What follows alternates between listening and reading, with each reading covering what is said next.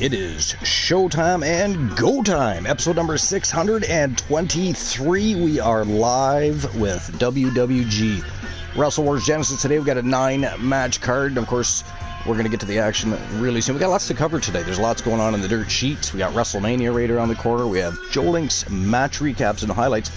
We haven't covered those in quite a while because the last couple of shows we did, we got busy talking about a variety of different topics. We haven't got to them. I imagine we won't go too far back into Joe Link's match recaps and highlights, only because we have discussed some of the happenings since then anyways. But probably at least a little bit previous to the last show, and then of course the house shows that took place afterwards. So lots going on.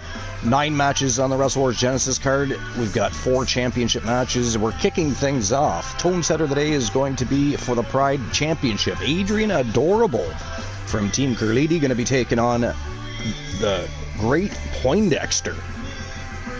Professor Pollux, the Professor. And of course that's from Team Froggy Mothlegs, current reigning defending champion, putting his title on the line. So lots going down today, and of course I can't imagine a scenario which would play out that each of the matches would take far too long, because it's a very simple match card today.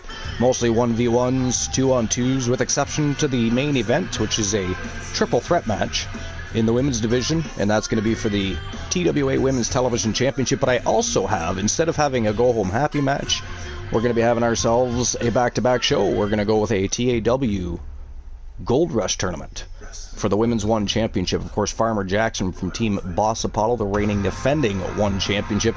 We, of course, had a poll, and you guys picked, and I said that the top 8 would end up in that tournament. And so everybody you chose, so you can go back and look at the poll, and you'll see exactly who you chose. Those Vixen Villains will be in the tournament. They are all one-on-ones. It's going to be a great afternoon of matches, both in Wrestle Wars Genesis and Twitch All-Star Wrestling. But before we get any further, I am going to, of course, open up my dashboard so I know what's going on with you bunch of villains.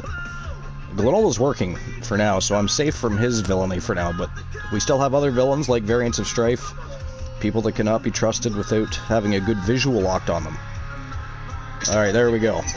Yo, Mufasa, what's going on, buddy? What's new and exciting?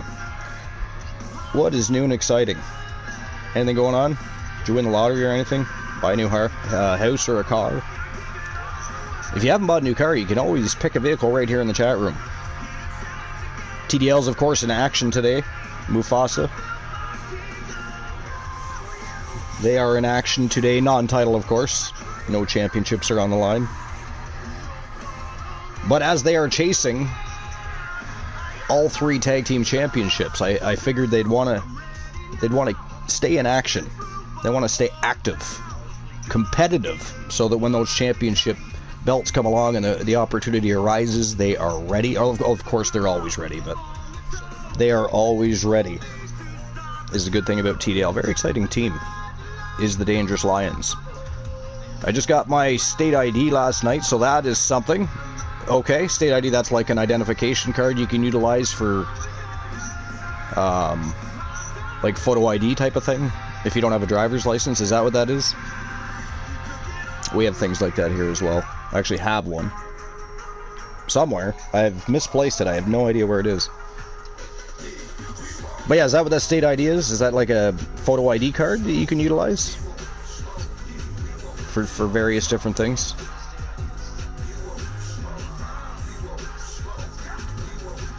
Did you watch Raw last night? Or have you watched Raw yet? Not necessarily last night. You might have watched it today.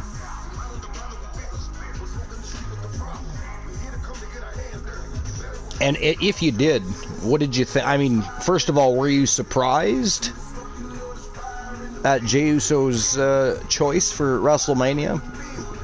Or did you predict that would happen? You watched it last night? Okay, so now were you surprised at all by that? Did you think there was any chance he was going to go and challenge Cody? I have a feeling it's going to end up being CM Punk and Cody. I think, anyways. I mean, I guess CM Punk's not necessarily a lock to win the Elimination Chamber. I'm guessing that CM Punk wins the Elimination Chamber.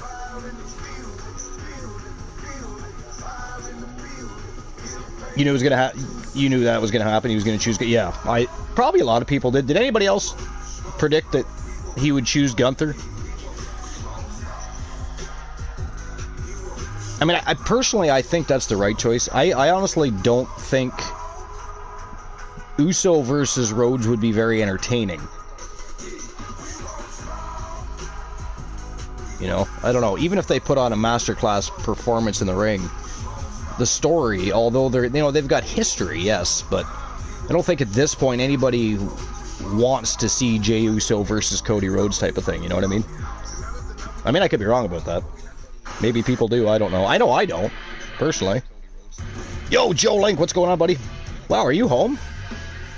It is Tuesday. It is 4:18 p.m. What in the blue hell? Are you at home or are you at work? I think maybe Cena versus Cody. See, I don't think Cena's going to win.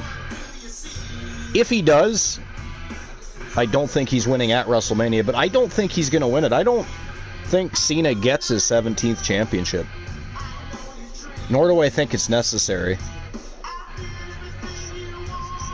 Oh, you're getting your kids from school? Okay. But are you off today, or do you have to go into work at, would you go in at like 7 p.m. or 6 p.m.? Or are you off today?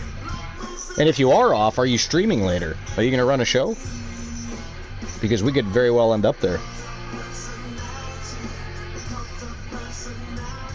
Joe Link, when he's not busy with TWA. By the way, did everybody check the Discord, No Holds Barred?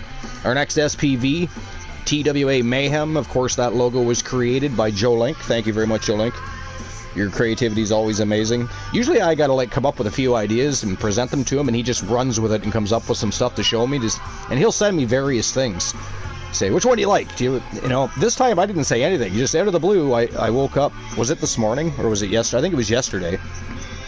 And I've got a message from Joe with a couple of different new logos that we can use. And one of them actually is a new logo for our weird behavior stream previews, which are going to be those stream previews are going to be more like a pop-up stream preview. We're going to have those throughout the year because I'm really trying to put main focus on our 3 big shows a year. We still don't have really a 4th big show.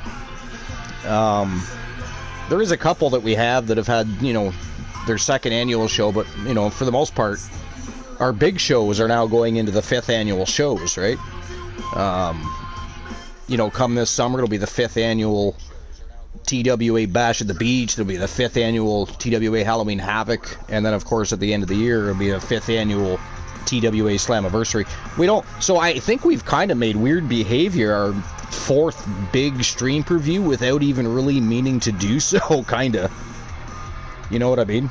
Because we've had a couple of them. How many have we had? 2, 3 Weird Behavior stream previews? But really, that could fill a gap. And then everything in between is just big shows and tournaments.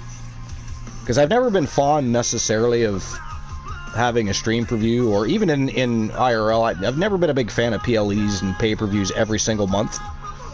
You know, I think they should just, instead of having a pay-per-view every month, have a big network special in between and continue building that next big pay-per-view like the SummerSlam or the, you know, King of the Mountain or All In, or depending on what promotion we're discussing, right?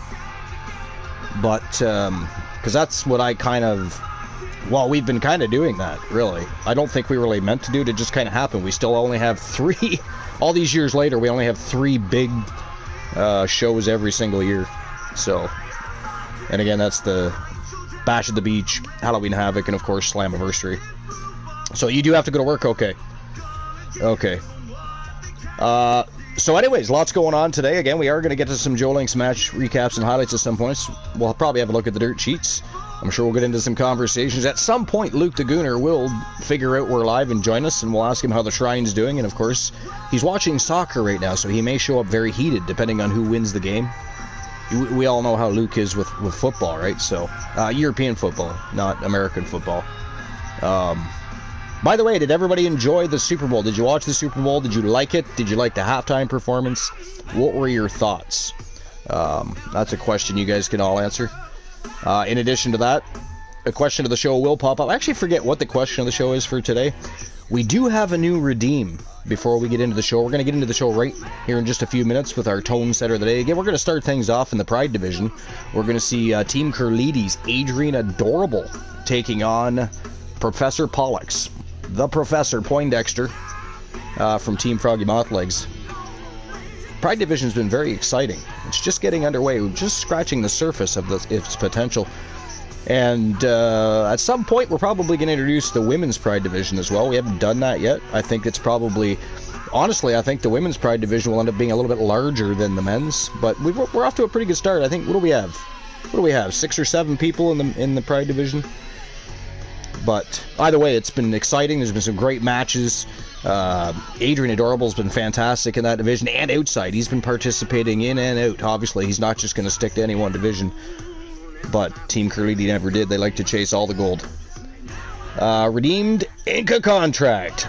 Fantastico. So, can somebody drop the Discord link for him? Hyper Knight, I don't know if you're actually on our Discord. I can't remember. But we do have an Inca contract section there. It's under the entertainment section. And you just put your hashtag in there for your super... Thank you, Joe Link. Appreciate that. I appreciate it. Today, Joe Link is Roman Reigns. Oh, what I was going to say before I got sidetracked. We have a new redeem. You can spend 1 TWA coin now. And that will enable you to cut a promo or a shoot, an in-character shoot on somebody that you're facing or you want to face, somebody you've had a rivalry or feud with. So we've got some extra fun to have in the chat room. Again, it's only 1 TWA coin, and you simply redeem it. Type in whatever your promo is or your shoot message, mini role play, whatever you want to do. That is an option available now, so you guys can have some fun in character going back and forth between superstars. So I do not use Discord, but my friends can be found on this game. Okay. If you want to send me a whisper here on Twitch and just let me know what your hashtag is, that's fine. I understand not everybody uses Discord. I get that. So, that's not a problem. My name can be Feather found on this game with the tag. Now he's making his way. He's going to type the tag name last. He's breaking up his conversation into sentences. We should ban him for that. Or we should pick somebody to ban. And blame Hyper Knight Raven. That might be fun. Who could we ban and blame Hyper Knight Raven for? We could ban like Donald Trump or something. And blame Hyper Knight. That was what we should do. Ban Donald Trump. All of the supporters will be very fierce and all hate mail to Team Hyper Knight Raven, of course, if that should happen. Gotta drive, so gonna lurk. Alright, yes, drive safely. TWA is not worth an accident, believe me. We'd be devastated over that. Look up the Raven or Hyper Knight Raven. Okay. Alright, so I will do that, of course, after the show. Not during... you probably assumed that anyways, but I absolutely will do that. That's fantastic. Appreciate that, Hyper Knight Raven. You're going to get involved and get interactive with the community. That's fantastic. I can't wait to see your wrestler. Get him in action. We'll, of course, start him off in Action Zone Wrestling. By the way, we will probably go live tomorrow on YouTube.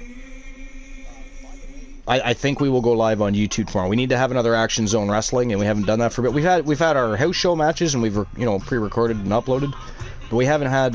We need to have another live show on YouTube. So I think tomorrow we'll go live on YouTube. The one thing I do like about YouTube is because we don't have as many options to mess around in the chat room. The shows kind of go. I wouldn't say more smoothly, but quickly, right? And the algorithms, everything work differently on YouTube, anyways. But we have had our long shows, especially stream previews, but a lot of the times, shows can be 2.5 hours or less as opposed to 3.5, 4. So that's kind of fun too. Bit of a quicker pace to it. And I am more inclined, because we don't have as much things at our disposal to have fun in the chat room, I do tend to move the show along just a little quicker anyways. So... but anyways, while we're continuing conversation and figuring out what's going on in everybody's busy lives. Appreciate everybody being here, by the way.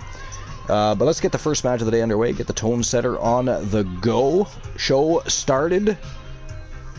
It is showtime and go time. First match of the day. Again, it's going to be in the Pride division. We're going to see Adrian Adorable from Team Curlidi challenging Professor Pollux Poindexter for the Pride Championship. Let's get things rocking and rolling. Here we go. Here we go. First match of the day.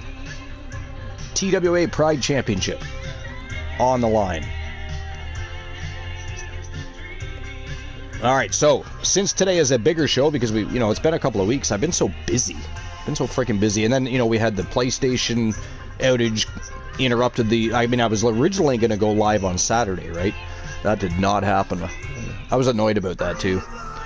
Good news is that very same card is the card that we are running today. So anybody, I think there were a couple of people,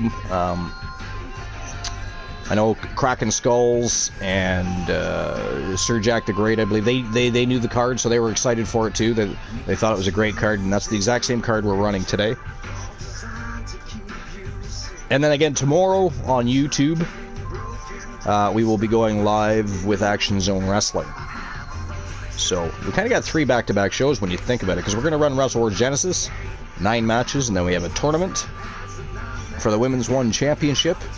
Again, all those participants were chosen from the poll that we had on Discord. Anybody that participated in the poll, you guys chose the 8 Vixens that are challenging, or will be potentially challenging, Big Farmer Jackson from Team Boss Apollo for the Women's One Championship. How impressive is she, by the way? And her new tag team. For the life of me, I can't remember what she called her new tag team. But fantastic work being done in the tag team division and singles competition on behalf of Farmer Jackson, for sure. Big Farmer Jackson, I should say. Not Farmer Jackson, is Big Farmer Jackson. Of course, Nikita Razor, who I believe is going by Nikita Davis these days. Is that correct? Where's Boss Apollo when you need him? I swear I saw Nikita over, might have been in BCW or Boss's Twitch All-Star. I don't know. Or his isn't called Twitch All-Star Wrestling. It's Twitch Development League. I'm sorry. I'm pretty sure I saw Nikita over there going by Nikita Davis. But here, she is the new partner of Big Farmer Jackson. And are they an intimidating presence? All right, here we go. Let's rock and roll. Tone at center of the day. Adrian Adorable versus Professor Pollux for the Pride Championship. Let's go.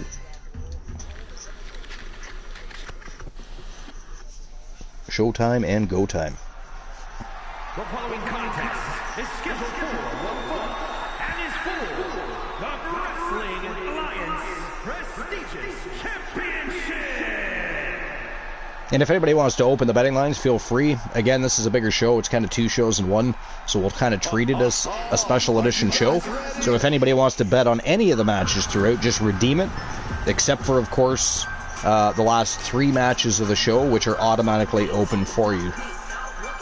The betting rounds are free rounds that you can place bets on the matches and try to earn some TWA coins.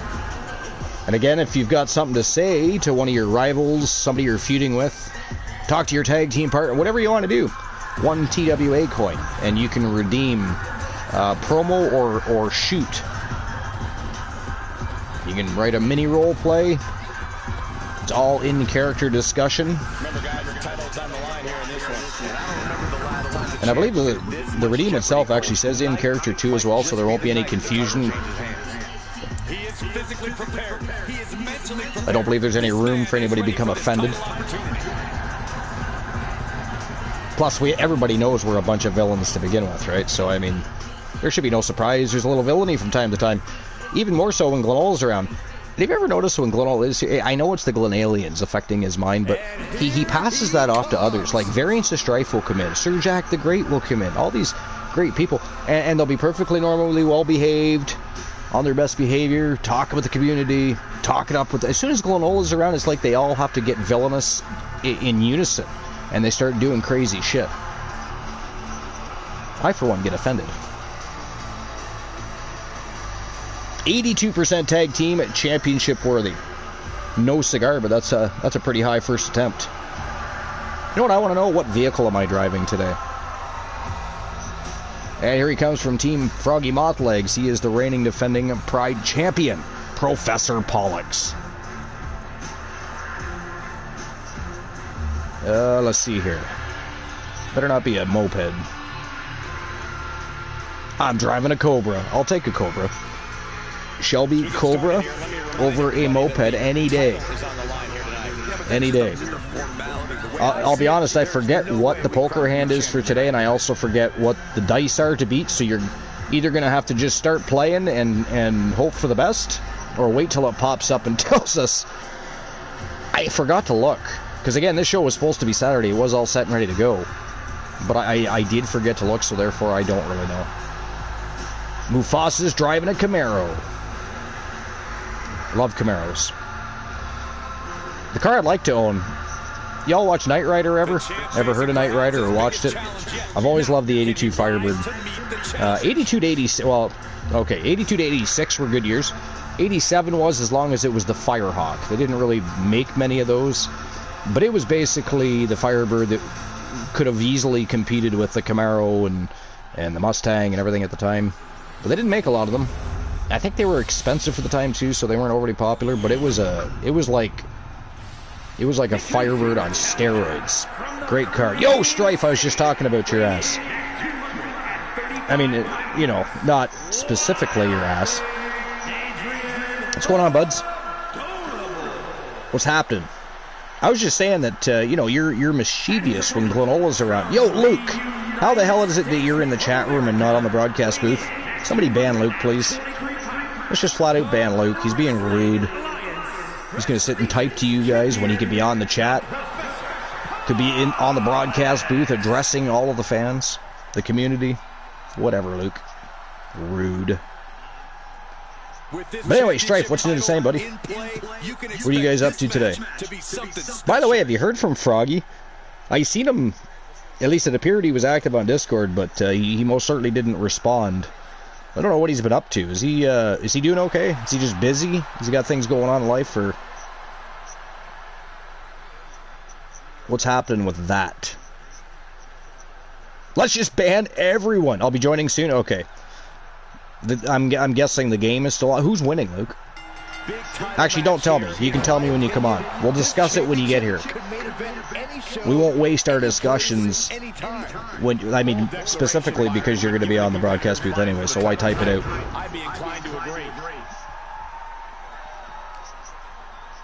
Adrian Ador. Oh, wow. Power slam already. He's not wasting any time.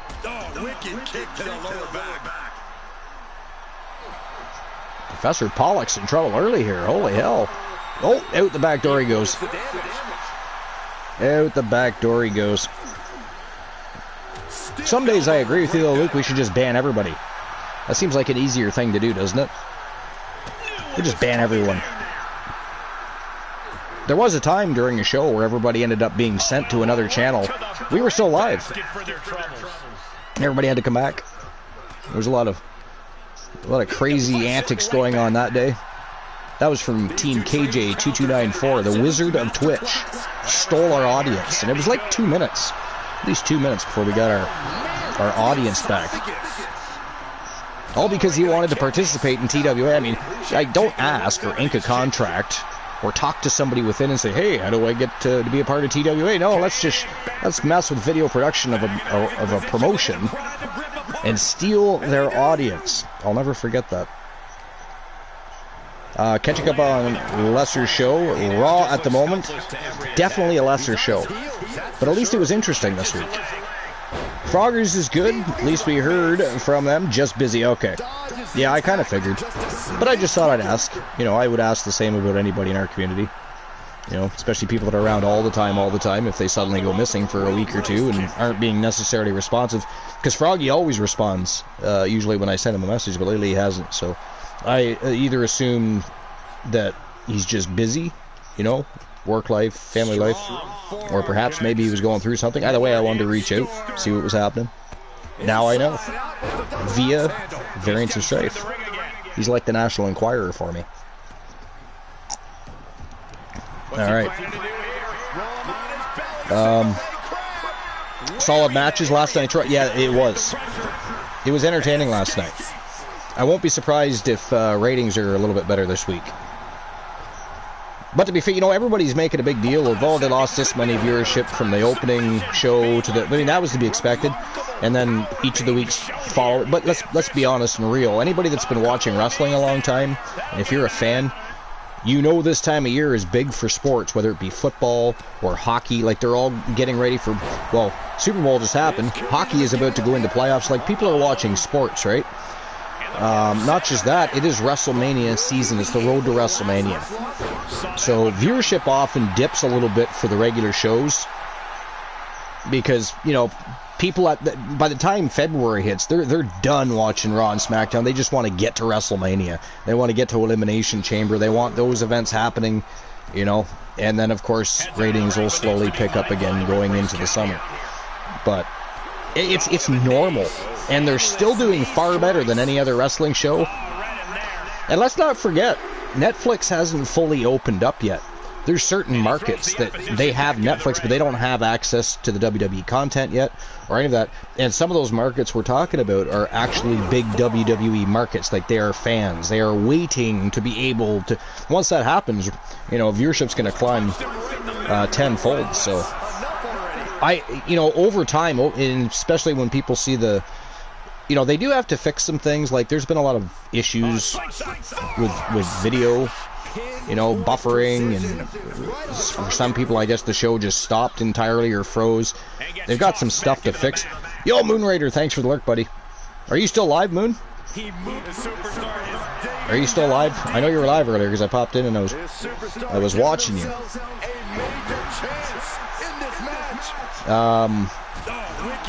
Oh, look at Mufasa's poker hand. That is crazy. 3 of a kind, 10s, 9 high. Good luck beating that. Wow. Nice hand, Mufasa. I would guarantee that beats the house hand. Again, I can't remember what that is, but I'm going to guarantee you're in the lead right now. I don't remember what dice is either. Just roll for a pair. I don't think it's a pair.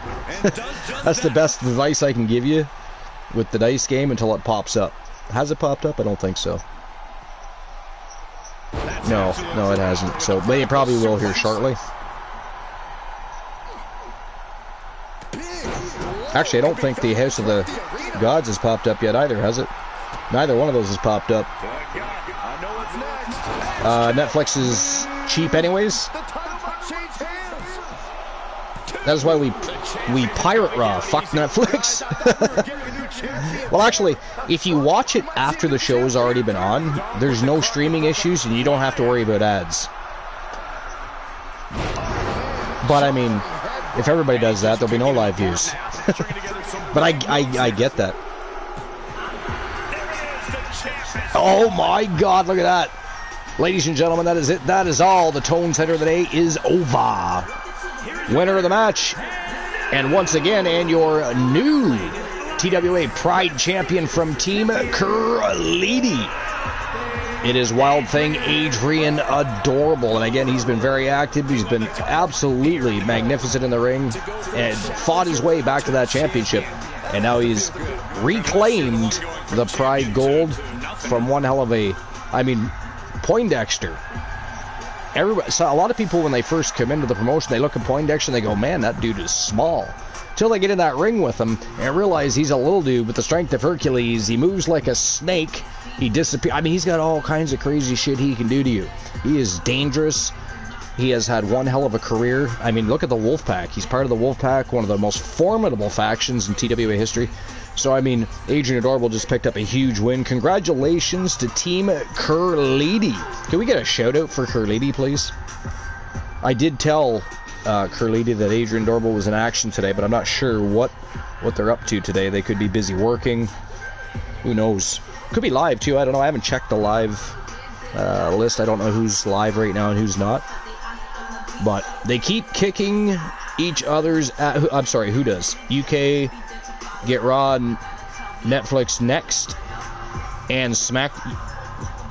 Wait, you don't get Raw on Netflix yet?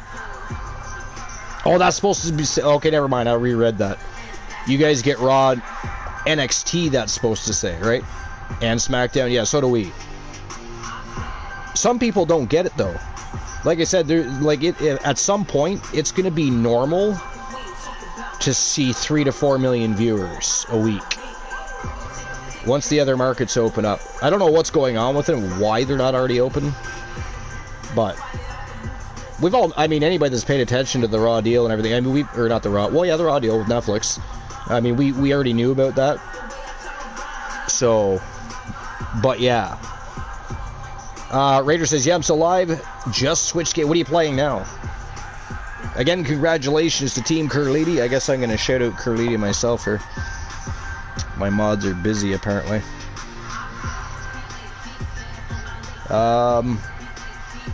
There we go. Shout out for Curlidi. Team Curlidi has been an absolutely amazing part of our community for quite some time. Absolutely beautiful human being. Who gifted us the permission to create a superstar for them. So that was an honor in itself. And of course, Curlidi was one of the inaugural Pride champions from back when we had a division a couple of years ago. I thought it was due time that we brought it back. I think the timing, it was necessary to bring it back. I think it was important because, you know, people want to be proud of who they are, and now they have a division dedicated to acknowledgement. And Adrian Adorable couldn't be a better champion and a better face for that division. Not that Poindexter wasn't, but I mean, let's face it, the Wolfpack are a bunch of villainous bastards. You know, doesn't matter. They're crazy. And but Poindexter is no longer the champion. Professor Pollux has lost, and Adrian Adorable with now their third run as Pride champion, because they came back with the Pride championship. And of course ended up losing the championship, winning it back. Luke Dagooner's in the house. Welcome in. What's going on, buddy? How's it going? What's new and exciting? What are you up to? I'm doing good, man. You were watching football, I know that. Yeah, just watching the last couple of... You were watching Man City? Yeah, Man City, Real Madrid. And who won? Man City just got a penalty like 2 minutes ago. They're still playing? Yeah. Okay, you'll have to keep us updated with what's going on. So what's the score, though? 2-1 Man City. 2-1 Man City? Nice. It's always like a Champions League, they always have a second tie, like a second leg. So it goes to the stadium. Like they have to play at home, they have to play at Man City, then they have to play at Real Madrid. So Man City's got to go back to Spain, so a two-goal lead against Real Madrid is good. Because that being 2-0 going into the next leg. Who do you expect to win? 2-1 going into the next game, you know what I mean? So, yeah. Who do you think's winning today? To be honest, like, I think it does look like Man City, to be honest. I think Man City is like... Man City's defending quite well tonight. Tight game, though? Man City's not been the best this season. They've been really off it, man. Oh, really? Oh, yeah, they're not. That's interesting. They're sitting there. They're sitting like third and fourth. It's like unbelievable. Like, just lost loads of games. I don't really know. I think it's like aging players or like something like that. Once someone got injured. Did I get marbles in my mouth? One of the best defensive midfielders in the world. They struggled. Why did it sound like I put marbles in my mouth? Fucking weirdo. Never mind, that's Luke. How dare you, sir? Somebody ban Variance of Strife, please. It's like, oh, you're just on Fortnite, Moon? Gotcha. I don't really understand why Man City have been bad this season. I don't get it. But all good things come Is it the same team? They didn't trade any... Same team. Oh, okay. I was just wondering if maybe they traded away some key players or... We lost a couple of players to injuries, but we've had... So Arsenal, though. All right, well, while we continue this conversation, let's move on to the second match of the day. It is Tyler North from Team Honeybee Wrestling. Just joined the Pride Division not long ago, and of course is going to be reaching beyond the Pride Division, much the same as everybody else, including the new Pride champion, Adrian Adorable. Today, Tyler North taking on Joe Hendry from the Coalition. Do you guys believe in Joe Hendry, or do you think Tyler North is going to simply what? run through Joe Hendry like a hot knife through butter. I mean, I don't think that's going to happen. Could he win? Potentially. Is he going to run through a hot knife like butter through Joe Hendry? Oh my God, Real Madrid Not just likely. scored. So it Real is Madrid Tyler just North scored. versus Joe Hendry. That is next. Let's rock and roll. Real Madrid just scored, man. What the fuck is going on? What's going on? Real Madrid just scored. Oh, did they? 2-2. 2-2. Yeah. Tie game. The fuck? Yeah, now we're talking. Was it a good goal? Yeah, it was like a rebound, but they all count.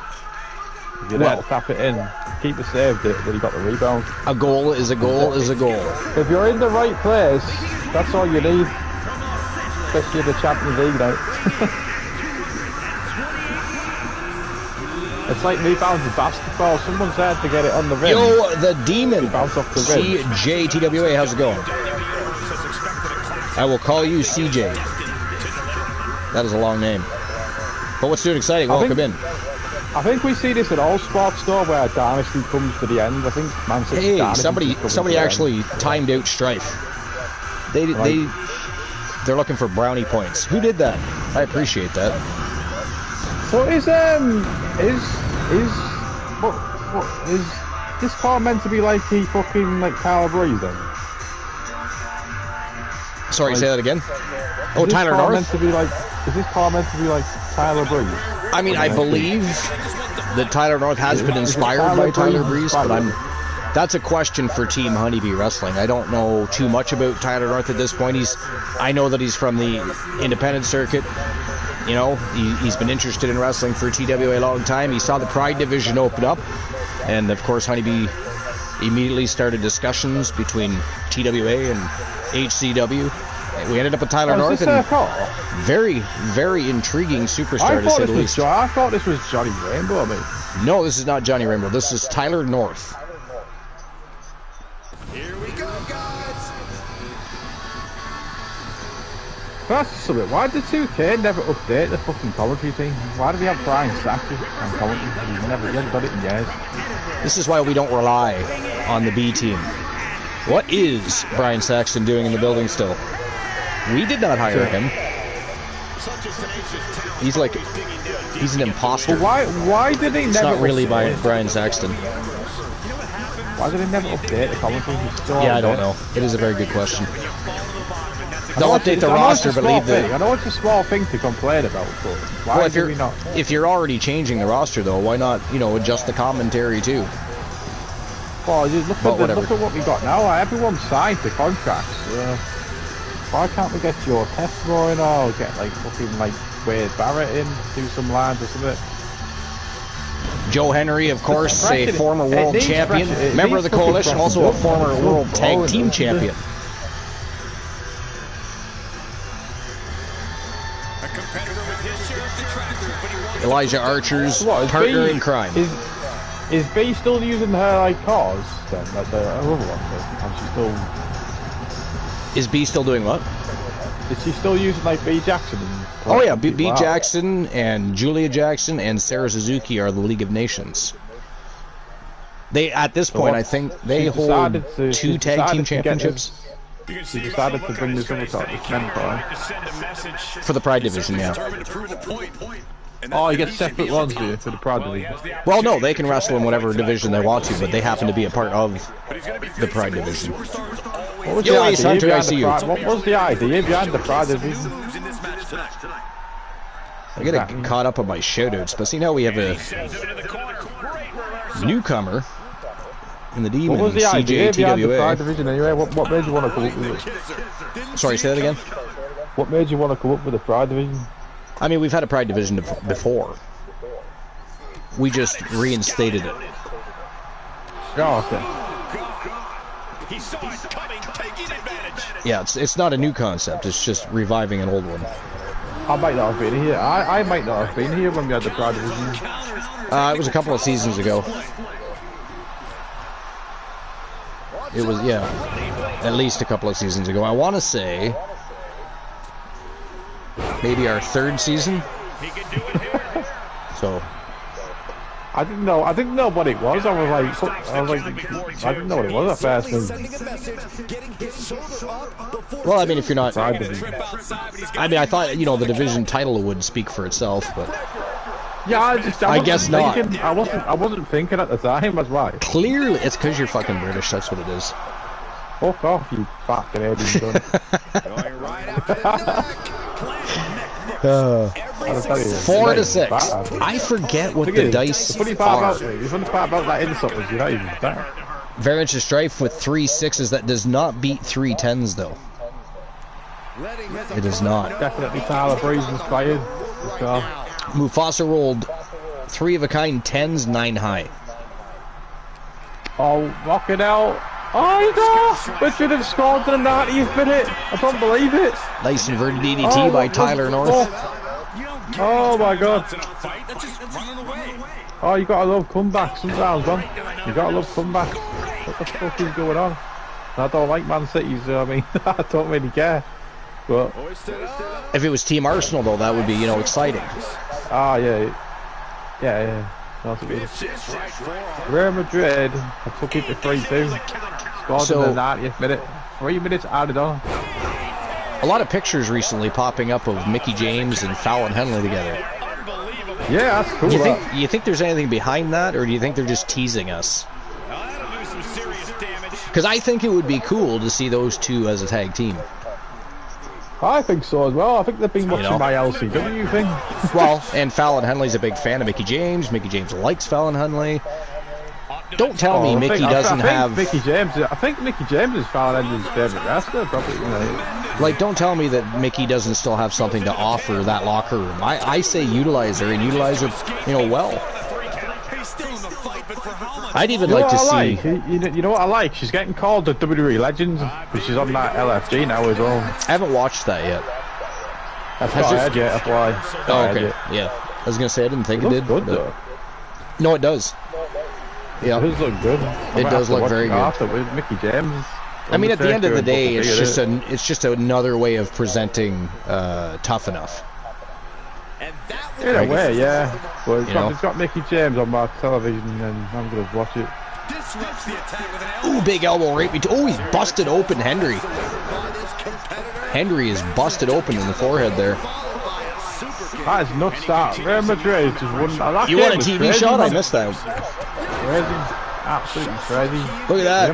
Variance of Strife is 100% TWA Television Championship worthy. Our first championship worthy team of the day. He might also be leading at Dice. I can't remember what it is, and it hasn't popped up yet. I do know Mufasa is leading at poker with 3 of a kind 10s, 9 high. And again, if you guys want to cut a promo, a mini role play, or shoot on a rival, somebody you're feuding with, or another superstar, don't forget you can redeem for 1 TWA coin. You can redeem promo or in-character shoot. And it'll come up in the chat room. Who won the race? Charlie's horse. Who won the race? They showed Mickey James a lot on Raw last night, you know, on that LFG thing. They showed her a lot, man. She looked fucking good, man. Mickey James? Yeah, I think Mickey always looks pretty good. Oh, yeah, well, pretty good. She looks stunning, man. Yeah. I mean, she's what? Is she 40 yet? Is she over 40 yet? 45. Yeah, 45, yeah. So, I mean, and for 45, she looks fantastic. Fantastic. Rich looks fucking great, and she's 49. He climbs into the ring. There we go. Our very first pipe bomb or promo shoot has been redeemed by Variance of Strife. Humboldt has something to say. I will be claiming that title shot. The others in the occult have a bad habit of not being able to hold titles. Humboldt apparently wants that television championship. I believe the reigning defending television champion is Alex Ramon from Team Alex Sappy. Well, I mean, for now, Alex Sappy does have a challenger today. Rowdy Randleman Piper, who has but 1 blemish to his record is going to be challenging Alex Ramon for the TWA Television Championship in the co-main event.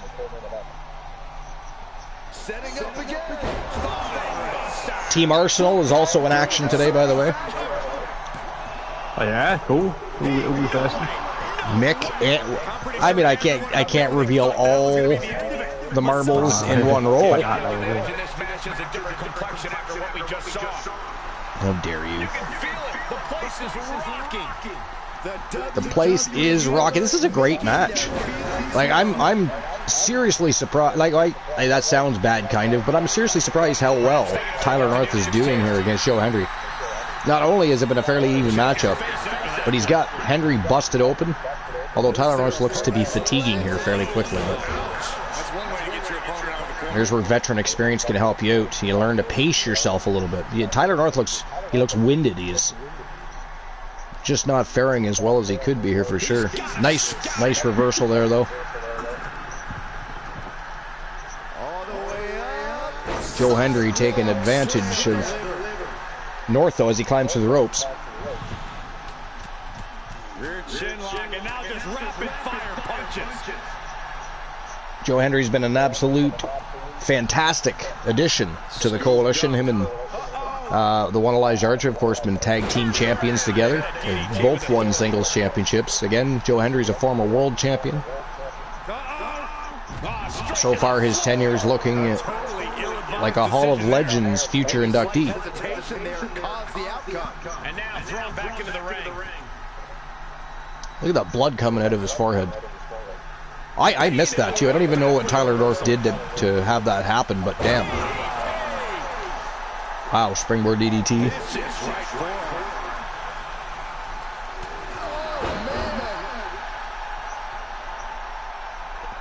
Looks like Tyler North. What's he setting him up for here? A spear? What's he gonna? No! A spinning heel kick right to the face. Maybe even aiming for that cut on his forehead. And that is it. That is all, ladies and gentlemen. The winner of the match from Team Honeybee Wrestling. Honeybee HCW, I should say. It is Tyler North. Big win over Joe Hendry, former world champion and tag team champion. That is huge for Team Honeybee HCW and, of course, Tyler North himself.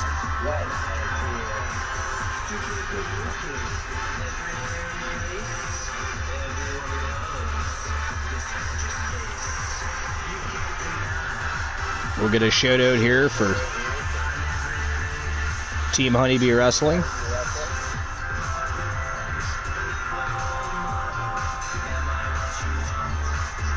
There we go. Again, congratulations to Team Honeybee Wrestling. Another big win for Tyler North. I mean, when he first came in, he immediately took a loss. That must have been very frustrating. But, I mean, ever since, he has not looked back. Picking up the W's. Will likely be looking to pick up a matchup for that Pride Championship at some point.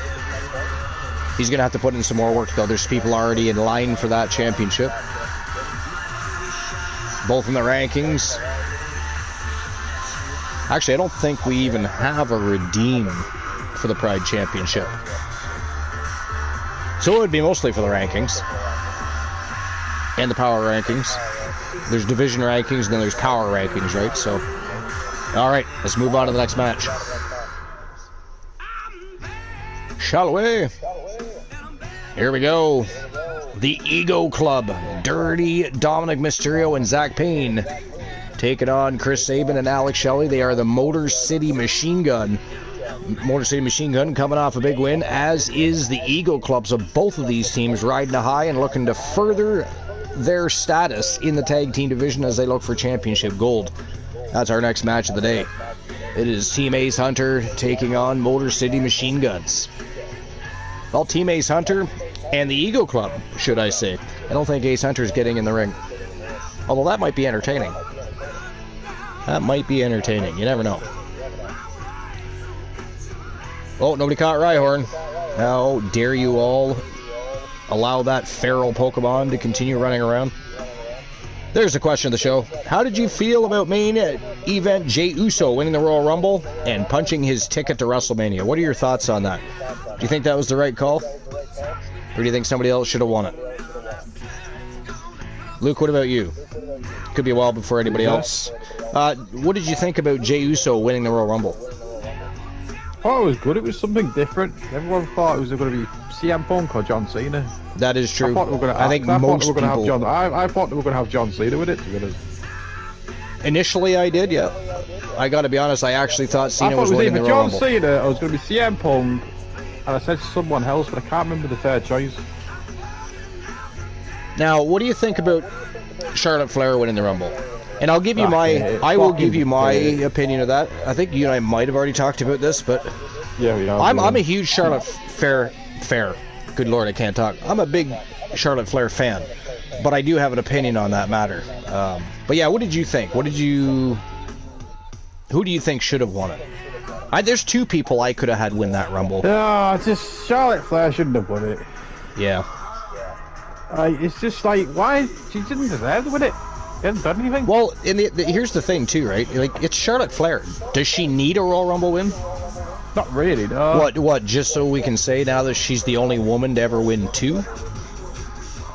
Now, this is why I don't like Charlotte. She's just the way she's booked and that. I just don't like her. Yeah, no, I understand that. We've discussed that before. It's not her talent she don't like. It's no secret. It's how they book her. Like Charlotte, and I'm not a fan. Yeah, I mean, from a technical standpoint, you have to always respect what she does. But the way they book her sometimes is a little bit aggressive. Like they shove her down your throat, like they did with Cena back in the day, type of thing.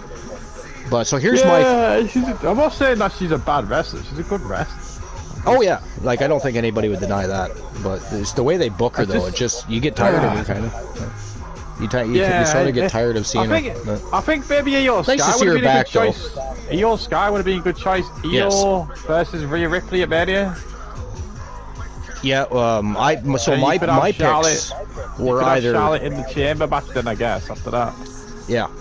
So my picks were either Io Sky or Roxanne Perez. And Roxanne Perez was, of course, the runner-up. Here's my thing. Roxanne's still on NXT. I don't think she's ready yet. I think she's more ready than... She's just been promoted to Raw now, to be honest. Exactly, because she was the runner-up of the Rumble, right? So, but she's very, very good. Yeah, she's very, very good. But here's the thing. She's good. Charlotte Flair did not need to win the Royal Rumble. You know, she could have... What should have happened is Io Sky, Roxanne Perez, and Charlotte Flair should have came down to the final three. Io and Roxanne worked together to get Charlotte the hell out of there. Those two face off. The winner's the winner. Charlotte could have gone on to the chamber and won the chamber. I would have been fine with that. But I'm not fine with her just walking in after X amount of months of being away on an injury and winning the Royal Rumble. If she had that's Charlotte. She didn't really have a fucking that's the thing. If she had been around, you know, and she had been working in the ring and deserved to be in the Royal Rumble, it's not like she's a special guest. The thing is with Charlotte, she's never really changed the character up as she has. She's always been the same. They've never really changed Charlotte up. She's the Tom Cruise of the pro wrestling industry. She's the queen. Every character is the same. Drops the line, skips the line, gets the title. Cracking skulls in the house. RJ, 424 Gaming's in the house. What's going on, buddy? What's new and exciting? Oh my God, is that the broadcast? It is the broadcast booth. Actually, we've had the broadcast booth back open for quite some time now. RJ, you've of course been busy with work and home life and other such things. I'm just not a Charlotte fan. I just don't like her. Yeah, we finally brought the broadcast booth back. It is back to stay. You've been away, yeah. That's my opinion. You've been AWOL. Her promos aren't very good, by the way. Sorry, what's not? Charlotte's promos are off. I don't know what to tell you. Yeah, it's weird too because it's not like she lacks any sort of charisma or talent. But when she cuts a promo, it's like she's reading it. It doesn't sound like she's talking. It's the same thing all the time. It's narration. It sounds like narration as opposed to. She was saying how people. She was saying how the last. Why did she need to bring up the last name thing about people saying, "Oh, it's because of the last name and you love me, do you hate me? What's it gonna be?" It's like it's the same crap all the time. Yeah, and then you turn Charlotte heel because she can't be a face, and that's one of the problems. Yeah. She It's can't a bad be. idea for her to win the Rumble. I know that they wanted Tiffany versus Charlotte, but you could have done Tiffany versus Charlotte without Charlotte winning the Rumble. Really. Like, if this was next year, and Charlotte's already been back and competing, I would have been fine with that. But this year, she's literally just coming back from injury. She should not have been handed that Royal Rumble win. It should have went to Io or Roxanne. And that's just my opinion. Again, I would have... It could have went to someone else. That's not Charlotte Flair. Well, I would have even been okay with Charlotte winning the Chamber. But not the Royal Rumble. Not the Royal Rumble. She hasn't been back. She hasn't been around. She hasn't been putting in the work. She's not a special guest. She's not a celebrity guest. It's Charlotte Flair. She doesn't even need a Royal Rumble victory to find a way to WrestleMania. Like, you know, when she got added to that fucking Mania match between Becky Lynch and Ronda Rousey, when it should have been Ronda and Becky, like... RJ says, found a place to live, so hopefully I'll be back in full force soon. Fantastic. That is good news. I am excited to see RCW back in action. Or REW, sorry. RCW is a different promotion. REW. Wow, Dirty Dom with a springboard body press right off the hop. Dude, it's like... Oh, there's the numbers for the day there. So it was 2 pair. 5s and 9s with an ace high. Mufasa's already beat that, though. 3 of a kind 10s with a 9 being the high card. And I don't know what's going on with dice. Has that popped up yet? What the hell are the dice for the day? Has anybody seen it pop up? Boo, I don't have my own Discord command. I guess you don't, eh? But I don't have a computer to make it cool, so it's not even any fun to create special commands, you know what I mean? But what we can do, especially considering I already owe people shoutouts anyways, my mods are apparently busy at this point in time, but I gotta get caught up in shoutouts. How about that, Kraken? I can't give you a special command because I suck and I'm poor and I don't have a PC. And they just don't give us efficient tools as console streamers. You know, why don't we have our own version of an OBS for consoles that allow us to do the same things? Do you know, as a console streamer, I can't even take advantage of doing a sponsored stream, and I've got lots offered to me. Like, I could easily make a couple grand a month on just sponsors alone, but because I'm a console streamer, I don't have that option available to me. Another feeling because you both stream through console. Like. There's no way they can't come up with something to correct that problem. You know, they found a way to give us things like overlays and stuff like that. So, like, find a way to give us alerts. Find us a way to allow us to do certain things. The other thing is, I don't know I don't know how many other people have had issues with Twitch in the past couple of months, but man, there's been a lot of problems. It's been completely unstable. Like, people stream shutting down all the time, video conking out. You can hear them, you know they're still there and playing, but the video disappears. Like, just all kinds of issues lately, as far because I never have problems like that on YouTube, ever. Koloff Payne says these two are laughable. Look at that clown, Dirty Dom, and don't even get me started on brother Zach. So Ace Hunter and Variance of Strife have both already utilized our new redeem. As you guys can see, it only costs you 1 TWA coin. It is completely in character, so nobody is going to take offense.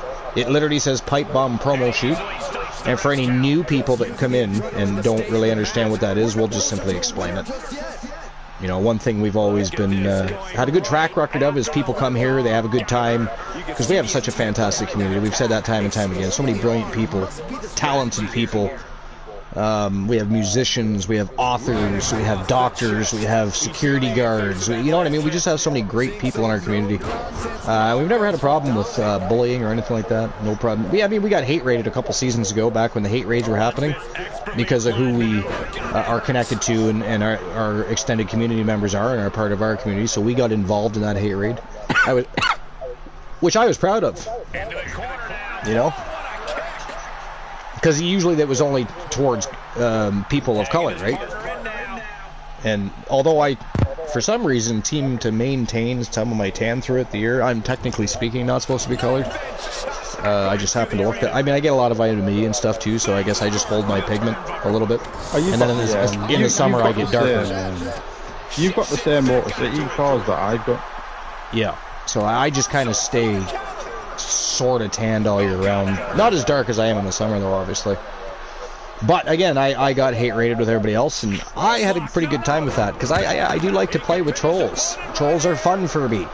And thankfully, most of the people in our community are already, I'm pretty sure, professional trolls. Certainly villains. Yeah. So trolls don't fare well here anyways. You know, they get kind of pirouetted back out onto the street. If it's not by me, it's by somebody else. So. And now he's controlling the pace of this one. Yeah, he's fulfilling his game plan to the T. What do you think about GTA Vice Cities? The streams I've been doing as well. I mean, I've been enjoying it. I like GTA though, so I mean, there's that, right? I don't speak for anybody else. I love speak behind the night, but I don't like it. I do. I mean, I don't know. To be fair, I don't know many people that don't like GTA, but there's definitely people that don't. Yeah. The reason I don't play games like that is I just literally don't have the time. Yeah. I don't have the time to invest. I really don't. That said, at some point... When you do get the time, you'd rather do your wrestling shows and... Well, exactly, because this is what we do. But that said... the only game that you put on the console. I do still want to... Well, I have Ni no Kuni and Ni no Kuni 2 as well. I started playing Ni no Kuni, and then one of my children deleted my file. And I was a little butthurt, so I didn't start it over. And I was actually making good progress, and that was the first RPG game. I know how that feels. I used to delete the brothers. I used to delete the brothers. Plus, it was literally the first RPG game I had purchased and played in 20 years. And I was making progress finally, and believe me, we have a volatile history RPG games tonight. Many broken paddles, possibly. Do you remember the? I won't confirm nor deny, but maybe a broken TV. Where you had to bore into the fucking thing. Oh yeah. But so I've always been a fan of RPG games. Just we had a volatile history. There was some anger and possibly some raging. At some point in your life, if you got a console, your brother's either deleted your game, you've deleted your brother's game, yeah. Or be a dickhead. But I would like to start that over. I gotta tell you, for anybody that's never played Ni no Kuni, if you do like RPG games, specifically JRPG games, the story is wonderful. The artwork alone in the game is absolutely fantastic. It was just a fun game. I was enjoying myself. I got butthurt and never started over, as of yet. I do plan on it though. I own both. 1 and 2, so I would like to play those at some point. And you guys can all... I might even do it... I don't know if I'm going to do it on Twitch or I'll do it on YouTube. I don't know. I might do it on YouTube. Because we only have one show on YouTube. That's Action Zone Wrestling. So why not maybe stream a JRPG game on there? Because let's face it, Twitch is our hub for wrestling. Right? It'd be weird for everybody to tune in and all of a sudden I'm playing a JRPG game. They'd be like, what the fuck is this shit? I don't see a wrestling ring. I do not see championship belts. So, but, Charlotte didn't need to win that Rumble, you're right. She did not, no. And again, for anybody that's listening to Luke and I talk about it, I mean, whether you agree with us or disagree, that's okay. Everybody's entitled to their own opinion. We certainly hope you have yours. But I'm a huge Charlotte fan. But I do not believe she should have won the Rumble, nor did she need to. She could have went on and won the Chamber. She could have went on and won a matchup somewhere right before WrestleMania. I mean, it's Charlotte fucking Flair. There's always going to be a way to get her into WrestleMania.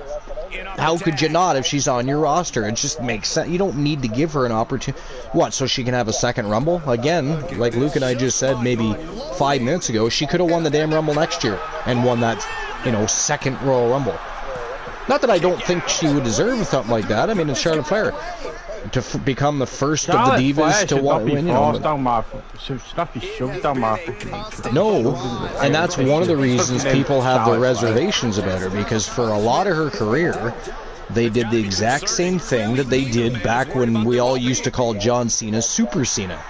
Because he was literally winning every scenario, every match, all the titles, and being shoved down our throats constantly to try and push him as the new Hulk Hogan. Even though that's not necessarily a popular name to bring up these days, but that's exactly what they did. He was supposed to be the new Hulk Hogan.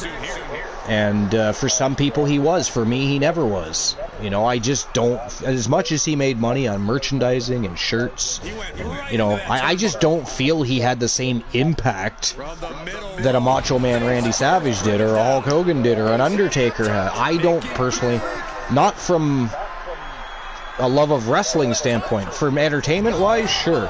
From selling merchandise and making money for the business and being a company man and all those Make-A-Wish Foundation things he did, yes, absolutely. Does he deserve respect? He absolutely deserves respect. Is he a legend in the business? Yes, he is. Do I think he successfully became the next Hulk Hogan? No. I don't. Charlotte needs to win, so whoever beats her at Mania, that's true. She will put somebody over at WrestleMania. She is not winning a belt at WrestleMania. Will she win it after? You don't think she's winning? No. Charlotte, no. She will eventually tie her father, possibly even win that 17th championship over the next few years, but it's not going to start at WrestleMania. Charlotte shouldn't have won the Rumble, man. But that said, I do hope Tiffany Stratton is the one to beat her. I don't want to see Charlotte versus Rhea. Tiffany Stratton's got to win that. If you're going to have Charlotte win the Charlotte, did I just hear Moon? Rumble, you might as well do Tiffany Stratton versus Charlotte at this Moon, are you on the broadcast booth? Yeah, he is. I thought so. I knew I heard another voice because I'm like, I mean, is Luke just getting really good at impersonations, or what's going on here? Oh my God! Are you shitting me? That was such an amazing matchup, and we end with a fucking double countout. God, I hate that. Tiffany Stratton's got to win. She's got to win. Well, Tiffany Stratton should win. She should win. So if Tiffany Stratton's to beat, even if Tiffany Stratton beats Charlotte Flair, it doesn't mean Charlotte Flair should have still won the Rumble though. See, now if Charlotte Flair had not won the Rumble, I could say, well, maybe she's going to win at Mania. But she won the Rumble. I think she passes a torch at WrestleMania. Now, who it's going to be, I don't know. Wait a minute, has Charlotte chosen yet? She hasn't chosen yet, has she? She's chosen, but we know who's going to be. It's going to be Tiffany. Yeah. Because I know she was... You can pass on. Well, and she's not going to... It would make zero... Why? What is that noise? Are you playing with your microphone? No. But anyways... I think I stood up, but I didn't do anything with it. I think that... JD McDonough says, "Fuck you, MCMG, you cheating ball sacks." I mean, Charlotte shouldn't have won that. No. I mean, Ace, I'm just upset in general because it was a double count. Because, I mean, that was a great match. That was a great match. For that to end the way it did, that sucks. Sorry, say that again? She shouldn't have won that Rumble. Shouldn't have won the Rumble? Well, here's your answer to your question from earlier.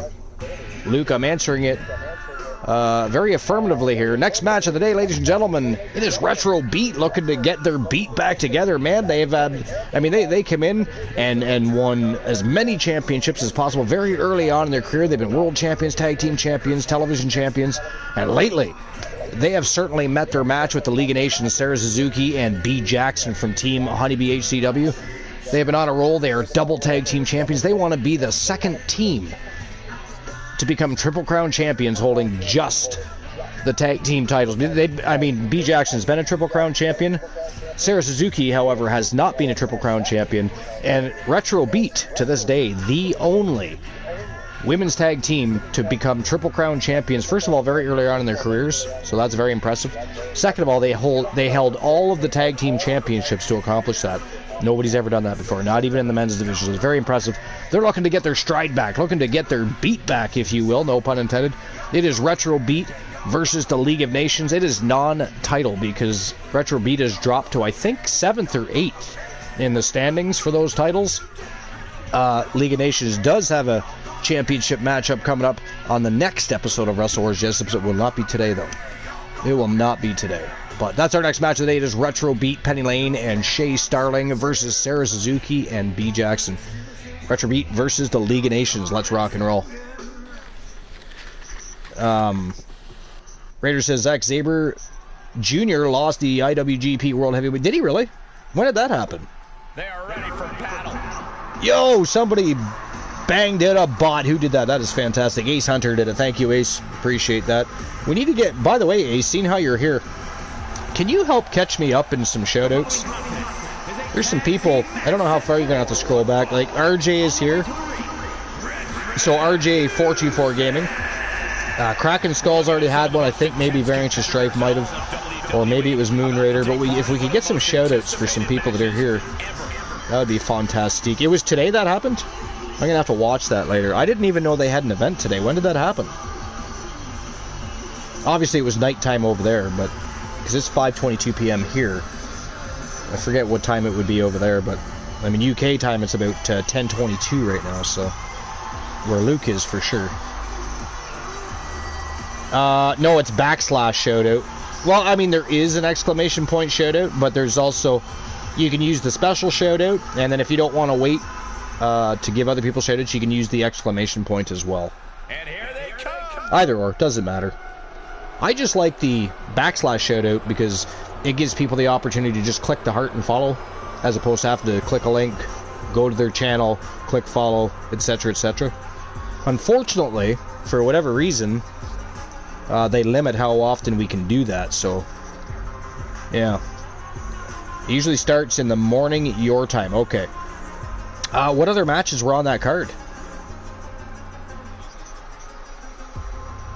Other than the heavyweight championship. And who did he lose it to? I do remember something about Zack Sabre Jr. having a match coming up. I just can't remember who it was against. Unrecognized command. / shoutout? It's not / SO. It's / shoutout. You gotta spell the word out. The SO only works with exclamation point. Like exclamation point, SO, and then whoever. It does work. But for the special shoutout, it's / and you gotta actually spell out shoutout. As inconvenient as that can be at times. Or you can just click on their name. Also, Ace. You don't have to type it. You can click on their name and just give them a shoutout because you're a mod. It'll give you the option. Hiroki Goto. Oh, really? Was that? It must have been a great match. I gotta tell you, Zack Sabre Jr. I don't know if it'll ever happen, but I would absolutely love to see Zack Sabre Jr. show up in NXT. Not that he'd be there long, right? He's established. But he would most certainly be an inspiration to that locker room. And then when he went to the... He'd already be ready for the main roster. Zack Sabre Jr., for anybody that doesn't know who that is, he's easily amongst the top 10 best pro wrestlers in the world. Easily. You know, I don't even have to think about that. In the world, today. I'm not saying of all time. That becomes a sticky situation when you discuss stuff like that, doesn't it? But top 10 today, for sure, in today's world. Zack Sabre Jr., he might even be top 5, actually. He might be top 5. Luke, what would you say? Top 10 or top 5 for Zack Sabre Jr.? Inverted tree of life position now. Oh, we lost Luke. Luke is at the shrine or getting a snack, probably. Oh, sorry, I had my mic. What about Zack Sabre dare you, sir, make me talk to myself like that? Because Moon is on mute too, I think. What about Zack Sabre? Would you put him in, like, what I said was Zack Sabre Jr., for people that don't know him. He's easily amongst the top 10 best pro wrestlers in the world today. But then I said, maybe top 5. What would you say, top 5 or top 10? I haven't really watched that much of him to give that opinion. Oh, really? You know oh, dude, you're missing out. You're going to have to go watch some matches. Go watch, because he's wrestled for, he's wrestled for New Japan Pro Wrestling. I mean, he's kind of been all over the place on the independents. What's that, Moon? I don't watch New Japan, so I probably wouldn't really... You don't watch New Japan? You should be ashamed of yourself. How do you call yourself a pro wrestling fan, sir? How dare you? They don't always have the best of shows, but the in-ring work is where it counts with New Japan Pro Wrestling, and let me tell you, literally... I've watched it, and there are some really good wrestlers. I wish they could make a better push in the US market, I really do, because I gotta tell you, since for a long time I've paid attention, even because there used to be more than one Japanese promotion, right? Right now, New Japan is the biggest, but... Advertising the show at Japanese wrestling in USA doesn't really work. Not well. It depends because it's not just them, right? Some of the best pro wrestlers from all over the world go there to perform and not just wrestle that style, but learn from some of the people that are veterans there, and et cetera, et cetera. But they're just as capable of putting on what I would say an American style wrestling match, not just luchadors and Japanese style wrestling. But they literally put on some of the best matches you'll ever see, literally. Some things are weird. Like you get some matches where you get these weird slap fests going on that don't really work for me. Makes sense. But the fans like it, so it really doesn't matter either or. They love it. They just want to see those because they're so good. They're so good at what they do. But they don't have to come to WWE. I would just like to see Moon. Wouldn't it be nice to see New Japan have a network show in the U.S. so they could? I think they could compete with at least TNA and AEW. Nowhere to go, being victimized by the Muay Thai. Cat's got his tongue.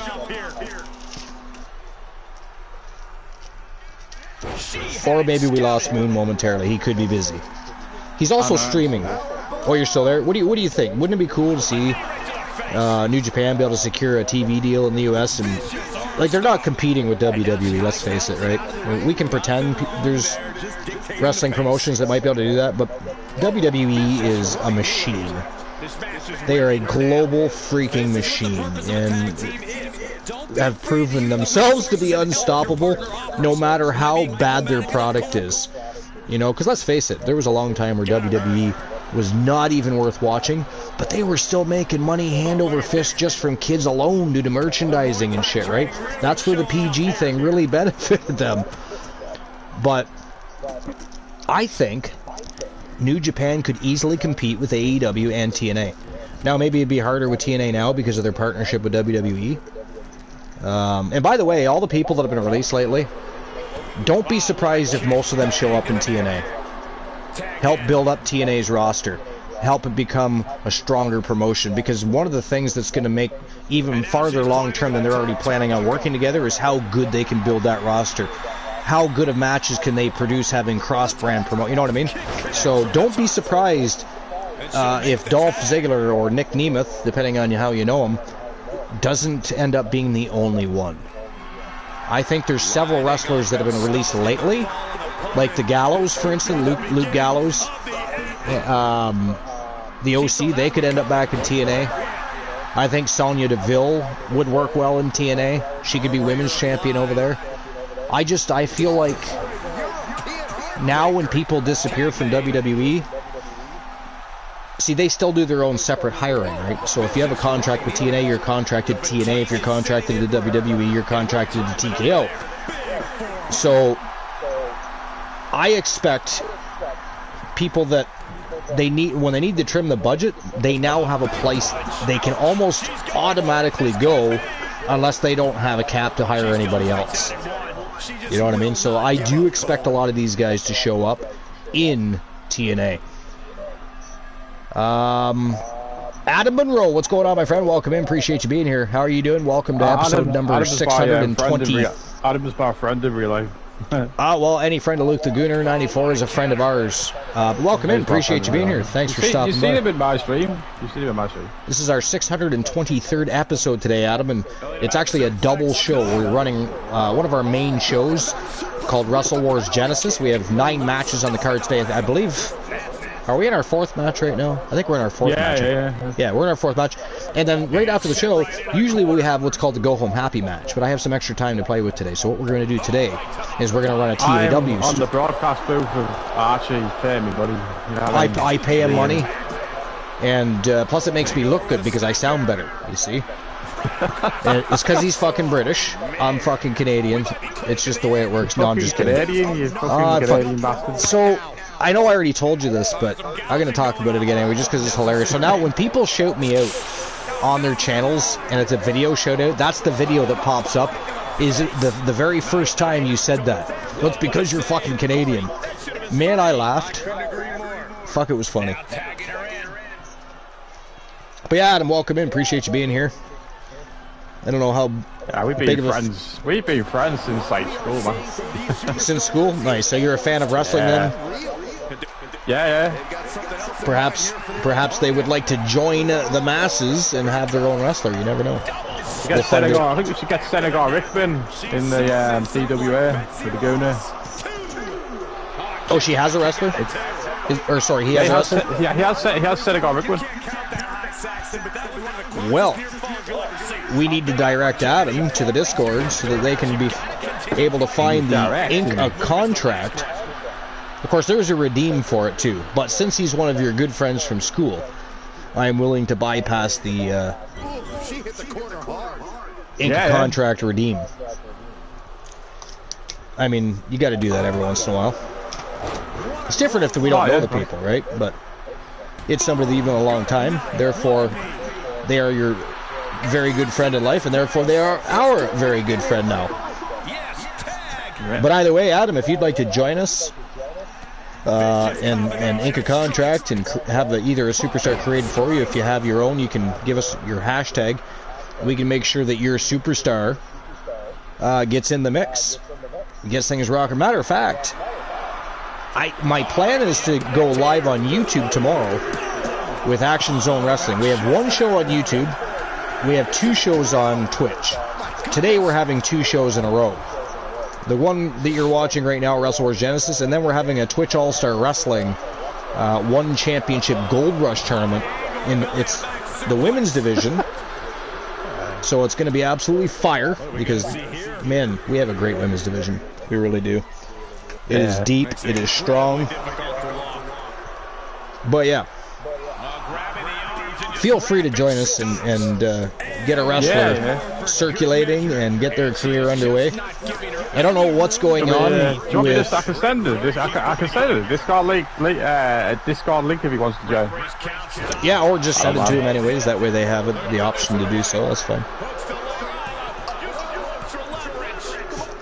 Wow. It's up to him. That is it. That is all, ladies and gentlemen. The winner of the match. And I got to tell you, that's got to pretty much put an end to this rivalry because although it was going back and forth for a while, the League of Nations have been absolutely dominant the last few weeks and have beaten them in singles competition and tag team competition. I would have to think this feud's probably over. So far, yeah, absolutely phenomenal. Except for, the last match. It was, don't get me wrong, it was a great match, but it ended in a goddamn double count out. I mean, who the hell wants a double count out? It's absolutely ghastly. But League of Nations pick up the big W over Retro Beat. Now, that's got to put a nail in the coffin of that rivalry because they've been absolutely dominant. Again, not just in tag team division, but in singles competition against Retro Beat. So, wow. I mean, we'll see. You never know. Maybe Retro Beat's got something to say. Maybe they aren't done with the League of Nations. But I think at this point, the League of Nations is probably going to be done with Retro Beat. We'll see how that works out. Either way, they're your big victors. And this was a non-title matchup, but they are, of course, still your double tag team champions. So congratulations to Team Honeybee HCW. All right. On to our next matchup. And yeah, that was our 4th match. We're going into our 5th matchup now. So our next matchup today, ladies and gentlemen, is also in the women's tag team division. It is the Wolfpack Gals. Tia Stevens and Rose Brewer taking on Kairi Sane and Asuka. They are the Kabuki Warriors. And, of course, both of these teams looking to shine bright. We've got a stream preview just around the corner. It is going to be called TWA Mayhem. For me, brother. Adam getting in there in the chat. I like it. Kabuki Warriors have, of course, been world champions as of most recently. But would love to get an opportunity back to wear gold once again. Of course, both of these teams are going to have to go through the League of Nations, B. Jackson, and Sarah Suzuki to get that accomplished. But a win over one another, either way you look at it, whether it be the Wolfpack Gals, which is one of the most formidable women's tag teams in TWA history, against the Kabuki Warriors, either one of these teams picking up a win. I mean, it doesn't even really matter who wins this matchup. We're getting a great team moving on to face the League of Nations for the tag team championships, in my opinion. So, but we'll see what happens. We shall see what happens. We get the League of Nations looking to become Triple Crown tag team champions. Which one of these teams do you think has the better odds of defeating the League of Nations, do you think? Will it be the Kabuki Warriors or the Wolfpack Gals? I mean, I personally want to see the Wolfpack gals win here. That's Yeah, mostly the Wolfpack girls. Yeah, I love the Wolfpack gals. Yeah, I guess for me it's nostalgia for the most part. You know, they're one of the winningest tag teams in history. Been around forever. 5 seasons they've been here. So I mean, they're absolutely fantastic. Kabuki Warriors again been champions in singles competition and tag team competition. So either way, 2 great teams going to war. One of these 2 teams is likely going to be facing the League of Nations at the next Wrestle Wars Genesis. So let's find out what happens. Showtime and go time. It is time to turn and burn. Senegal Rickman is here. Here comes trouble. Adam says that works for me, brother. Fantastic. Do you know how he came up with like Senegal Rickman? He was like wrestling. He was wrestling. He was wrestling with his friend in like fucking front room or something, and he just called himself Senegal Rickman, and that was it. Okay, just a random happening. Yeah. Nice. A bit daft like that, it was. The Rickster says Wolfpack girls because, well, you can guess why. Well, they're actually the Wolfpack gals, but if you want to call them girls, the Rickster is his nickname. Yeah, I kind of figured that. We actually have a redeem, Adam. If you click the money bag with Archer's face on it there, your wrestler can actually cut a promo or a shoot style promo by redeeming 1 TWA coin, and you can literally speak with your character. It's a fairly new feature, so not many people other than Ace Hunter and Variants of Strife have done it, but it gives you the option to talk in character using your wrestler to either call somebody out, or perhaps you have something to get off your chest or your wrestler's chest. Maybe they've been in the middle of a feud or a rivalry and just want to address that. Either way, that gives you the option to do that. The Wolfpack gals. Yeah. Ready to roll. Hardcore Country is sitting number 4, by the way. Should be number 1. They should be number 1. It's a fucking joke, that. What are you doing?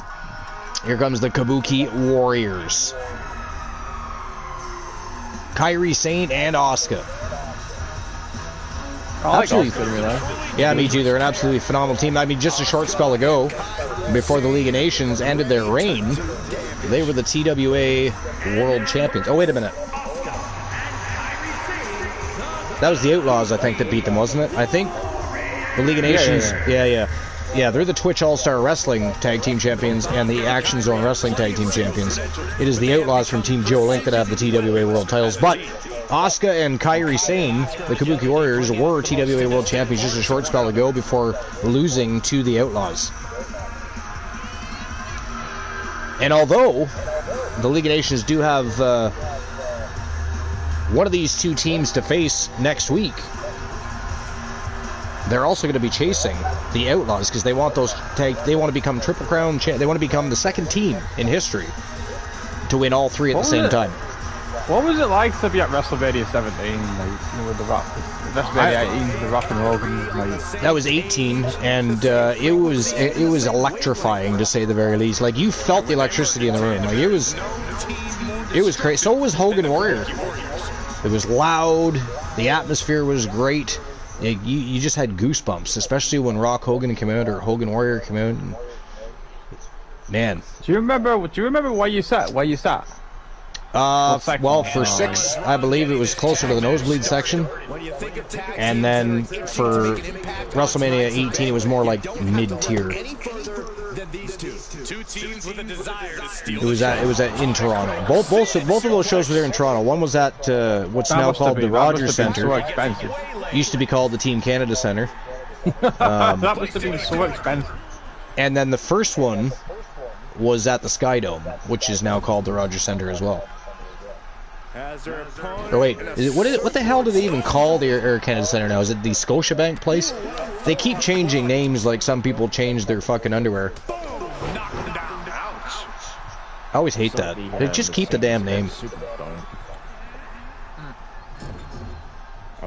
Look at this, going right after the left arm. Focusing on a body part, picking it apart. Which one? As good of a place to focus as any.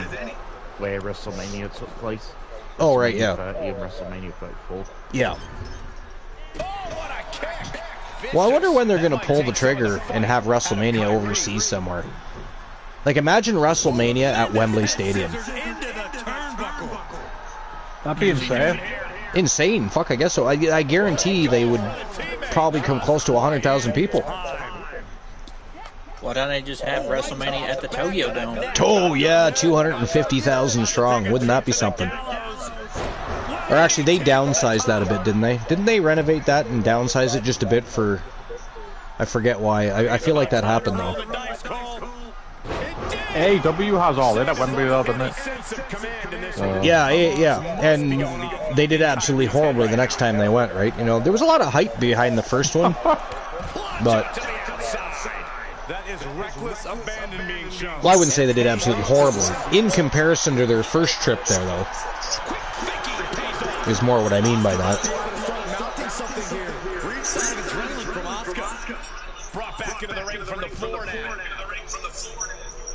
All right. Damn. Kyrie Sane going apeshit on the Viking Rose Brewery here. Someone's echoing, yeah. Somebody is. I don't know who, because I didn't see anybody join in, so I don't know who it is. It's like we're speaking through a tunnel right now. It's not from my end.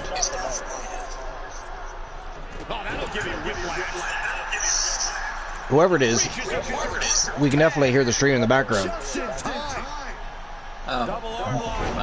Oh, it's Infinite Oni. Yeah, it's just me. Welcome in, buddy. What's going on? We knew somebody snuck in, but we just weren't sure who it was. It's all good. We could hear the stream in the background, so we knew something was going on. Because that was the broadcast booth. What's new and exciting, Oni? Not a lot. Home from work and watching a real wrestling show for once. Right? Although I will say Raw was pretty good last night. It was pretty good. I didn't watch Raw. Oh, okay. Raw was pretty good. I mean, it doesn't hold a candle to, Wrestle Wars Genesis so far, but, It never will. Who would expect it would? I think it's about time to roll the dice, Cole. Indeed. Never will. And we don't even need Netflix. But yeah, so you just got home from work? So what time is it? Well, I got home from work a little while ago, but I didn't know you were live. Well, originally... I was going to say I guess we did start sort of early, because I said around 4:30, and I think we started a few minutes early, but we've been live for about an hour and a half-ish, or just shy of an hour and a half. I'd have to look. Got off work at 4:30. So basically, we're running back-to-back shows today. We got Wrestle Wars Genesis, and then we got a Twitch All-Star Wrestling One Championship Gold Rush tournament as soon as we're done. So lots going on. And then tomorrow, I plan on being live on YouTube. After work, creating a chaotic schedule, and I did nothing for 2 weeks. Well, not nothing. We had house show matches, but we didn't have any live shows for 2 weeks. I debated on doing a house show tomorrow. Are you? Excellent. What time? Like in the morning, afternoon?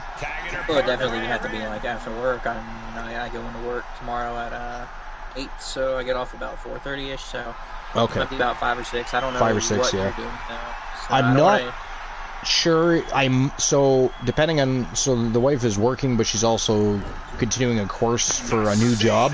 So I don't know if she has to work from home again tomorrow like today. If she does, then we'll probably start 4:30, something like that again tomorrow. 4 o'clock-ish, I don't know. But that's my plan, though, is to be live on YouTube with Action Zone Wrestling.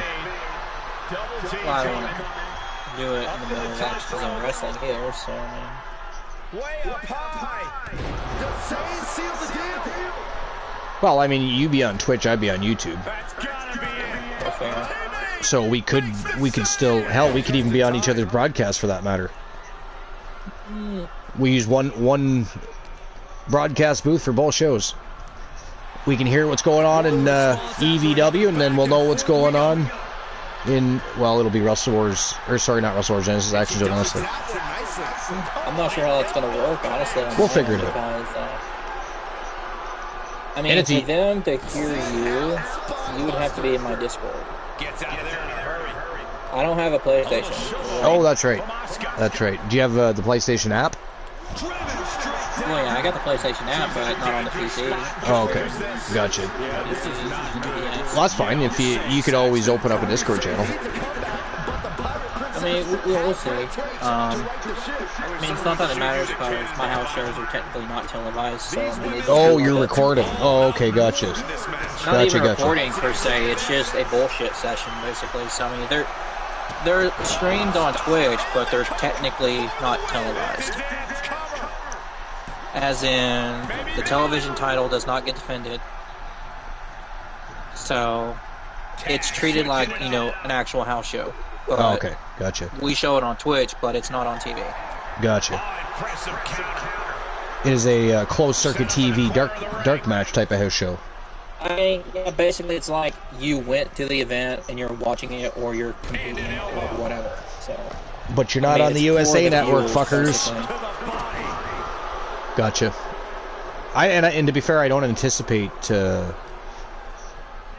Action Zone Wrestling to be an overly long show, because my goal with, because I mean we don't have as much tools at our disposal to screw around and chat and other such things that distracts us like we do on Twitch. So YouTube is a more straight shooting show where we're kind of get through the matches and maybe even have some bonus matches if we have the time or whatever. But my plan is to have Action Zone Wrestling be a more of a higher octane paced show, so to speak. So there won't be as many big, elaborate matches unless we happen to be doing a stream preview on YouTube, which I guess we probably should do eventually. We haven't had a stream preview on YouTube in a long time. To be fair, we've only done one show in the last 13 months on YouTube, so tomorrow we'll be showing number 2. 624, but the second on YouTube in a long time. So we should probably maybe come up with a stream preview for YouTube. Maybe. We maybe should do that. But yeah. Action Zone Wrestling tomorrow on YouTube. And it sounds like we're going to have a house show from EVW, so that's cool. Exciting. Good time to be a pro wrestling fan. Especially if you're a big fan of women's pro wrestling. Because I got to tell you, HCW, EVW, fantastic. Absolutely fantastic women's promotions. As good as the TWA women's division is, I mean, they kind of put us to shame in a sense because they have an entire promotion full of these talented females. It's crazy. It's like I told Ivy, she has the best all-women's pure wrestling promotion. She does. I don't disagree with that. So when it comes to just straight wrestling, I mean, I do hardcore wrestling. Is anybody, by the way, concerned that, I mean, it tends to happen even on our shows, but is anybody concerned that these days the women's division seems to be out-wrestling the men's division? Or has anybody sat back and actually realized that that's even happening? Because maybe some people, they get just so wrapped up in the storyline and stuff, they don't really realize everything that's happening in the ring as far as story and technical moves and all that stuff goes. But don't really realize what's going on in that. Do you not? No? Okay, so in my opinion, I think we've seen a lot, and I'm so happy, by the way, before I get into that, I'm so happy to see the women getting more time on TV. That's such a good thing. But anyways, I find personally that the women's matches have been a lot more solid, except for the women's Royal Rumble. Matches in general, the women's Royal Rumble was a little bit rough in my opinion, but we can talk about that in a second if we want to. But in general, generally speaking, the women have been putting on better matches than the men's division, I think. I mean, I don't speak for anybody else, but that's just the way I feel. Well, yeah. I was waiting for Luke to pipe in there and say, that's just because you're fucking Canadian. How dare you, Luke? Fuck Charlotte, man. Fuck Charlotte. Where'd that come from? Oh, I have heard something interesting. Did you? So, when it comes to 2K25, I heard you can have intergender titles and intergender tag team titles. That is correct. So the hybrid. So here's the thing. Actually, be a thing. Unless our community gets gifted with 2K25, because the last 3 years somebody in the community has bought the next gen wrestling game for us. Unless somebody does that again this year, it'll be a couple months before I can afford to even get it. So we will be utilizing 2K24 right up until that point. A lot of the times I'll take a couple week break, build everything back up, but I'm not sure exactly when or how I'm getting the game yet. So we'll wait and see what happens with that. I'm sure someone's going to gift it. Probably. They have for the last 3 years, right? And it's always appreciated. And that's another reason why, even though I'm always appreciative, and people are going to do it anyways, like Honeybee and Glenola, they subscribe and stuff like that. It never needs to happen. You guys already gift our community with the game to run all these great shows that we do, and have time to hang out and have new followers, and introduce our style of an E-Fed fantasy wrestling promotion, continue to grow type of thing. You know what I mean? It's never necessary to. I mean, don't get me wrong. I don't mind having that extra money once in a while. Believe me, and every time I do get it, I literally put it to bills, so that way for sure the money you do waste on TWA goes to something, important, as opposed to just being spent or whatever. But what happens when somebody gifts the game? And you just have to put the code in? No, what they usually do is they usually buy the physical game and mail it to me. I don't know how that works if somebody bought it digitally and sent it. I don't know how that would work. We've never gone that route before, so I don't know. But either way, whatever works doesn't matter to me, because it's not about me anyways. It's about the community. And when they're gifting, like last year it was Sir Jack the Great. Like this season, Sir Jack the Great. Before that, it was Soul Embers, and the season before that, it was Complete Geek TV, who are bigger actually on YouTube than they are here on Twitch. So we've been really lucky in many sense that we were able to have that happen for us.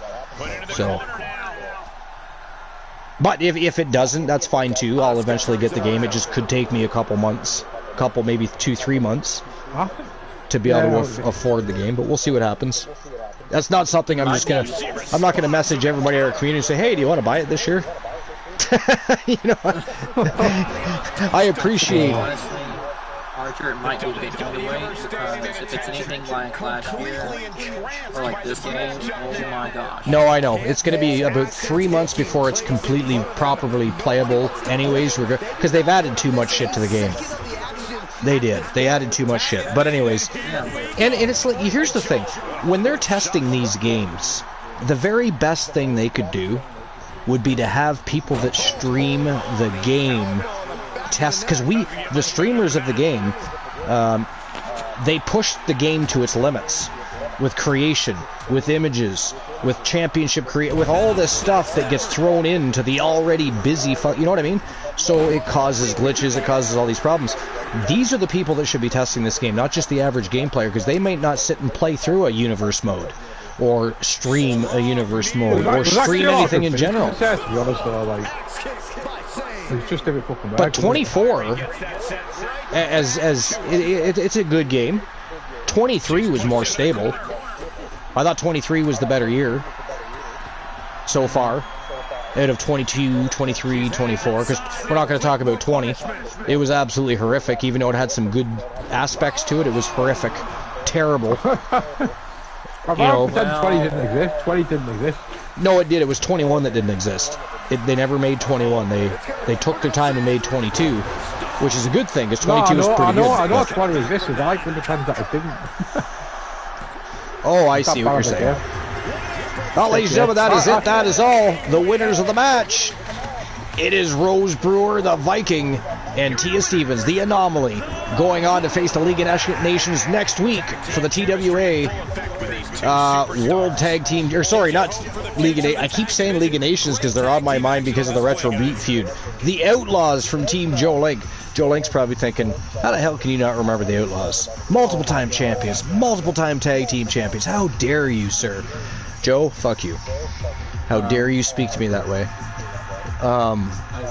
But they'll be going on to face the Outlaws. You the most expensive version of the game as well. That's like fucking. Well, I don't think that's necessary. I mean, people can do what they want, but I mean, usually they get me the deluxe edition. That way, we at least get most of the stuff, and we of course have the free DLCs.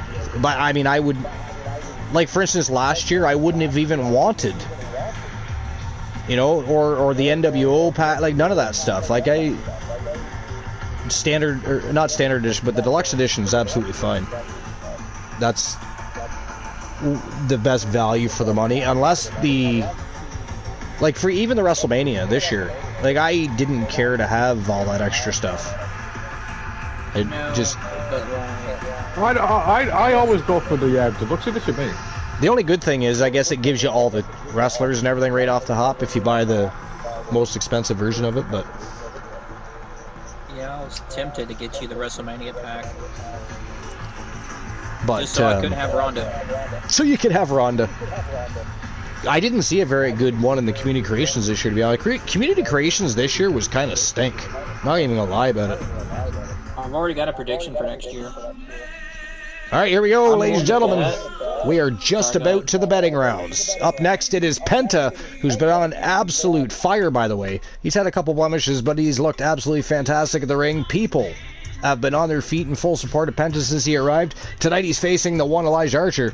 He would eventually like to face Elijah Archer for the Continental Championship. However, this happens to be Wrestle Wars Genesis. That championship is not on this show. However, he said he don't care. He wants a shot at the one, and he wants a shot at that championship. If Penta can win against Elijah Archer here tonight, you may even see him competing tomorrow on YouTube for the Continental Championship. We'll find out. That's our next match of the day. It is Penta versus the one Elijah Archer. Sorry, what were you saying, Oni? Right before I rudely interrupted you? No, I rudely interrupted you because you were in the middle of doing a show. But anyway. Well, I mean, I'm willing to it's bet. our show. Nobody really interrupts me ever. Plus, if somebody doesn't interrupt me, I'll just talk forever. So, I'm pretty sure I'm right on this. I'm willing to bet, if anything, iShow Speed is going to be DLC. Really? I mean, the way it was weird that they threw him into the Rumble, I'm not going to lie. But I mean, hell, they put, I don't know why, but they put Post Malone, well, that's because he did the music. I mean, they threw Post Malone, and, which I didn't have a problem with Post Malone, it was fine, but they threw in Pat McAfee and his friends. Quick question. Has anybody seen what's going to be he shouldn't be DLC here. He's not even a wrestler. Post Malone? Well, I mean, he's been involved. He's like a celebrity type of guy now. They've been using him a lot, so. But has anybody seen as far as what's going to be happening with the creative championships or anything with 2K25? Like, are we going to be stuck with the same old base plates? Or are they going to give us something new to work with this year? Like, they'll probably throw in the women's mid-card titles, maybe as templates. As far as other than that, I don't know. Like, the templates are always the same. And they don't even give you, like, there's way better templates they could give us to utilize, like, as far as title plates and stuff go, from the past even. Archer. This looks fire, man. I mean, it probably is going to be fire. I don't know if Elijah, here's the thing. Archer never does very well against luchadors. I mean, Rey Mysterio has whooped his ass, you know what I mean? He's lost to Six-Pac. How many times did he lose to Six-Pac in a row? Now, this is going back a couple seasons, but I mean, I think he lost like 4 times in a row, if I'm not mistaken, to Six-Pac. And X-Pac. I think he fought all versions of Sean Waltman. But yeah, he has a rough time, so this could go. I mean, Archer has evolved. He's not partying as much these days. He's actually in the gym, and he's been improving his game a little bit, but I don't know. I expect Penta to at least push him to his limits here. That's my opinion. Plus, Archer's been. What do you think of him? What do you think of Penta in WWE? Like, I think he's looking amazing in there. I think he's looking amazing. I'd like to see Penta versus Rey Mysterio somehow. Like, I don't care if it's heel versus face or just a straight up. Let's see what we can do together in that ring. I literally think that I'd also like to see him face somebody like AJ Styles. Like, there's some fire matchups for somebody like Penta. Really. And Rey Fenix too when he comes in. Now I fully expect when Rey Fenix shows up, they're going to probably go back to being a tag team. That's what they do the absolute best. But I gotta tell you, man, Penta's looked fucking phenomenal, I think. What can he do tonight against the one Elijah Archer? That's the question. The reigning defending I almost said AZW. Action Zone, well, it's the same thing, but I like to, you know, it has a name. It does not want to be abbreviated all the time. Action Zone Wrestling Continental Champion Elijah Archer. That is our next match today. We're just about to the betting rounds of Wrestle Wars Genesis. So you guys will get a chance to bet on the matches, starting with the next match. This is match number 6, is it not? Is that right? This is match 6, I think. Almost positive. I could be wrong. What do I know? But here we go. It is Penta versus Elijah Archer. The Gooner thinks it's going to be fire. I think it's going to be fire. And I'm pretty sure that Oni agrees with us both. But Oni, what do you think? Archer versus Penta. Yeah. Non-title, of course. This is not Action Zone Wrestling. Well, no. He does want that championship, though. I'm just going to be interested to see how Archer because again, he doesn't do very well against luchadors. Or smaller guys in general. Or small. I mean, Poindexter's beaten him a ton of times. He's lost to tables. You know, some of those smaller stature guys really get the better of him. Some would say the superstar thinks a little too much of themselves, but the tape doesn't lie. This is a serious contender for any title. They need to loosen up, have a little fun. What am I saying? You're basically Chad Once in a while. Kinda. I love how you've got like everyone's logos on the arena. It's really cool. I mean, our community, you know, you got to be thankful when you're able to build a community like we've all been able to build over time, because I've said it time and time again, communities on any platform, whether it's a gaming platform, social media platform, whatever, they can become very toxic. You can have, you know, they can fall apart very quickly. And for 5 seasons now, 5 years we're going on, 5 years and 6 seasons, just like there, because 2K25 will be season number 6. And we've just been very lucky. Like, again, we have such great people in our community. Whether they're here all the time or they're not, they're busy. We've got doctors, we've got nurses, we've got PSWs, we've got authors and musicians, we've got people, family people. Like, there's so many talented and brilliant people in our community. So you've got fucking Canadians, bro. Fucking Canadians. How dare they be here? Although I guess if they weren't, I wouldn't be here, and that means this wouldn't exist. But we've had a lot of good times, that's for sure. This is episode number 623. So, oh, this community is great, man.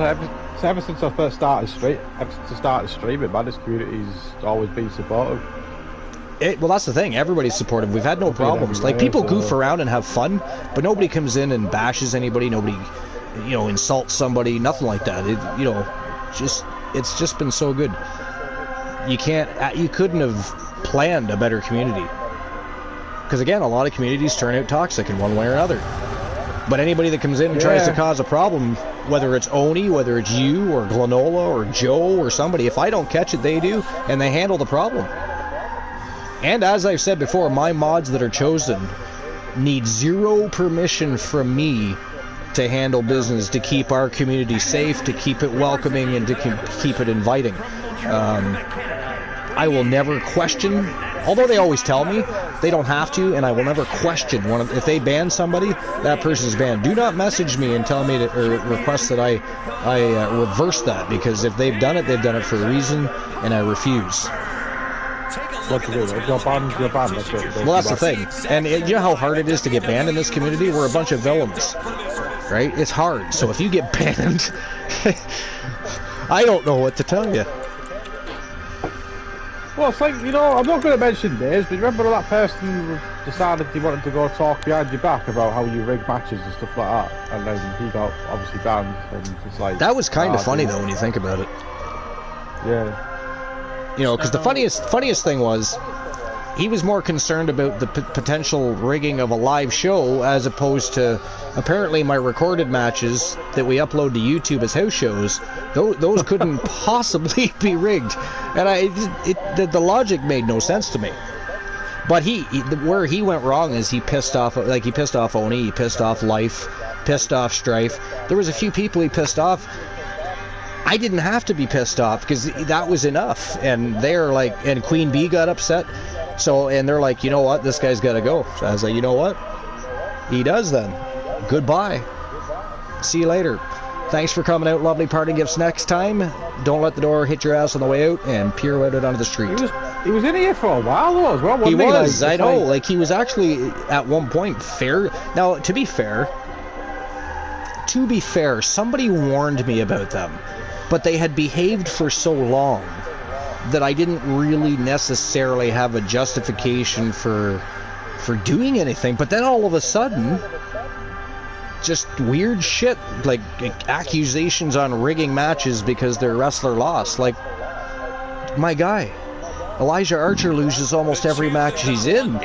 You know, he does have his winning streaks, but he loses all the time. You don't see me crying about it. Also, how can you like possibly rig a fucking match for this computer v computer? You can't and while it's live, that's what I mean. He was concerned that these shows were rigged, the live shows, but he thought that, you know, he somehow figured that the ones on YouTube, although they are legit, they're the same thing. What you see here is what you see on YouTube. How the fuck, right? Why the fuck would you go message people on that community and Discord and to complain about you rigging matches when they're gonna like? Maybe they think I make a living doing this.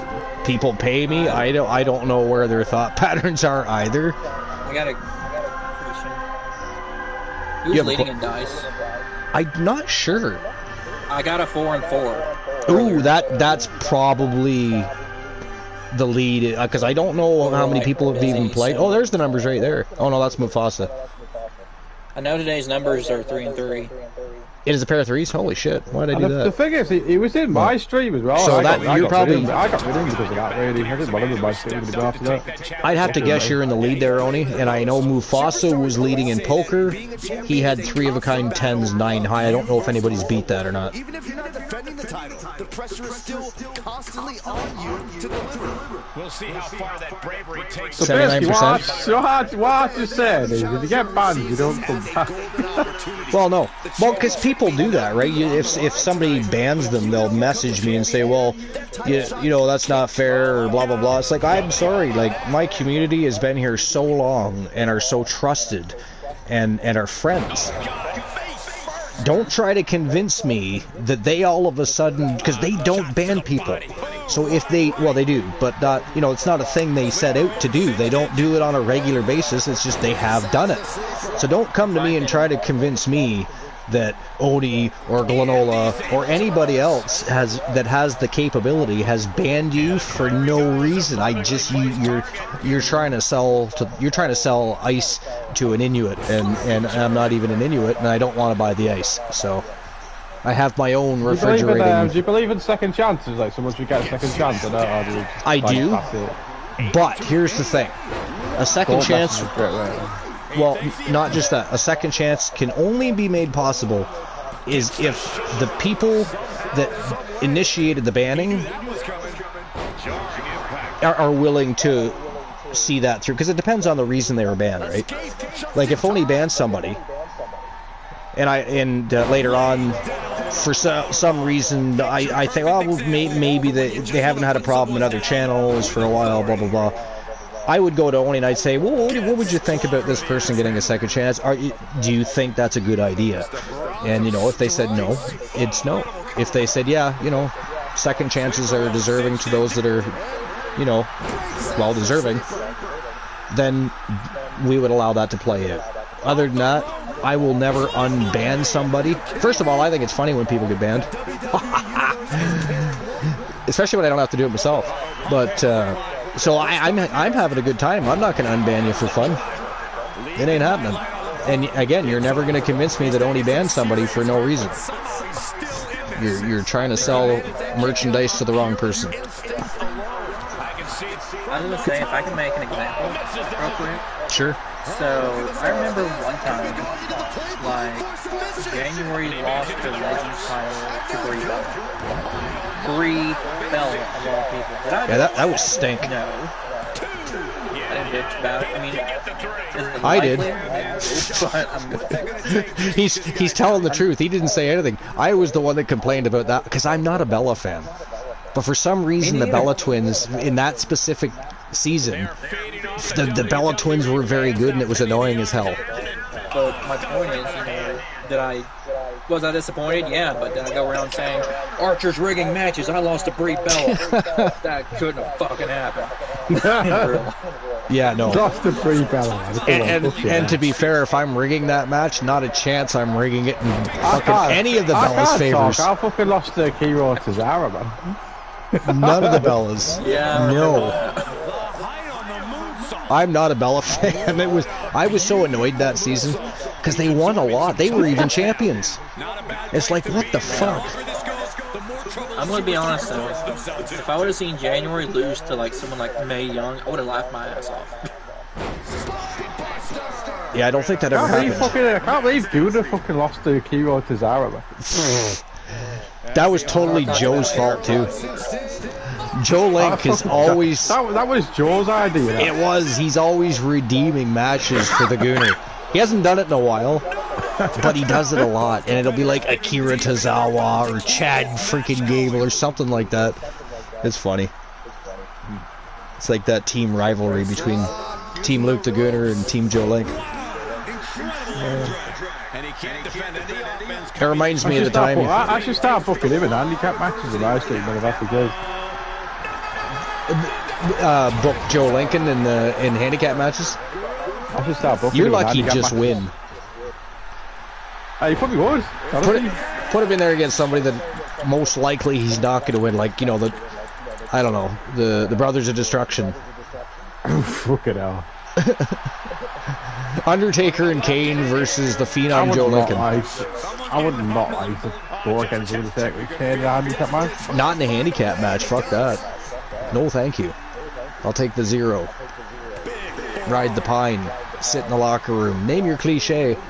That would not be one of my, first options to have as a matchup. In my street, Rhea Ripley won a 2-on-1 handicap match by. A 2-on-1 handicap match to begin with sucks. Much less have it. Oh my God, he did it! Look at that, ladies and gentlemen. The winner of the match. It is Penta.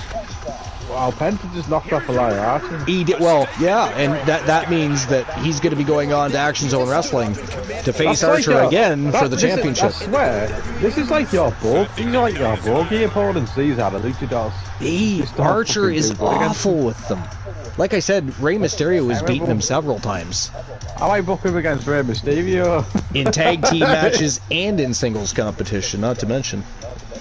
Archer's the LCW World Heavyweight Champion, Who's the LCW World Heavyweight Champion? Archer is? Elias Archer. I thought he was Hardcore Champion. No, he had both the belts, remember? He lost the Hardcore belt. And then he won the World title, remember? I must have missed that. I'm going to have to go back and watch that. When did he win that? Archer won the World title at Bound for Glory. Really? Yeah. I don't know how I missed that. I'm going to have to go back and watch it. New year. He won it right before the New Year, so he won the LCW World title before the New Year. Well, son of a bitch. You didn't even know your own guy had the belt. What the fuck, man? No, like I said, I thought he was still the Hardcore Champion. I've been booking you in these matches, and you how dare you not even say anything? See, at least you didn't like that entrance that I gave you when fucking. See, Oni, I blame Luke for this because see, when we run show matches and shows, we post them, so people can watch them, and we tell them. Luke he expects you to be there or be square. You're not watching shit. Oh well. How dare you? There's a redeem. A redeem? Yeah. What's the redeem? Oh, Ace Hunter. Callie Carter has. There's another one. Oh, fuck off, Audie, man. I don't want to lose the fucking post below. I'm just looking for it. You're a fucking arsehole. Oh, there it is. Somehow my eyes literally went right by that message. I don't know how I missed that. Why are you going against Post Malone? To be funny. The Rocket. I mean, I'm entertained by that thought. At least it's not Akira Tozawa, like Joe Link put you against. And he lost, by the way, to Akira Tozawa. Lost. Post Malone's mine, so. Callie Carter has lost more times than I can count. 1, 2, and I don't complain. People are strange. Yeah, that's true. For a minute there, I thought you were going to cut a promo with Callie, and I was going, man, why'd you spend 10 when you could have just spent 1? But no, it was a highlighted message. I will tell you a disappointment. You know, people don't complain ever. You win some, you lose some, and we all know this. The occasional person has, like the one in particular we were talking about. We won't name names or anything, but... And like I said, to be fair, kind of my own fault, because somebody... I can't even remember off the top of my head, and even if I did, I wouldn't mention, unless they wanted to speak up anyways, who it was. But somebody did warn me before I allowed them to become pum.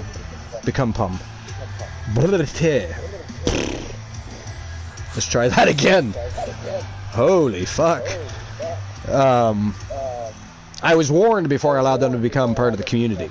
And then, you know, again, it was fine for the longest time. And then all of a sudden it's like a switch.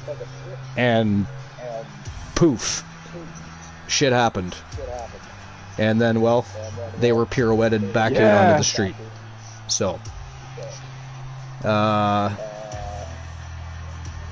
RJ got a 4-1. So what are you going to do if 2K stop making the game for the PS4? Because you haven't got a PS5 yet, have you? No, not yet. I mean, I am going to get one still. So there's that. I just don't know exactly when. But yeah, I would assume there probably won't be a PS4 version of 26. Yeah, you got 26. If there is, I'll be surprised. If there is, it'll be the last year. So I'm going to have to pick up my socks. I think this one might be the last PS4 version, though. Well, like I said, I would fully assume that, but I'm not sure. But hopefully over the next year or so, I'll be able to figure that out. Yeah. But I mean, I wouldn't stop running shows. I would just continue running shows till I got it. The PS4 version now. 26 will probably be PS5 and PS6. Yeah, I would assume so. Yeah. Yeah, I think so. RJ's right. Yeah. All right, so here we go. Betting rounds time. You guys get to bet a little TWA coins, try to earn some, try to win a piece of that pot, and build your bank accounts. I'm going to start betting on some matches. Congratulations to Penta. Big win over the One Elijah Archer. And again, Penta now goes on to Action Zone Wrestling, which, by the way, is tomorrow. Live on YouTube. He's going to be facing the One Elijah Archer one more time. But this time it'll be for the Continental Championship. Can he do it twice? I got to tell you, he looked real convincing in that match. He whooped Archer's ass. I mean, Archer got his licks in, but he pretty much whooped Archer's ass from bell to bell there, I think. Let's talk about the AEW releases then. Like, Miro got released, was it Aleister Black? And Ricky Starks is gone from AEW. Yeah, well, they're just going to be coming home. Look who's up next, Luke. Essentially, yeah, you're kind of right in a way. Look who's up next. TDL, Mufasa, and Eric Dangerous taking on the Gooner, Luke Ballmer. And, of course, Mick Marvel. They are Team Arsenal. The championships are on the line. This is for the TWA World Tag Team Championships. This is 10 out of 10 stars. This is going to be a phenomenal match, yeah. It better not end up in a count-out. We had a fantastic tag team matchup earlier in the evening, but it ended in a double count-out. They're actually a pretty good fucking team, which is kind of weird to say that, isn't it? Oni, do you want to do the betting lines, or am I doing them? Doesn't matter. I am. Okay, put them for 10 minutes. Put it for 10 minutes. Crap, hang on. You put it for 5, eh? What we timing people out for? Just because of lag and stuff. Hang on, I need to cancel it. Yeah, nobody bet anything yet. Actually, if you cancel it, you'd get your coins back anyways, but... I should have AQ'd. I didn't when he was in the chat. Yeah, you should have. Although, does Adam know how it works around here? Like, does he know we like to fuck around and do shit like that? Because otherwise, he might get offended. But you keep saying, we always have a good time. Anyway, we know how to. Like, yeah, we always you would just have to explain why you did it. Yeah. 10 minutes. Yeah. 10 minutos. Here we go. 10 minutes. All right, so betting lines are open, ladies and gentlemen. It is TDL versus Team Arsenal. Let's rock and roll. Who's taking home the gold? Is it going to be the reigning defending champions, or is it going to be TDL? We're going to find out right now. Get your bets in. Time to turn and burn. Ah, it's got to be yours, man. It's got to be yours. I mean, it's got to be yours, man. If anyone that doesn't bet me in his match, you should just be getting banned. Right now, there's almost 9,000 in the jackpot. It's still 9 minutes and 15 seconds, roughly, to get your bets in. TDL or double tag team champions? I believe we don't win. Oh, wait a minute, that's the world champion. I was going to say, when did they win a second tag team title? That's right. Mufasa is not just one half of the Action Zone Wrestling World Tag Team Champions. He is also the Twitch All-Star Wrestling World Champion. For a minute there, I thought he had another tag team championship on. I was going to say, when did he get that? What did I miss? RJ says, answer to question of the day. I think it was disappointing to watch Jey Uso win after he just lost a title match for the World Championship. I feel like there was people who could have been pushed and given. Well, I think Braun Breaker would have been nice. I've got no issue with Jey Uso. I don't have a huge issue with Jey Uso. I think overall, just because of how much Jey Uso has accomplished, he's deserving. But I can understand that too. He did just lose, a big match, and now he's been given a bigger push by winning the Royal Rumble. So I get it. But I'm not overly disappointed that he won either. So. But I think I would have liked to seen Braun Breaker win the Royal Rumble. But it makes sense to have Jey Uso with that.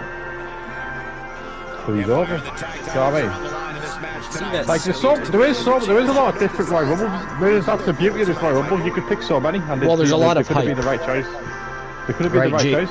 Jey Uso has created a lot of hype. And is pushing a lot of merchandise. He deserves it. He's been over. Like, look at the crowd reaction. Look at it's crazy. Does he win at Mania though? That's the question. Maybe. But so here's what I heard. I heard evidently he's like really popular and Netflix likes him, so they might be building up for those. And he's already lost to Gunther once, right? Yeah. It's not like they can't continue the feud, because then they could have a rubber match at some point. So it's possible. If it were me, it's his first time main eventing either night 1 or 2 of WrestleMania. He won the Rumble and he's been Intercontinental Champion. I think I'd have Jey Uso lose.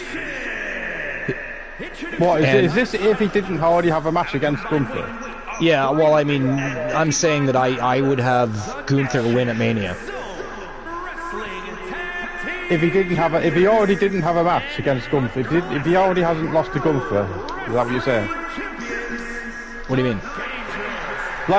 Yes, he has lost. Like I said, if he hasn't, let's say if Jey Uso didn't fight Gunther first time, you would have Gunther win. What you're saying?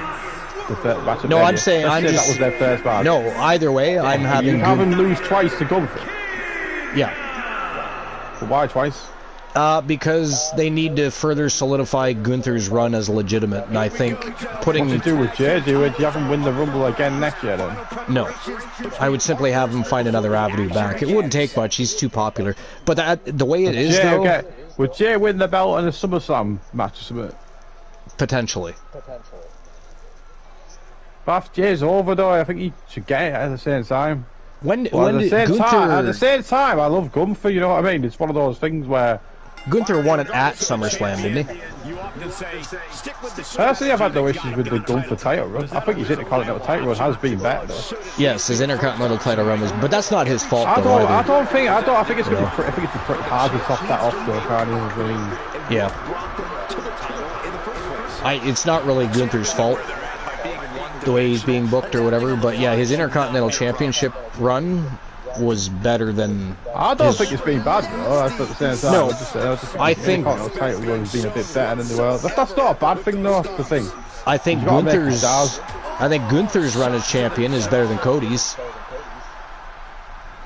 So, Not like Cody's run? Not really. I think it's been kind of boring, predictable, you know. I like Cody. And even Gunther's championship run hasn't been great, so that's kind of saying something in itself, right? Because it hasn't been great either. In my opinion, neither world champion has done anything significant to make me think, yeah, these guys should be... Are you not a Cody Rhodes fan, or you just don't like the title? Oh no, I'm a Cody Rhodes fan. I just don't like the run. I think Cody's done... I don't know. Saying that though, right? The match between Kevin Owens and Cody Rhodes at the Royal Rumble was fucking brilliant. Yeah. I have to admit, I really that is all about Cody's title run. I will tell you that match was brilliant. No, it was. I've enjoyed this feud with Kevin Owens. It's been good. It's been different. You knew Cody was going to win, though. That's the thing, but still, I just not a lot of great matches and moments in the runs is my thing. Solos, to be honest, a lot of times as well in this. I would have liked to have seen him move on quicker from the Bloodline situation and have some fresh new opponents. And I thought he was going to be facing The Rock at some point. I don't think that's going to happen this year, but if I had Cody to guess, Rhodes versus The Rock, I'd like to see that happen. It's probably going to be Cody versus CM Punk. Now I'd like that to happen. Put a bit of feud with CM Punk and then brilliant. At least that. What do you think, Oni? Yeah, Punk and Cody, man. I'm all for that. Yeah. Cody versus Randy Orton. There you fucking go. That's one. Yeah, I don't think Randy's really in a position to do that at the moment, anyways. But yeah, he's not in a position to win the title at the moment. I mean, at this point, will Randy Orton even be at WrestleMania? I don't know. What's happened to him, like? They could always throw in Roman Reigns. Cody Rhodes versus CM Punk sounds great. That would. Yeah, no, I think that would. Oh yeah. For AEW, didn't they? So it would absolutely sell. Because I do think that CM Punk will probably win the Chamber match. You think he's gonna win it? I think John Cena will keep losing until the very end, right before WrestleMania, and somehow he wins a match and gets to WrestleMania. I think that's kind of, I thought that's kind of what they're going to do with Punk, though. They're going to have. I think Punk might. They might see Punk come so close to the WrestleMania main event and lose the Chamber match, and then fucking do something with him. I mean, retirement tour or not, I don't believe they should be putting Cena in a championship match at WrestleMania, retirement tour or not. So, well, I don't get me wrong. I like Cena. I wouldn't say I'm like a mega fan, but I like him. You know what I mean? It's one of those things. I have mutual respect for him. Yeah. Well, you got to respect what he's done for the business, anyways. I mean, he's carried that company on his back for how many years, and you know all the things he did outside the business for charity, and became. Yeah, I have a mutual respect for him. Yeah. So I mean, but I'm not saying he hasn't had his moments, but their attempt at making him the modern day Hulk Hogan, for me at least, was, I don't care how many t-shirts he stole, or not stole, but sold, I don't believe he had the same... He's not the biggest star in Hulk Hogan, because everyone all over the world knows who Hulk Hogan is. Well, they know who Cena is now too, but... Yeah, they do, but there's not more people about Hulk Hogan that's going to tell you Hulk Hogan. Like, he still didn't have the same impact, in my opinion, that a Hulk Hogan or an Undertaker or a Shawn Michaels had. Different era, different time, innit? Yeah. So it would have been something if John Cena could have faced Hulk Hogan. That would have been something. But he sure did make a lot of money for that company. You know? John Cena versus Hulk Hogan. That's like battle of a generation, that. Remember when he was on the Fruity Pebbles boxes? Yeah, I remember that. Man, The Rock had a blast with that. The promos, the promos between those two back in that time period, they were phenomenal. I really enjoyed it. Oh, me too, absolutely. I actually really enjoyed some of Cena's. I actually enjoyed some of Cena's work in that as well. Like some of the. What the fuck just happened? But the thing where he was roasting the Rock about being the Tooth Fairy, I actually found that quite funny. Like, Gunnar went airborne there, but there didn't even seem to be, like, I don't understand why he did that. All I see is Gunnar come crashing down to the mat, and it's like, what happened? I'm gonna have to go back and watch that later, just so I know.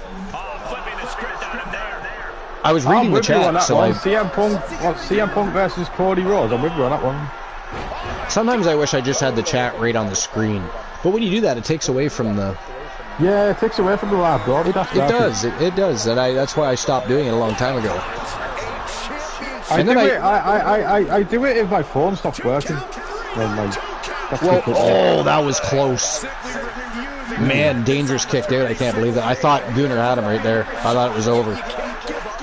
See, what's funny is Gunnar faced Mufasa at LCW, Mufasa picked up the win, so we're going at it here in TWA.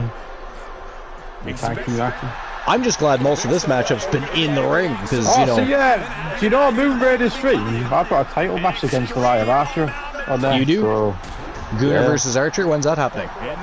Yeah, I think... I'm not sure, I'll have to ask Moon. He was trying to jump on Mufasa and missed. Man, he missed by a lot. Is Moon still here? I want to know when that's happening. Moon is still here, yeah, and Mufasa's in chat. Food. I'm still here. And Oni's still here. Well, we knew you were here. We just weren't sure what Moon was doing. He's mooning people. Gunnar versus Wire Archer for the IC belt. The Moon 3. My question is, what's Gunnar going to look like next year? I don't know, you have to see. Is he going to be as sexy? Last year he looked like Pee Wee Herman. This year he looks like Fandango. What's he going to look like? Fandango, you know what? I didn't I am not associated with Fandango anyway. Hey, I like Fandango. Yeah, me too. I like him. But I didn't see that before, but now I'm not going to unsee that. Because this year is the prettiest version of Luke Ballmer ever. And you see him when Fandango came back at NXT, you thought that was Gunnar. Why did Gunnar become so pretty this year? I mean, he is the Gunnar. Like, he had facial reconstructive surgery at some point, obviously. But he comes from looking like a Gunnar thug to this season. He looks like he should be on the cover of Esquire magazine or something. Yeah, put Gunnar on the cover of 2K25, man. That would be like me turning January into a fashion model. Now, don't get me wrong, she's attractive. I think she is at least, but I mean... I'm glad my guy is... Oh, Marble kicked out. Mufasa just about ended it right there. Cover of Vogue. Cover of Vogue magazine. Is Fandango wanting to do No, I don't think we have Fandango at all. It is not Fandango. It is Fandango. How dare you get it wrong? Gunnar's going to get weird. You're lucky we can't ban you. I'd have somebody ban you just for getting it wrong. It's because you fucking. It's fine. Only it's because he's British. That's what it is. Right, if you use the bathroom, I'll be right. You got to use the bathroom. That was a nice FYI. Apparently, ladies and gentlemen, Luke Gunnar must use the washroom. I'm just imagining Gunnar saying, "Let's get weird." Let's get weird.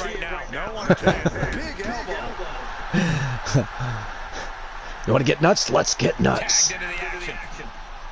So Gunnar is Batman now. Gunnar is Batman. Well, he kind of, he kind of sort of resembles a little bit Bruce Wayne. I mean, he's very pretty this year. It's very strange. In fact, that's his gimmick. Next year, he's the British Batman. The British Batman. He's no longer the Gunnar. He's British Bat. The British Bat. Yeah, that's what we're gonna call him. No matter what, he could come back as Luke Ballmer III. I don't give a shit. We are referring to him as the British Bat. He's gonna be like, what in the fuck? This is a fantastic match. And thankfully, most of the action has maintained its, conformity in the ring, not outside the ring. Oh, I say that. And Gunnar's got to take it outside the ring, of course. No count out, please. We already had one of those tonight. One is suffice. You guys know what I'm going to do if it's a count out, right? I hope you're going to boo, because, I mean, I'm considering firing the referee for too many countouts. He should, I don't know, have a longer pause between his counts. I don't know. You guys know who I am. You guys know how I am. The wording states in the prediction who walks out the tag team champions. That is very true. It sticks. If it's counted out, Team Arsenal, TDL is going to get the outcome. Which is fair. What I used to do was just cancel the and give everybody's coins back. But you're right. Whether it's a count or it's not, the question is who's walking out with the tag team championships. Counted or not, one of them, obviously the current reigning defending champions, are still going to walk out the champions. Therefore, yes, that's good. Well, no, I think your way is better. I think that's the way we should continue to do it.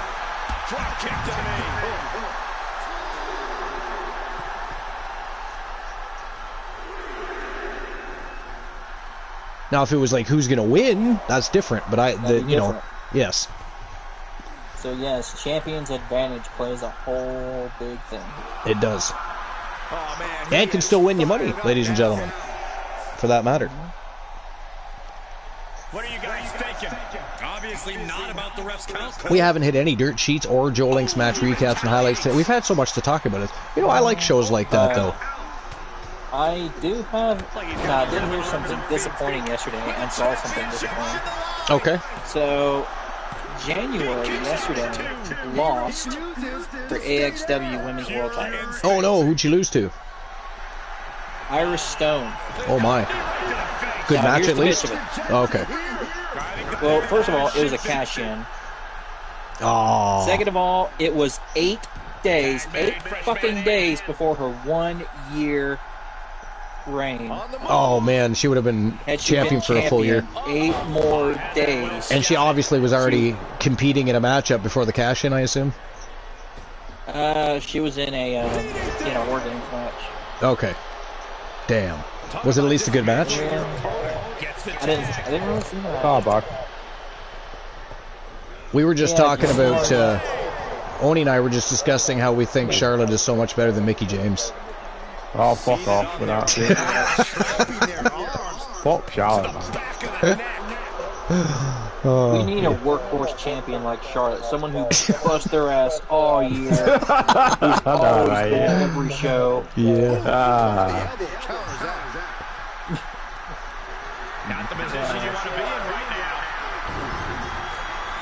But yeah, Mufasa might have a broken neck at the end of this match. No kidding. Right, a bit of it. There you go. Great match though. Like these two teams are putting on a fucking spectacle here. I told you this was going to be 10 stars. Nah, I might be right.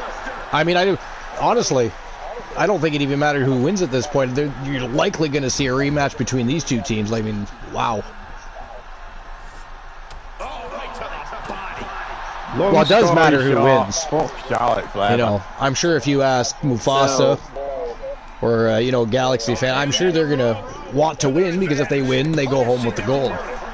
But I'm just saying in general. I can't believe I'm saying this, but I think at this time, Nia Jax is better wrestler than Charlotte. Sorry, you think? What? Nia Jax has been better than Charlotte this year. Better than Charlotte this year? She's been gone for a long time, and Nia Jax. Charlotte's been injured. You can't really. Here's the thing with Nia Jax. I was just gonna say, I've never really been a big fan of Nia Jax. So for me to painfully admit that she's actually improving and working better in the ring, she's also being safer. Nobody's been injured. A lot of things. I'm gonna guess maybe her losing her job last time really put things into perspective as she's, herself aging and what she wants to do with her career. But I actually do agree with Oni. I think she's a hard worker and probably one of the better in the division this year, especially when you consider improvement. Ace Hunter says Charlotte and Logan Paul, the hardest workers in WWE. Well, they're definitely hard work. So do you actually Oh, that is it. That is all. It is over. we have new champions. I'll blame Marvel, man, for that one. The winners of the match and your new TWA World Tag Team Champions from Team Mufasa and Team Galaxy. Why the fuck did you make that shit, man? It is Mufasa and Eric Dangerous, TDL. They are now double tag team champions, and Mufasa is the Twitch All-Star Wrestling World Champion. They are on absolute fire. Congratulations, Mufasa. Fuck the new champs, man. Fuck the new champs. You fucking bastard. Team Arsenal took the L. Three people are going to share that 10K. Cost me that, man. I want a match for this, man. Marvel cost you that match? So you're going to blame? Cost me the match. It's not your fault in any way, shape, or form? Okay. Well, I just want to be clear. Marvel's a clown. I do. Marvel's a clown. We're going to... Oni, you got to go tell Mick that Gunner's talking shit, I think. I think he needs to maybe get an email of some sort so he can be aware of the situation of his own team talking behind his back. But if we could make that happen, that'd be great. I'm sure Mick would be thrilled to know your opinion of the situation, Luke. I'm pretty sure he would, yeah. Yeah. Alright, here we go. It's co-main event of Wrestle Wars Genesis time. The explosive newcomer. He's had but one blemish to his record. He's been on absolute fire, even in the loss, and hasn't looked back since. Tonight he is challenging Alex Ramon from Team Alex Sappy for the TWA Television Championship. I think we should download that. I think we should download that male stripper from WCW. That the male stripper. Alex Wright, remember him?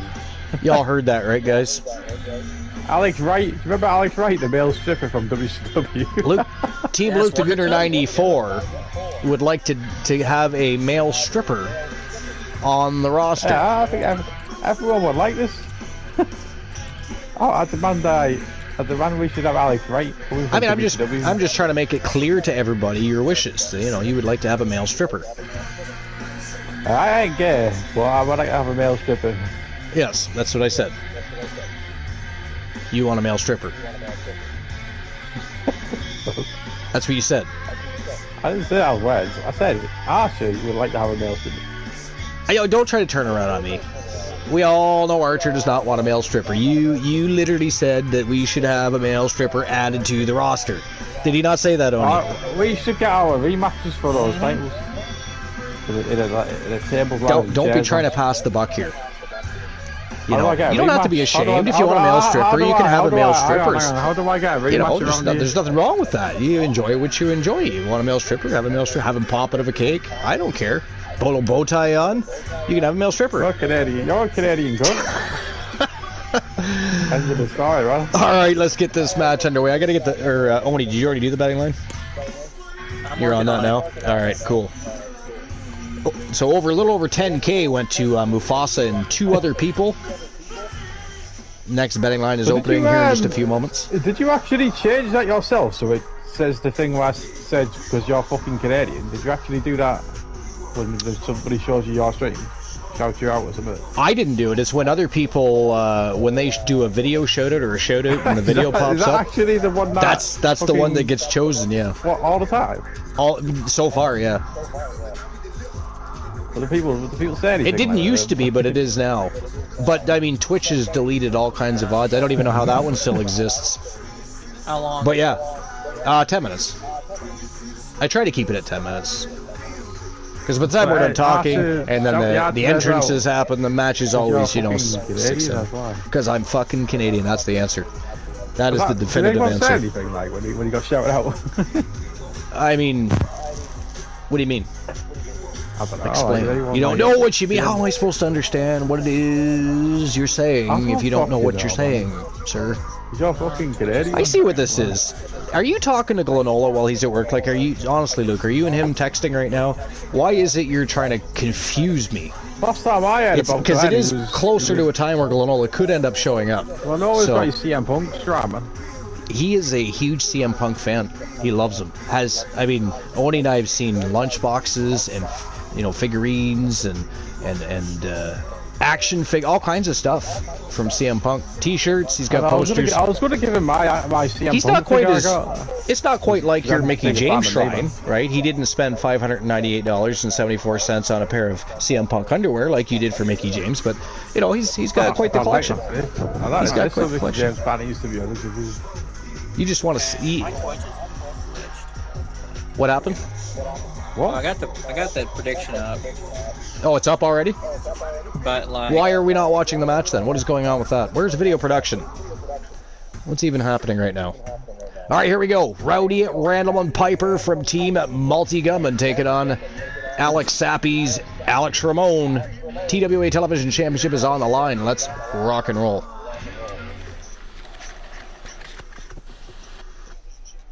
So anyways, I mean, so is that something you do frequently? Is that do you go to male strippers and watch shows, or you just want one for TWA? Like, I'm just curious about, you know, your free time. When the fuck did I say this shit? I don't know why you said it. We don't listen. Oni and I are just here for the ride, my friend. We don't, you know, we don't tell you what to do or say or what you should be thinking. And you shared with us that you'd like to have a male stripper. We're just kind of, we're curious. If do you go to shows? Is it just something you watch on television? Do you have videotape library? Like, I don't know. Inquiring minds must know. Oni, do you know the answer to that question? I don't know the answer to that question. I just think we want to know the answer to the question. We don't have a problem with male stripper. Just we didn't know you enjoyed male strippers. That's interesting information. So. I'm fucking Canadian. That's why. What would you say? It's because you're Canadian? You are not Canadian. You're fucking British. How dare you? Canadian, really? I'm blind. So it's a British thing. Is that what you're saying? British people just like male strippers. Nah, it's not. All right. I don't. That's how it sound like to me. Oni. Yeah, you sound like a fucking you sound like a fucking idiot, a dickhead to me, man. Hey, it's not my fault. You brought up wanting a male stripper. I didn't bring up a male stripper. Oh, you said you would like to have a male stripper on the show. That's not the same thing? Fucking shut up, man. Just shut the fuck up, man. I shouldn't have came back on this broadcast. I should have left you. I should have said, fuck the Archiverse, man. Fuck this company, I'm out, man. I'm fucking CM Punk. I'm fucking not. This is a joke, man. You couldn't bring yourself to do it. Not unless Team Arsenal was playing. Team Arsenal starts playing, and Luke just abandons us. It's like Oni and Moon and I were never here. It's like, where'd Luke go? Team Arsenal's playing. Oh, okay. He's walking from the. Doesn't even say goodbye. Just leaves. Fuck off, man. Somebody drop exclamation point Luke in the chat for me. We haven't done that in a while. That's his real feelings on any situation, really. He even signed his name to it. Look, his link is beside it. You fucking asshole.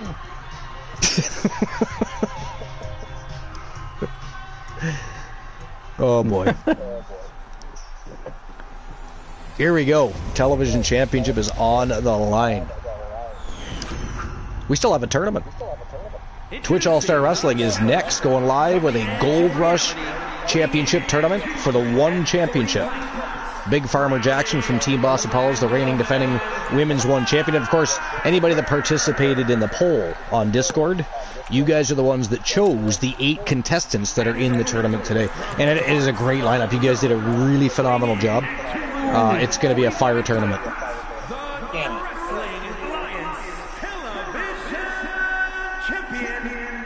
Ace says, Luke has a shrine to Magic Mike. Nice. I thought it was just Mickey James, so he's got Mickey James. So Ace Hunter says, ladies and gentlemen, that not only does Luke have a shrine to Mickey James, he has a shrine to Magic Mike. That could be... Oh, I get it. That's where the stripper connection comes in. Ah, okay. That makes perfect sense. Thanks, Ace, for explaining the... Yeah, Oni, we now have extra information. Now we understand the situation a little better. But, I mean, you didn't have to be embarrassed about it, Luke. I mean, you're the one that brought it up. We did not. We did not. Oni doesn't talk about male strippers. At least not that I've heard. You know. No. I can't say I've done anything like that, you know. No. He may have been a male stripper at one point, you know.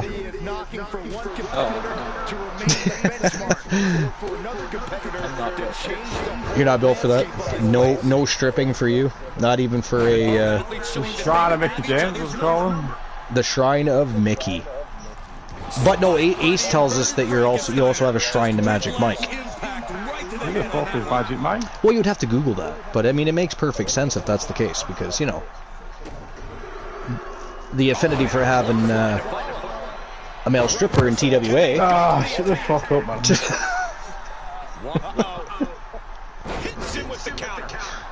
Oh, aren't you glad you brought that up? You must be thrilled. Tickle pink. Your friend Adam, if he's still here listening, he's probably thinking, well, that reminds me, I'll never say anything if I'm ever on the broadcast booth. Well, you fucking lie. I've got him since like year 7 of school, when he's first year at school. See, that's why Sir Jack never comes on the broadcast booth right there. He knows that we're going to nail him at some point with something. He doesn't want to deal with that. He tucks tails and runs. You can't take it, that's why. Wow. Is that the You're out on the broadcast booth, you. Sorry, say that again, Oni. Jack, you fucking break. I just saw the Johnny Rainbow heart on the floor. Oh, Johnny Rainbow heart on the floor. Yeah. The pride heart. It is. When I redesigned the Genesis arena, because we had that glitch issue with our last Genesis arena, so I rebuilt it and I put that there. I did. I thought it was a cool idea. I got a little more national pride onto my arena. And by the way, this arena was built pre any political crap that was going on, so the Canadian flag and the Montreal advertisement, nothing to do with any crap going on with politicians between Canada and the United States, because I don't... I think they're literally playing games with people's lives, and I don't involve myself in that in any way, shape, or form. That's okay. American people. Later, you'll be one of us. What's that? You'll probably be one of us. You might be the 51st state. I mean, I don't think that'll ever happen. No. No. If anything, we'd probably become part of the EU. But... What the fuck are you doing? Well, they have a lot of allies there. But here comes the fire. Not to mention the UK. The UK is also our ally. The UK, hell, they own our land, so the monarchy owns Canada, like the land. We're a sovereign nation, but we don't own our own shit. Apparently, that's not important. How do I get a... Can I get a rematch for my fucking tag team championships? Oh, listen to this crap. Rematches. Is it now? You're gonna... So we, you know, we're trying to figure out your... I can redeem a fucking match, can't I? We're trying to find out about your personal hobbies and discuss about male strippers. Now you want to revert back to the fact that your team just lost to a better team. Well, at least for the day, the better team. TDL. Mufasa, are you listening to this? Honestly, I mean, TDL, the Dangerous Lions, fantastic tag team. Their work ethic alone puts people to shame. And you're upset that you're upset that the Gooner and McMarvel lost a match to a sensational team like TDL. How dare you, sir? It's desperate. You're just trying to... you see, Oni, he's trying to redirect the conversation so he doesn't have to answer to Ace Hunter's inquiry about Magic Mike and the whole... You know, it's just he's trying to redirect the conversation here. No, I mean, I get it, but I mean, I think I actually had a question, not to try to redirect the conversation or anything. We can get back to Gooners left and Magic Mike later, but so I'm sure the other one watching the prize division, not me. So anyone watch the Super Bowl? I did. So evidently, from what I hear, Taylor Swift got the Hulk Hogan treatment. She did. If not, she did. Yeah. I mean, it wasn't a very exciting Super Bowl. It was high scoring, but it wasn't very exciting. It's like the Chiefs didn't even show up to play. And then decided, well, we're here. We may as well throw a few touchdowns while we're here. And the halftime show was... The Chiefs like the underdogs, isn't it? I think the halftime show was average at best. I don't know. I don't even know if I'd say that. I didn't enjoy the halftime show. Were Chiefs like the underdogs? Was who? The Chiefs, were they the underdog team? The Chiefs? Yeah. Well, no, because they were the ones trying to three-peat. They would have been... They would have been 3 championships back-to-back. I guess you've already won 2. They thought, fuck it, we won't win this one. What's that, Moon? 3 championships in a row, like. Yeah. Yeah, that's what it is. Just continuing to dismantle their opponent. I haven't got a fucking clue about American football. I don't watch it, so... These guys either studied one another, or I don't even know what else. Because man, these guys seem to know each other's every move. Want my damn title back? Fucking you want your damn titles back? I mean, you're gonna have to take up that with Team Mufasa and the TWA management. I mean, I can't just tell you can have for the tag team championships. Well, I mean, you can redeem, yeah. Anybody can redeem. Just remember that. I'm gonna fucking redeem. Just remember that redeems don't always overtake somebody that's ranked in line for the title, though. I always remind people of that. Most people know by now. Redeems always happen eventually. Just take that championship opportunity when possible. To be fair, I think a lot of people tend to redeem in Action Zone Wrestling. I'm doing it, man. I can do what I want. Because with Action Zone Wrestling, redeems happen in house show matches and live. That doesn't work for me, bro. Give me that fucking title shot. Action Zone Wrestling is now the face of YouTube, of course. Today, Twitch All-Star Wrestling. We still have one more show to go, guys. We got to make up for lost. Oh my God, he did it! Look at that, ladies and gentlemen.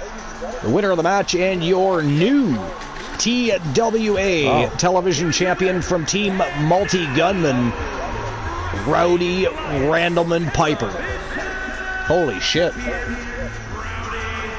Action Zone Wrestling match, Pretty Deadly versus anyone. Pretty Deadly just won a match not long ago, did they not? I'm pretty sure. Yeah, we got to get them back in action. It's a good idea. Of course, Johnny Rainbow in Pretty Deadly's faction. So Randleman Piper won, yeah. He's the new reigning defending TWA television champion. I got to tell you though, Alex Ramon is no slouch. He was a former long-time Continental Champion for Action Zone Wrestling. He just held the television championship for, that wasn't exactly a short spell. He's defended the title.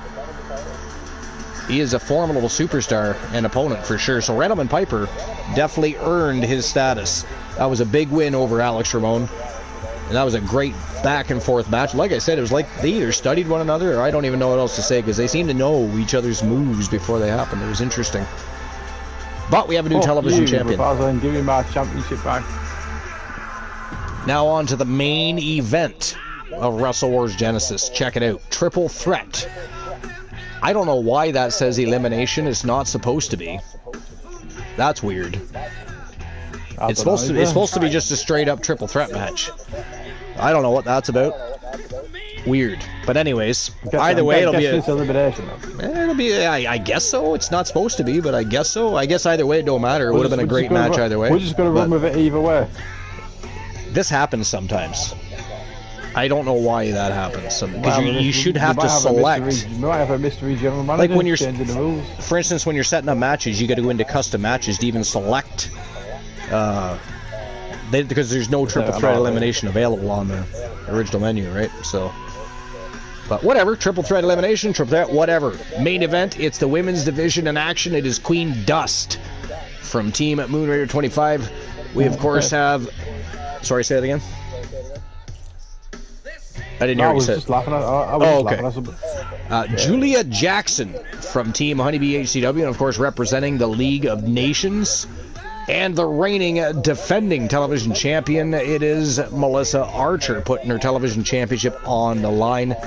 That is next. Looks like the betting line is now open. By the way, who won the last betting line?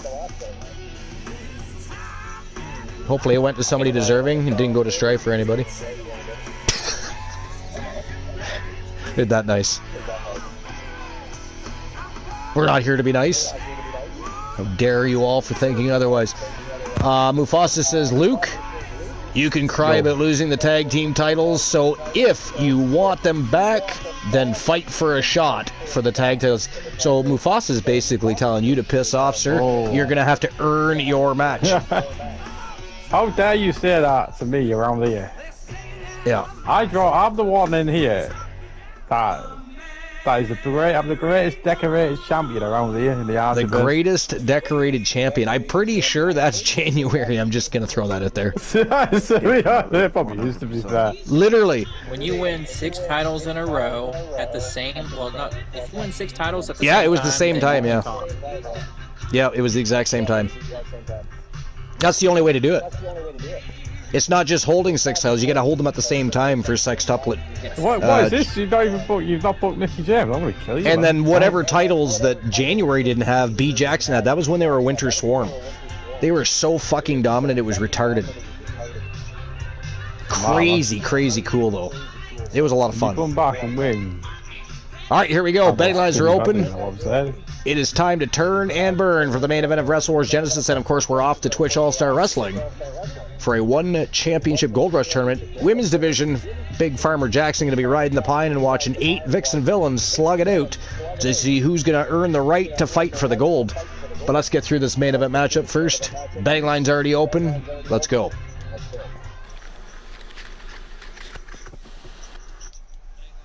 And as far as the tournament goes, I mean, if you guys want to redeem and open betting lines during the tournament, go right ahead. Otherwise, as always, we don't open the betting lines until at least the semifinals.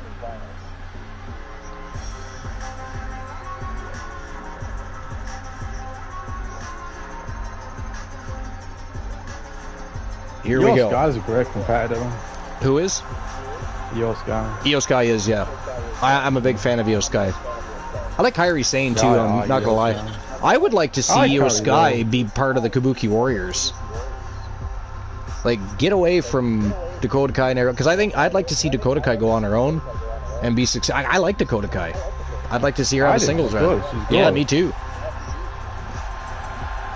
There's a lot of really talented women these days. I can see why they didn't go for her as the Intercontinental Champion. She's always tag team matches. I'm really glad that they have the IC title and the US title now, though, and the tag team titles, because there's so many great women now. They don't all have to fight over 1 or 2 titles. I like that.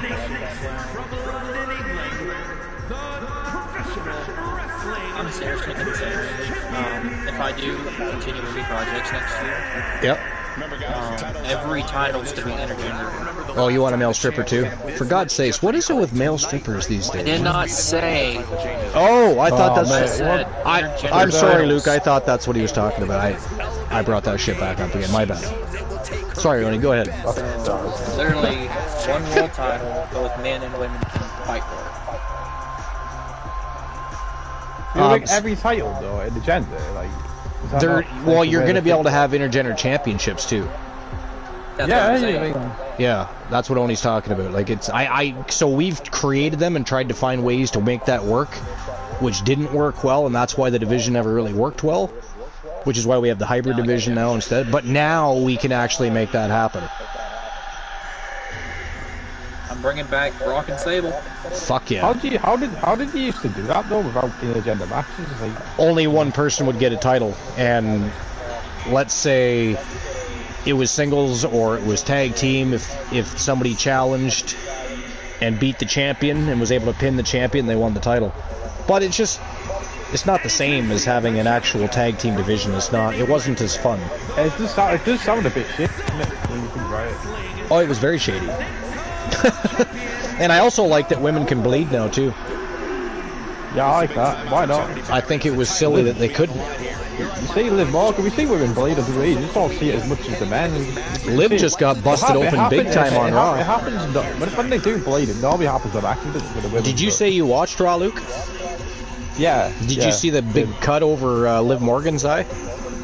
I did, yeah. It made it look badass to me. It looked badass, yeah. No, I'm just saying, like, she got busted open pretty good. Yeah, she got busted open. Redeem Action Zone Wrestling match. Anna Jay versus Mickie James. I like it. Mufasa versus Gunnar Luke Ballmer in a match, too. Those are two really good matches, actually. Oh, that's good. I've also got a match with Post Malone, apparently, as well. I know Archer's got a championship matchup tomorrow on YouTube. Fucking Penta beat him today. That was a great match, though. Not gonna lie. I enjoyed it. I mean, I would have been a lot happier if Archer won, but Penta whooped his ass. Whooped his ass. Who's Glenn's wrestler? I might book a bit of matches here, I think.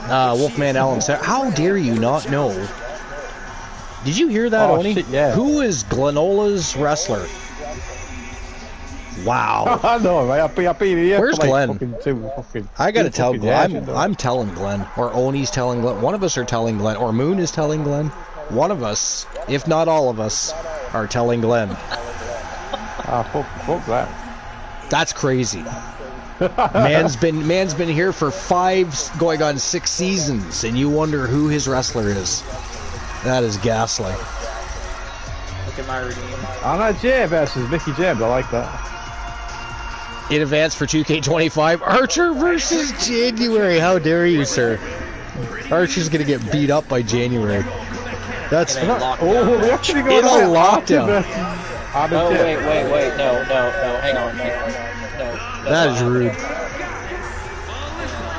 That's bullshit.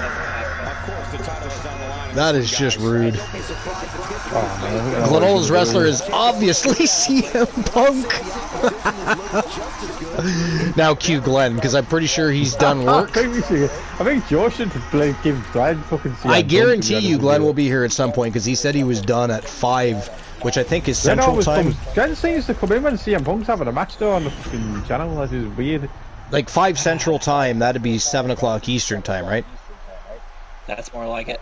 Yeah, so Glenn will be here shortly.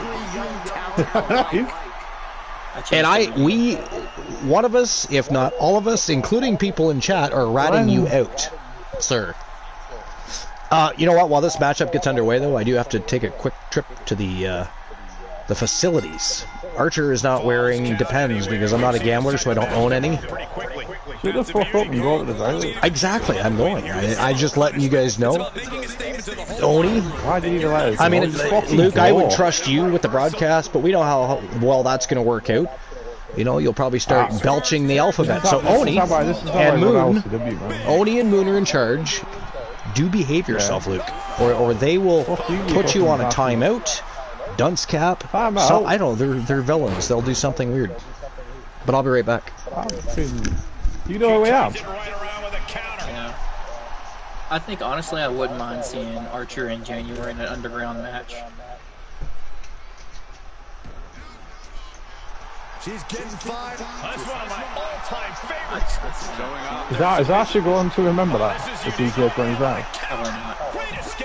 I'll remind him. Well, technically January is technically going to be retired, but I'll have her in intergender matches.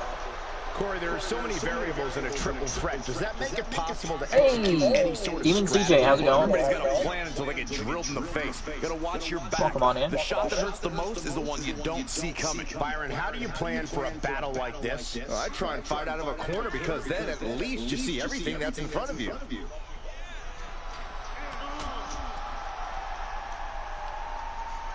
So when's your next stream? So agile.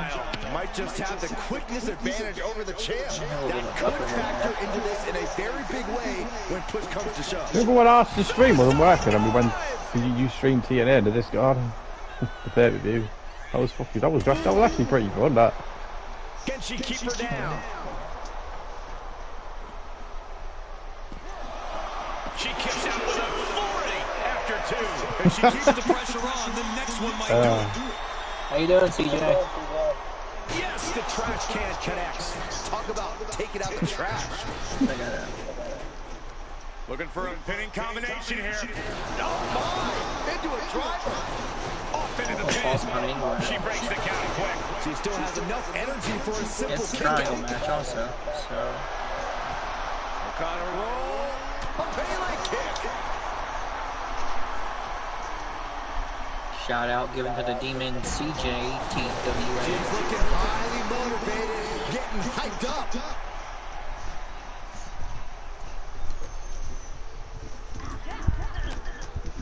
Alright, I have returned. The Demon... oh, I gotta follow Demon. Hold on. Did I read what? What do I have to read? My updated redeem.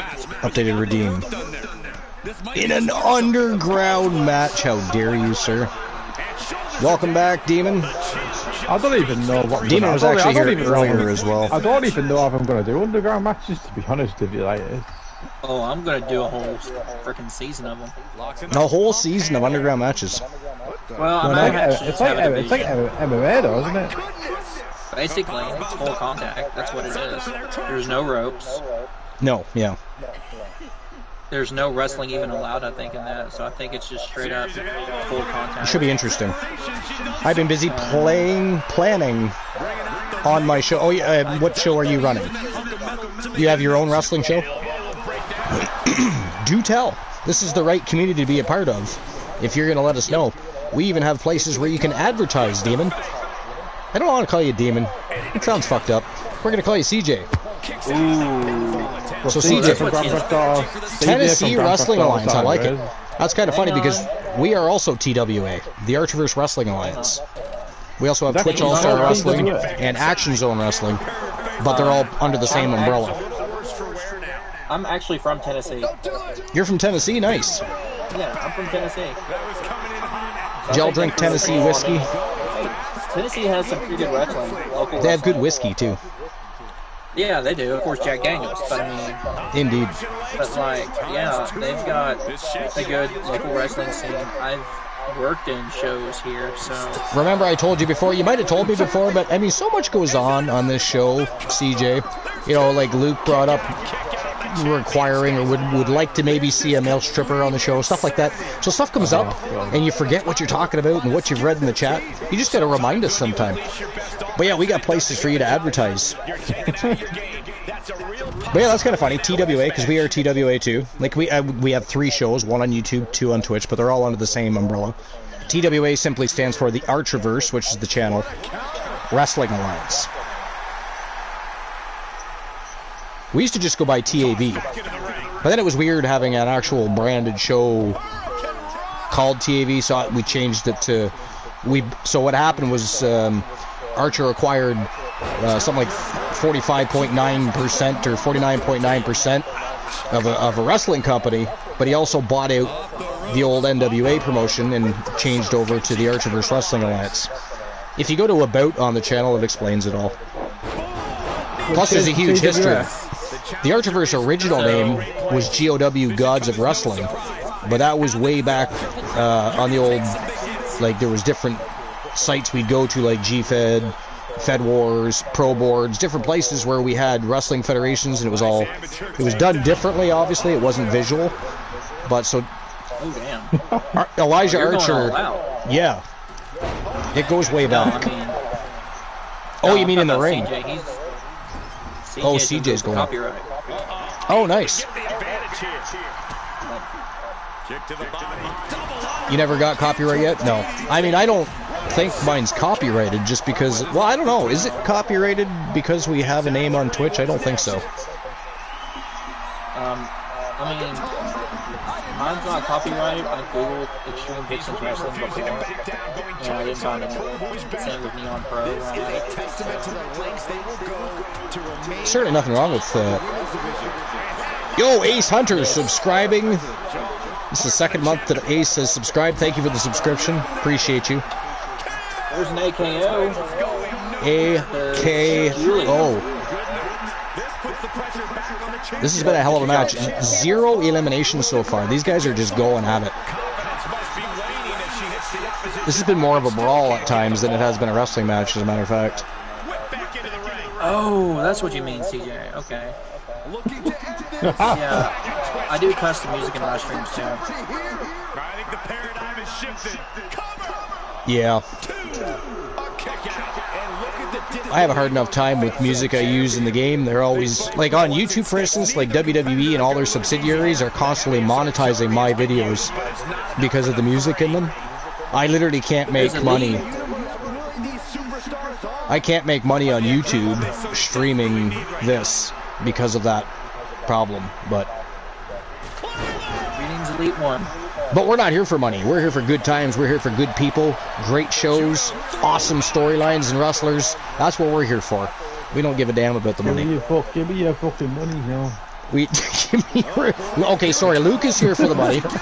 Oni and I, however, you know, we just love you guys. We like to be here with you. We like to put on the best quality show possible for your entertainment, unlike Luke, who would rather be in front of the shrine or at a male stripper's, apparently.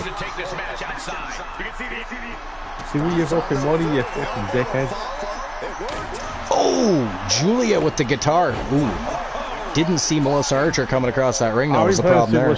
Yeah, man.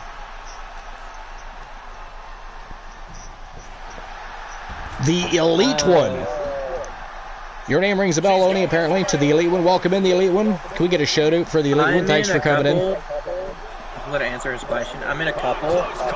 I'm in HCW, which is Honeybees, which is all women's Z-Fed. I run my own called Extreme Vixen Wrestling, but my most popular character would probably be January. You'll always get a warm welcome here, Elite One. Women's champion for like 250 something days. I'm sorry, yeah, 350 something days. I forgot. APW?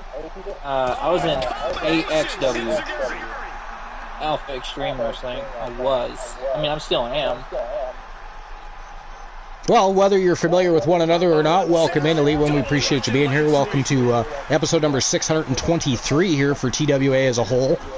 We actually have one show on YouTube, Action Zone Wrestling, and then we have two shows here on Twitch, Wrestle Wars Genesis and Twitch All-Star Wrestling. You're going to see both of those today. We're having a back-to-back show, so right now is Wrestle Wars Genesis, then we're going to go into a Twitch All-Star Wrestling One Championship Gold Rush Tournament. Our One Championship is equivalent to a People's Championship. The only way to become a contender is to, well, so we have polls on Discord, and people participate in the polls, and they choose who's going to face the champion next. So it's the people's Gooter. The people. Gooter is not the one champion right now, my friend. Lies. He's lying to you. What's this, man? I thought I just heard the people's Gooner. The people's Gooner. What? The people's goon. The people's Gooner. But yeah, if we could drop the Discord link for the Elite One as well as the YouTube link. Obviously, subscriptions on YouTube are free. It's like a follow his on Twitch. I assume most people know that. Wow, that's it. That is all. Ladies and gentlemen, it is over. The winner of the match and your new TWA television champion from Team Moon Raider 25. It is Queen Dust going home with the gold, baby. And of course, everybody knows, or anybody that's been here before or been here a long time, depending, doesn't matter. Most people know the TWA Television Championship is literally right up there with the World Championship as far as prestige goes. Most brands have all built prestige in their own championship divisions, but the TWA championships are the oldest, and they're the most sought after, but that's slowly changing. Action Zone Wrestling is absolutely on fire. It literally brought back our live YouTube show, and then, of course, Twitch All-Star Wrestling has been catching up. There's been times where Twitch All-Star Wrestling's actually been better than Wrestle Wars Genesis. Nobody admits to that, but it has happened. So, congratulations, Moon Raider. Big win for Queen Dust. She's now the TWA Television Champion. And what a show. Let's just have a little recap of what happened today. And then we'll move on to the tournament. It's tournament time. Twitch All-Star Wrestling time.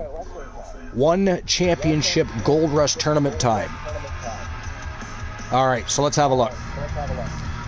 Adrian Adorable became the Pride Champion one more time after beating Professor Pollux, a.k.a. Poindexter from Team Froggy Mothlegs, Tyler North from Team Honeybee HCW, What a match that was. Busted Joe Hendry open. There was an amazing, amazing matchup and a big win over Joe Hendry from the Coalition. Also Elijah Archer's partner in crime, by the way, with the Coalition. Ended up with a double count out next between Dirty Dominic Mysterio and Zach Payne, better known as the Ego Club, against the Motor City Machine Guns. So no victor, but we did still have people walk out as champion. So there's that. Shea Starling and Penny Lane, better known as Retro Beat, continuing their feud, which is probably all but over as of today because they've been going for weeks and weeks in singles competition, tag team competition, and once again, Sarah Suzuki and B. Jackson upped their game and took out Retro Beat.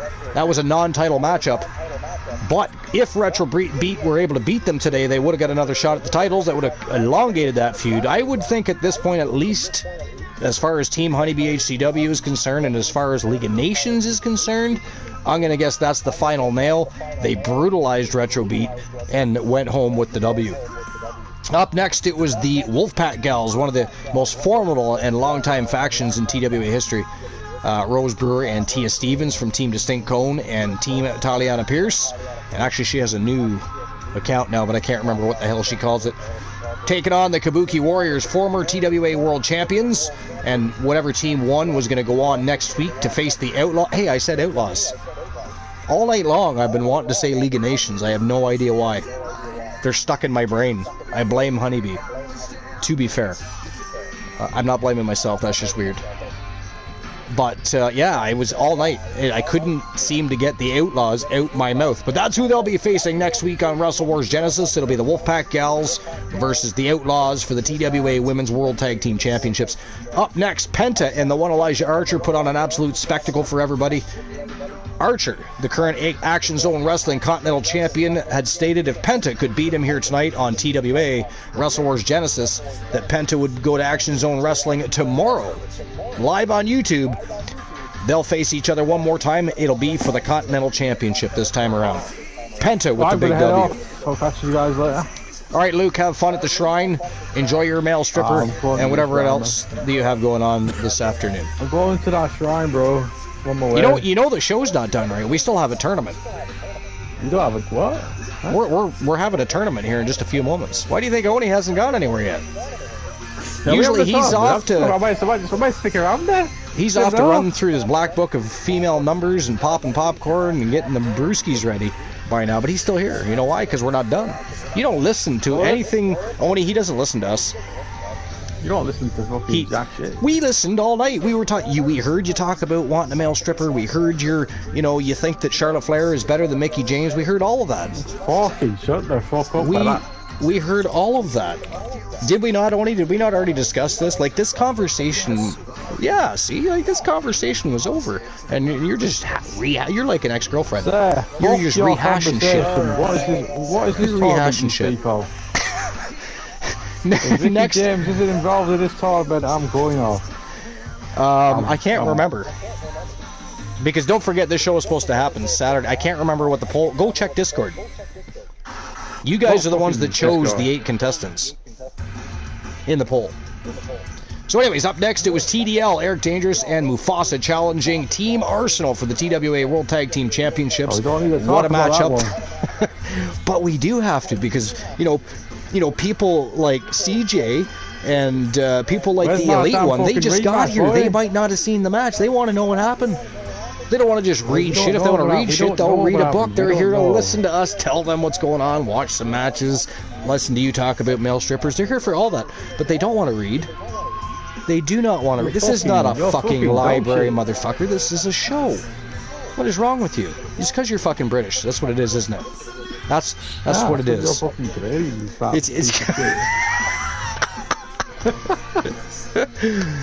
Alright, but TDL did beat Team Arsenal. They're the new TWA World Tag Team Champions. Up next was... No, they didn't, bro. No, they did. It looks like they did, but it really didn't happen in Luke's world. To him, Team Arsenal, still World Champions. They're just without some, they don't have the trinkets. Up next, it was Rowdy Randleman Piper. He had but one blemish on his record. His career took off with a bang. He fought all top-tier level competition since arriving. decided he was going to challenge Alex Ramon. Alex Ramon accepted television championship on the line, and it was Rowdy Randleman Piper putting on a spectacle. Television championship? I want my fucking rematch. Listen, Mufasa already told you that's not happening. He's like, you know, dude, you want a rematch, you're going to have to fight for that shit. I can't help that. Mufasa You gotta talk to Mufasa. GG, no Reeves just said. I don't have any authority around here. I just, you know, I'm just here. I'm the host of the most must-see show on Twitch and YouTube TV. It does not give me booking permissions, sir. It does not give me booking permissions. Final match of the day, it was Julia Jackson, Queen Dust, and they were taking on Melissa Archer for the TWA Women's Television Championship, and Queen Dust with the big W. And I don't even like that. When we started, that said elimination match, but as you see it now, it says normal, and that was a one fall wins it all match. I'm so confused. But you can check the VOD though. I'm not even crazy. I'm not. You know, Luke hasn't totally fucked me up for the day. It did say elimination. It said elimination, and now it says normal. It said elimination. I know, but Queen Dust got eliminated. Exactly. I'm confused. It's Luke's fault. Somehow this is Luke's fault. But Queen Dust, the new reigning defending TWA Women's Television Champion, and ladies and gentlemen, it's a back-to-back show, so it is Twitch All-Star Wrestling time, but in the form of a tournament. So, not too long ago, we had a poll. Alex Seven joins wrestling. Sorry, say what? Joins wrestling, Alex Seven, isn't it? Alex Severn? Yeah. Alex Severn, I'm trying to remember who that might be. Oni, is that... Does Severn have a son? Alex, I don't know who Alex Severn is. Glenola's here. Glenola. I told you he'd be here shortly.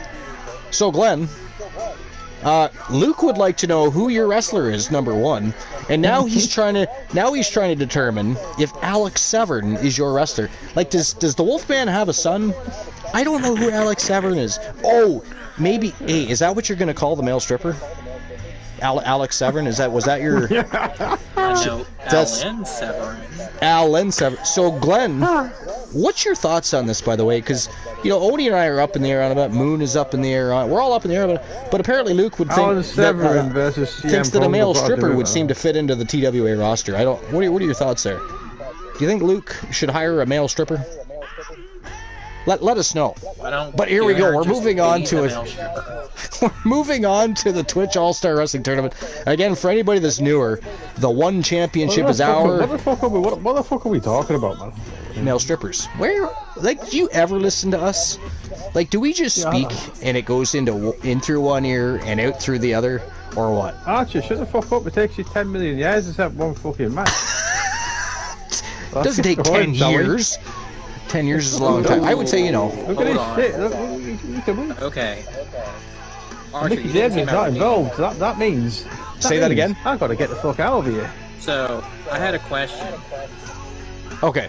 What would it be like if January and Emperor Extreme were a tag team? Oh, shit.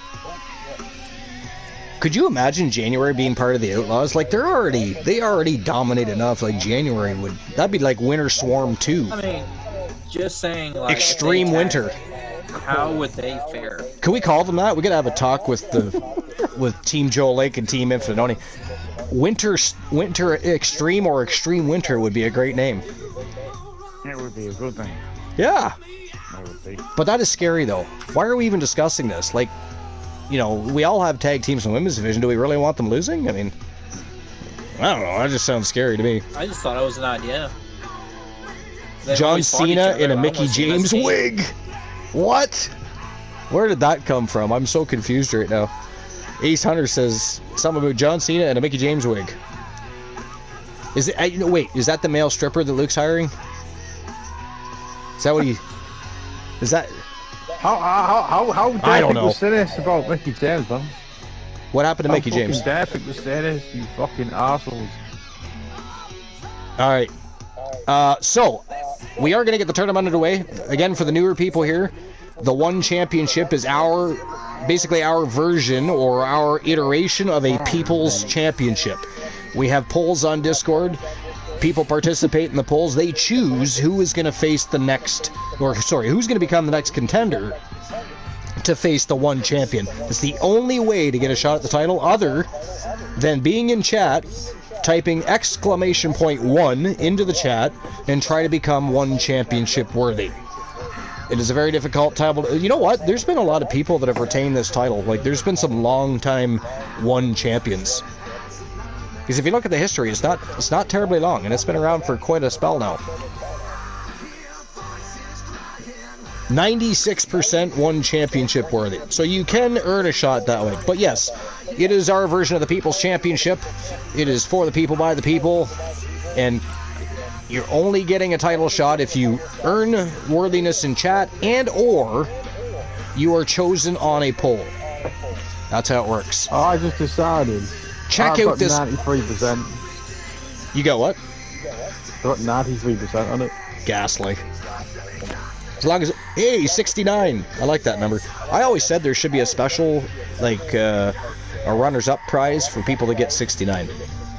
Fuck runners-up. I just feel that. Yeah, 99. The dreaded 99. Okay, so again, if you guys want to, you can open the betting lines by open those betting lines at any given time. It is a tournament. If not, you will not have a betting chance to bet until the semifinals. But let's check out the quarterfinals here. One championship Gold Rush tournament. We got Dangerous Amber Extreme taking on January. Ooh, hold it. What a matchup that is going to be. We've got Catwoman versus Roxanne Riley from Team Life is Great.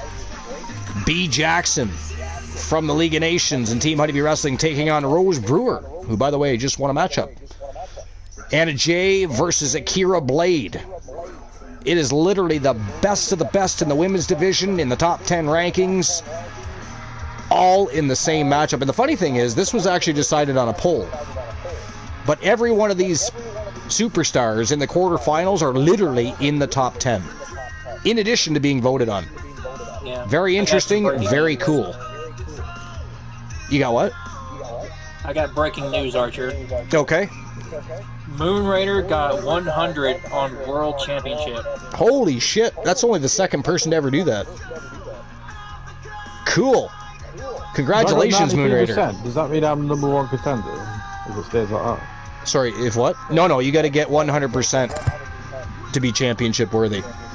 And Glenola, I could have predicted that was going to happen. Glenola is opening all the betting lines, so Oni, you're going to be busy. How dare everyone do that? Damn it. How dare everyone do that? All right, so what we're going to do, Oni's going to get the betting line open.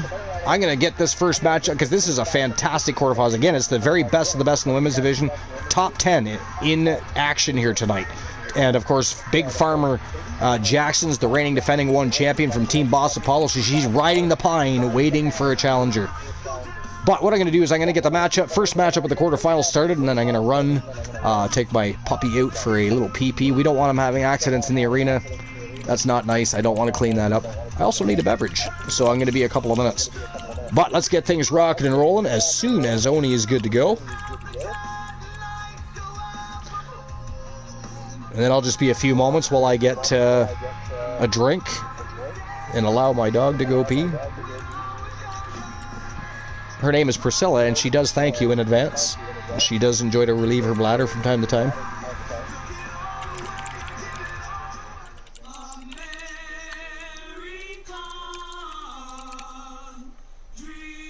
Just about ready, I think. 10 minutes. Yep, 10 minutes.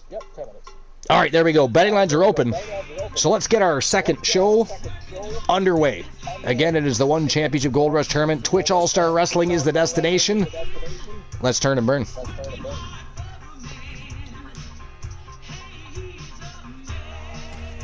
It is showtime and go time. Okay, and I'll be right back. Oni and Moon, you're in charge because Luke misbehaves. Fucking shut the fuck up. Alright. Alright. January and Ember Extreme, these two have never fought ever before.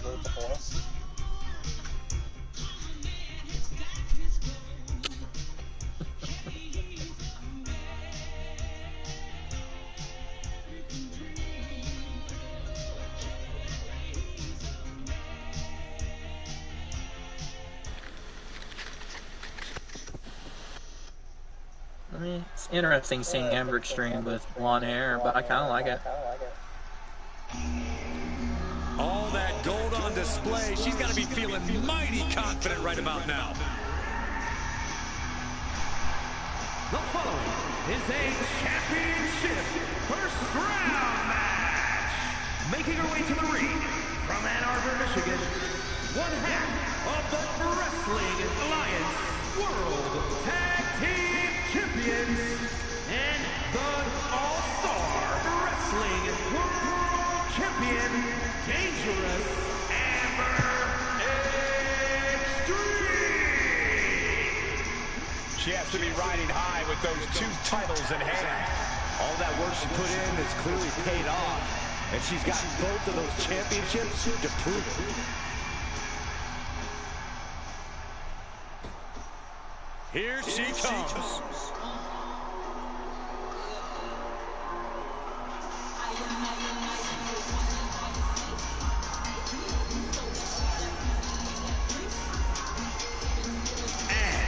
From Huntington Beach, California, If pride comes before the fall, then brace for one heck of a big fall in this match. Oh, aren't you clever, Saxton? It isn't about pride for this athlete. It's about believing in yourself and keeping firm to that belief.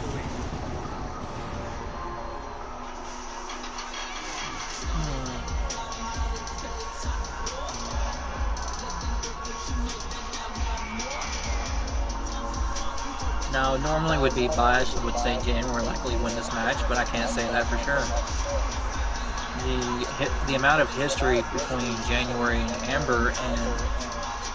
Amber's got quite a few wins over January. Yeah, she does actually.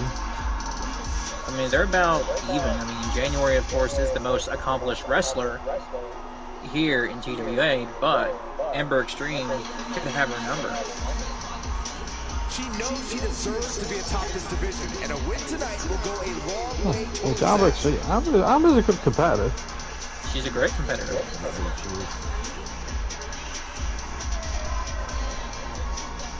Like, imagine these two as a team. Of course, January is also an 18-time world champion.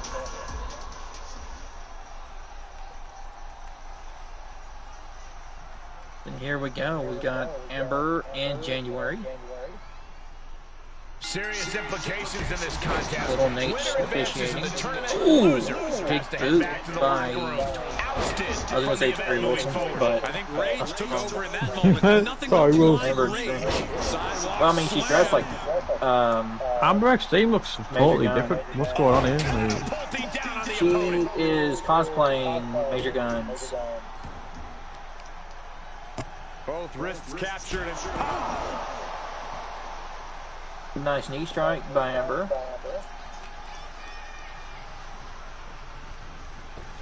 Trying to do commentary. I don't know how well it's working. she wants to take this one outside the ring, it seems. isolating the foot, attacking the foot. Oh, that hurts. Oh, we got a count of one. This is I do like the colors of this arena. The blue and Goes out of the yellow. ropes to get back inside. Yeah, I like it. It's like an old school How's arena. that for a counter? Kind of reminds me of sort of NWA. Almost like an episode of NWA Power. Punishing power Yeah. slam. This has that old school vibe.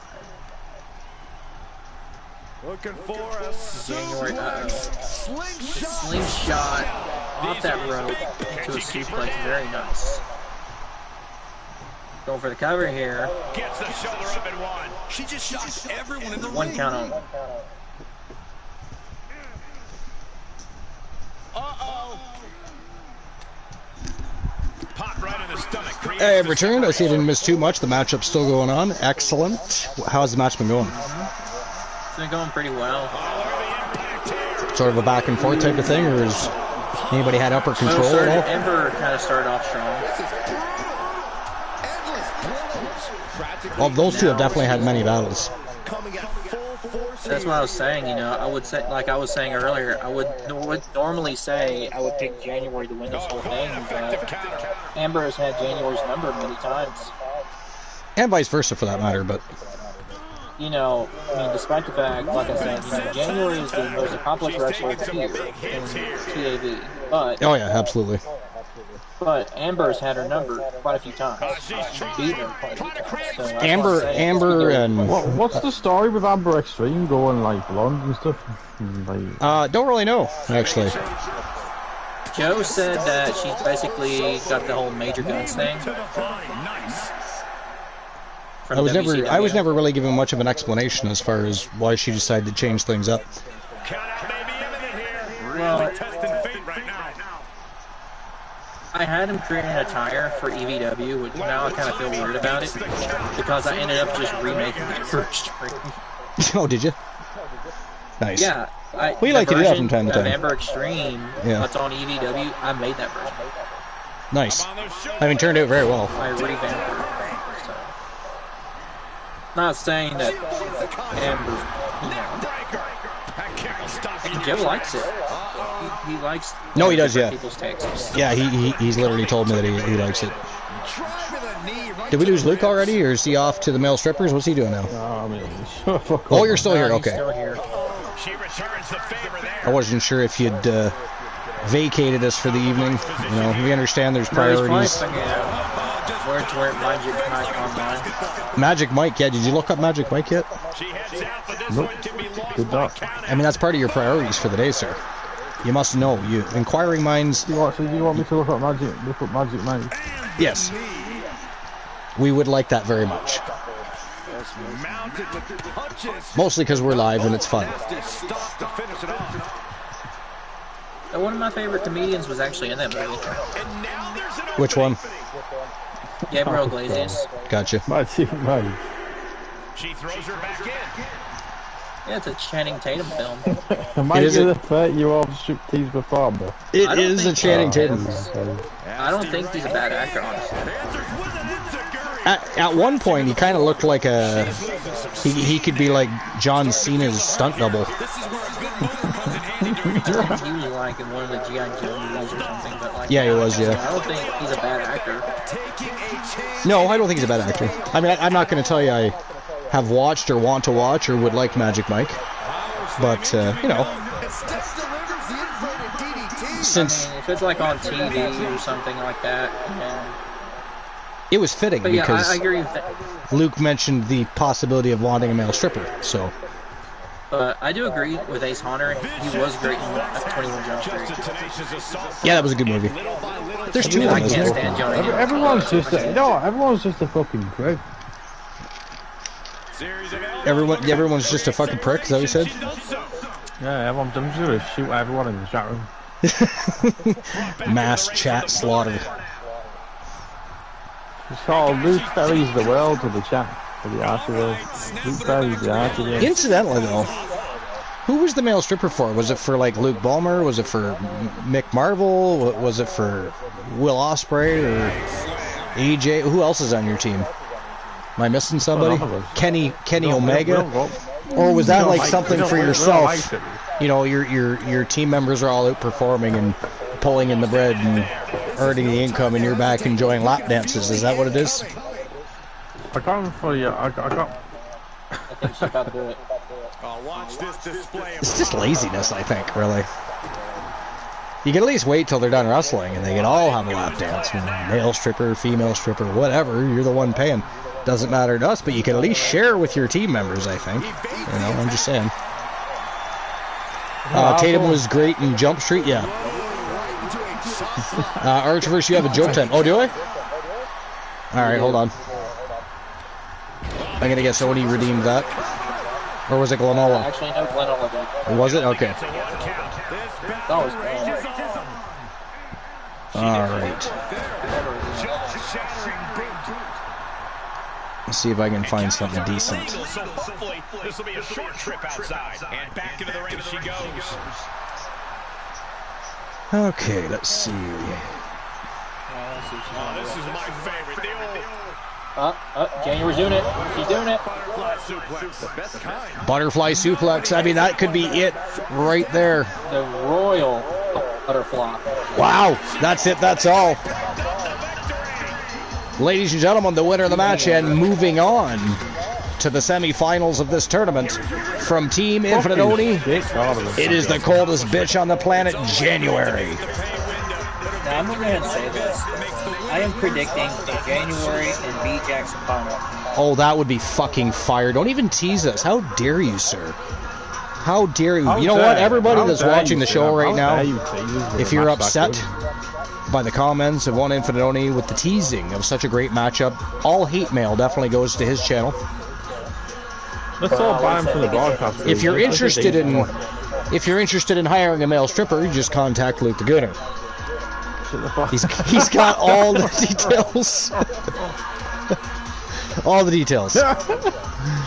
So the coldest bitch on the planet, January, moving on to the semifinals. And 4,000 TWA coins went to Mufasa and 2 others again. I don't know who the 2 others are, but that's twice. That's 2 pots Mufasa's won that I know of, for sure. Racking up the coins tonight he is. Hopefully you bet on your tag team matchup. I would hope that would be a thing. Alright, here we go. Team Life is Great. Roxanne Riley, one of the members of the Wolfpack Gals, taking on Catwoman. That is our next match of the evening. Look at Roxanne Riley. Catwoman, of course, from Team Galaxy. I'm going to head off anyway. I'm going to head off. You're heading off? Yeah. Like, can we explain that in further detail? Because I mean, after today's conversations, I'm going to go off. You're going to go off. Yeah, that did not help. The broadcast breeze. Oh, off the broadcast. Oh, okay. Well, see, there it is. There it is. You just gotta speak a little clearly. You gotta make sure we understand. I mean, after all the discussions today, you know, shrines and male strippers and all that stuff. One has to wonder. One has to wonder. Glenola says, and Too Perfect choking in the big match. Talk to Archer. How dare you, Glenola? All right, I do have a joke before we start this match, because I do have a joke time. So here we go. Why did the astronaut break up with the Martian? Why did the astronaut break up with the Martian?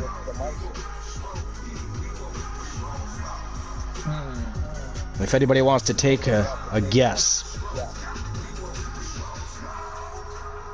I'm heading off. I don't want to hear your shit jokes, man.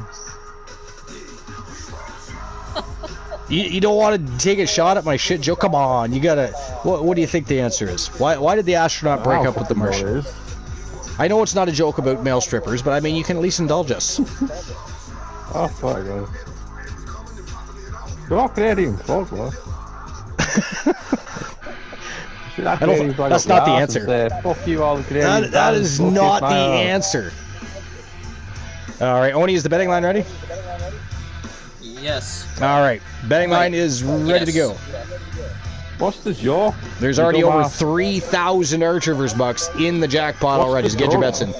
Oh, the joke is, why did the astronaut break up with the Martian? But here we go. Roxanne Riley, Catwoman. One of these 2 Vixen villains is going to move on to the semifinals to face the coldest bitch on the planet, January. Who's it going to be? Get your bets in. It's time to turn and burn. Let's go. Someone said because they couldn't breathe. Because they couldn't breathe? I mean, it's a guess, I suppose. Welcome in, Timothy. Thanks for being here. Appreciate you. Welcome to episode number 623. This is actually our second. This is a back-to-back show. It's our second straight show. You just missed Wrestle Wars Genesis, depending if you were already here lurking and just decided to speak up, or if you're just getting here. It is now Twitch All-Star Wrestling, except it's in tournament form. It is a tournament for the Women's One Championship in a Gold Rush style tournament, and our One Championship is the equivalent to a People's Championship. The only way to become a contender is to get voted on by the people in the community on Discord. There's always a poll, and people decide who's facing the champion next. This time we actually did not just a contender for the championship, we also did one to create a tournament. the one that won the poll, has already gone on to defeat the champion and is now the reigning defending champion, Big Farmer Jackson. And now she'll be riding the pine waiting for one of the 8 members to earn the right to fight for the gold. But here we go, matchup number 2. Jack. Okay, the Honeyway wrestlers got Adam Cole for him, man. Normally, Twitch All-Star Wrestling and Wrestle Wars Genesis are separate shows. Today, I mean, I had a very long spell, 2 weeks where I was very busy, kept having my schedule at work changed, yada yada, etc. Then, of course, I was going to do a show on Saturday. That didn't happen because, you know, the PlayStation Network took a big fat shit. Yeah, and we had an outage. It said, fuck you, Archer, you're not running jack shit today. That was so infuriating because I couldn't run LCW. So we're having back-to-back shows today, either way. This is matchup number 2 in the quarterfinals. Infinite Only already has a betting line open.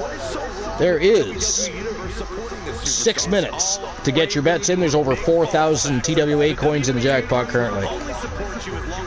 Anyway, I'm going to head off. I'm going to go. You said that like 10 minutes ago, 20 minutes ago, 30 minutes ago. But then, you know, it has nothing to do with me. You kept wanting to talk about the male stripper. No, I didn't. You keep bringing it up. You just be fucking... Oh, no, I'm actually enlightening, you know, the audience. I'm filling them in. I'm filling them in on what's been happening on today's show. And one of those things is, you know, you suggesting perhaps a male stripper would fit onto the roster well. You seem to think that. You're the one that said it. We all heard you. There's a VOD, sir. And even when the VOD disappears from Twitch, guess what? It is on YouTube. How dare you? Oni heard it. How dare you? Moon Raider heard it. This manner. You pay me to come on here. I work double duty. And you pay me back by discussing male strippers and entertaining my day. I enjoy it. It's wonderful. Entertaining your day. We just didn't know you liked male strippers. I don't. But you think we should hire one? Sounds like denial, doesn't it, Oni? You sound like a fucking... I don't like male strippers, but I think we should hire one. You sound like a fucking asshole. Oh boy. Well, at least you didn't just come up with, you know, I'm fucking Canadian. You had a different answer this time. It's because you're a fucking asshole, Archer.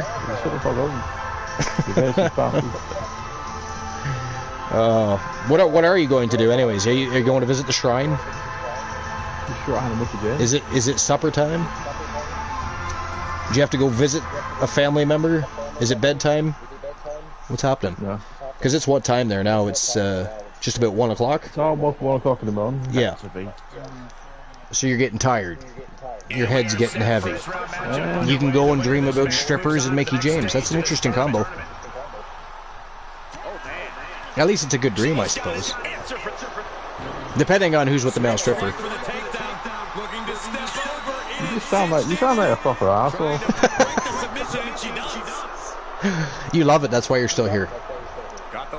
That's why you brought it up to begin with. You were happy to give us that. To me, you're the one that sounds fucking hardy for male strippers because you fucking bring it up. Yeah, I'm the one that's horny for the male strippers because I'm the one that brought it up to begin with, right? You're Canadian. That was you. You fucking stupid. That was you. You said we should have a male stripper in TWA. I think you said otherwise. So. What? But and there was something about an Alex Severn. I think you were going to call that male stripper Alex Severn. Alex Severn is random. Actually, Glenola did say something about Severn having a son. Is the funny thing. I'm trying to find it right now. He just doesn't wrestle.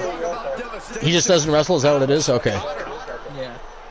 The answer is because blind dog. Okay, Boss Apollo. That was hilarious. Were you here for that, Oni? I had a joke time and I told a joke.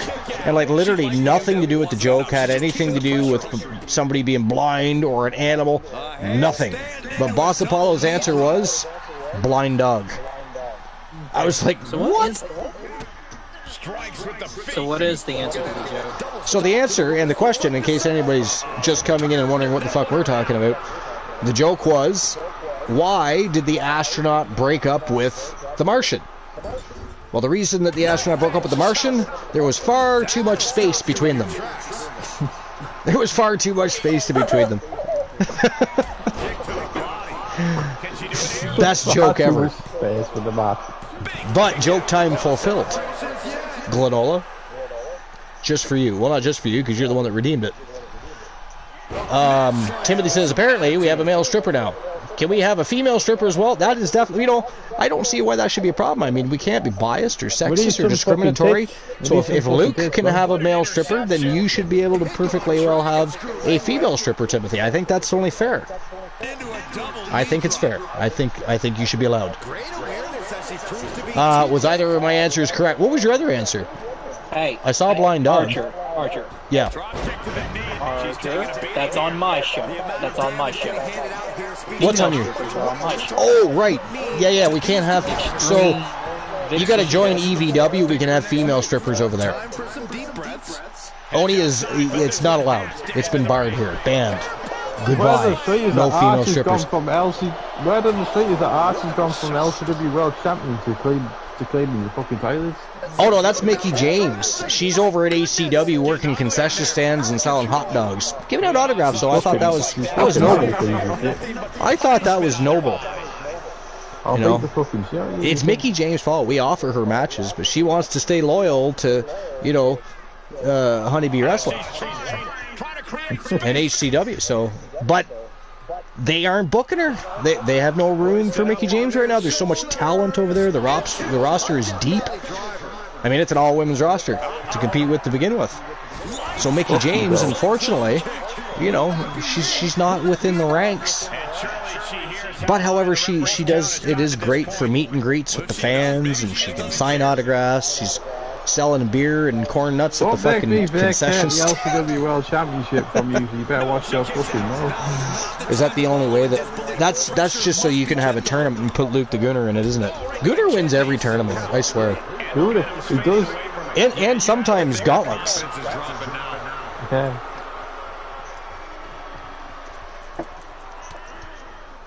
But anyways, yeah.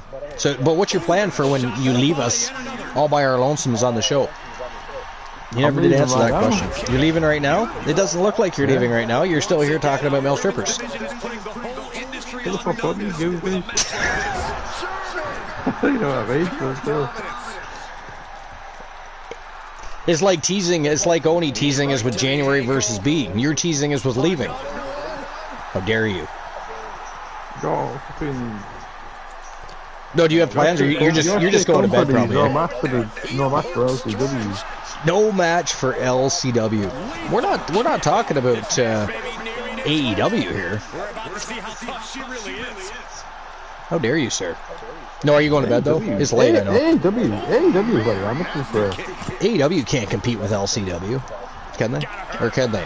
LCW is better than AEW. I just said that. I book better matches than Tony Khan does. Read my platform. And now she's setting the pace of this match. January says, "What's up, bitches? Be sure to buy my new product, Cold Bitch Beer. Name a better tag team than the Fans, and my beer, Cold Bitch Beer. Get yours today." You sound like Hulk Hogan here. So she's got. That was the joke. Yeah, but at least people aren't going to. That's the joke. People aren't going to boo January though. That's the difference, right? And people will probably buy the Cold Bitch Beer. She now owns an ice cream shop and now a brewery. I mean, we could put the two of those together. And a wrestling promotion. And a wrestling promotion, yes, we can't forget that. But she could own an ice cream shop and a brewery. You can have, like, beer and ice cream. Mm-hmm. Just don't mix the two. No.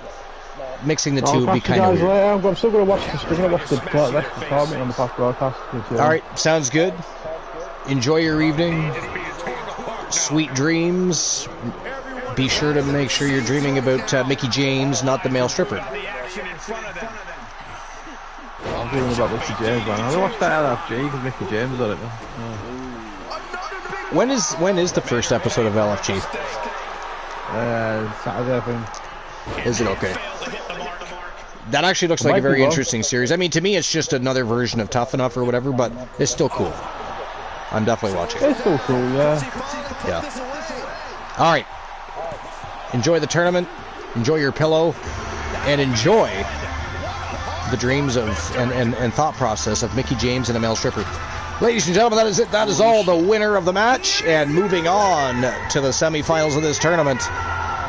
From I'm a little shocked here that Catwoman just won that match. I'm not gonna lie. That's a big payout. It's a big payout. It's also a big win for Catwoman.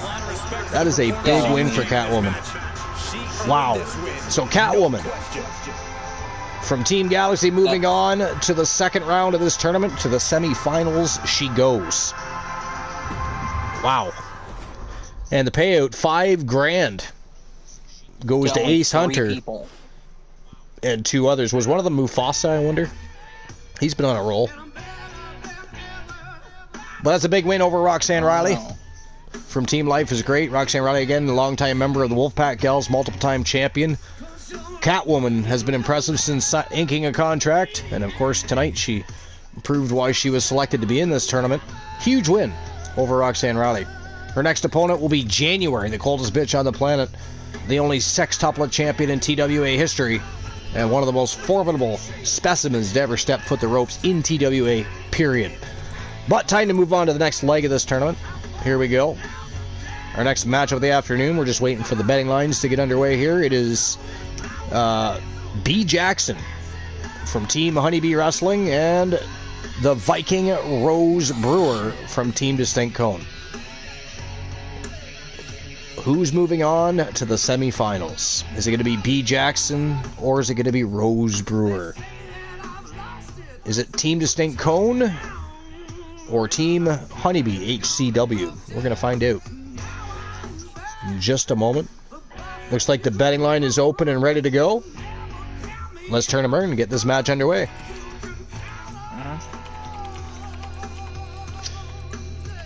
So it's down to just Moon, Oni, and Archer. Well, you have a break time redeemed by Glenola. I got a what? You have a break time redeemed by Granola. Ooh, break time notice. Excellent. Well, I mean, I just took a break, too.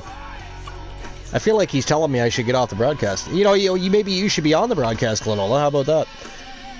And that is not a banning. That is a break time notice. Weirdo. Zach Payne says, get your hands on the new Ego Club themed brass knuckles today. We also sell towels, so you can throw in the towel just like everyone else that faces us. Wow. I mean, that is balls. I like it. I like it. January says, I also have my brand new brand of dog food called Bitch Feed. Nice. That is excellent. You don't have any bands for me to use?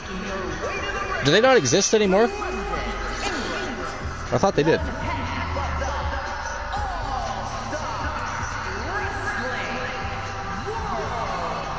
Break time notice. Oh, wow. I don't remember removing those. Maybe I meant to, like, add new ones or something or update them. But yeah, you're right. You can't ban the host or anything anymore. What the hell? Break time notice is as good as it gets. But I mean, I can always use a break in a little while, I'm sure, and I'll utilize that break time notice. We already knew she was an impressive talent. I'm not going anywhere. B. Jackson's on the screen. That would be just crazy talk. That's one heck of a resume. Always love to see some B. Jackson. Double tag team champion. I mean, how could you not want to see B. Jackson? Former partner in crime of our sextuplet champion in TWA. Aww, the screen changed. It did. And I think I'm still leading in dice, too. I haven't seen anybody beat it. I don't think anybody's beat Mufasa yet either with the 3-of-a-kind 10s. I don't. Yeah, no, Glenn, I think I'll have to put them back on. So why would I get on the broadcast booth if I can't ban the host? because you enjoy having conversations with Oni, myself, and Moon, and it's always fun to, you know, talk in person about, you know, Luke wanting a male stripper on the show. Things like that.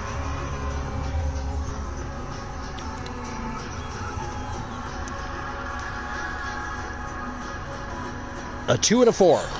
I believe Oni has a pair of 4s. Yes. 4s? Yeah. And then Mufasa has 3 of a kind, 10s, 9 high in poker. She knows tonight is going to So you gotta either tie Oni for a roll off or get a pair of 5s to beat Oni.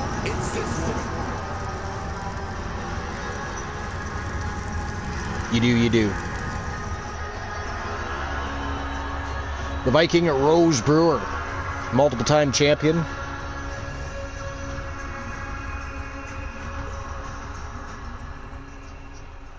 Been here for 5 seasons, I believe, or maybe it's 4. Glenola, has she been here for 5 seasons or 4? I forget. I want to say it's 5. It might. I think she came in like late into season 1. I know Glenola's been here since around episode 50. So pretty soon, like, we're coming up on 600 episodes for Glenola. She slaps it back on her.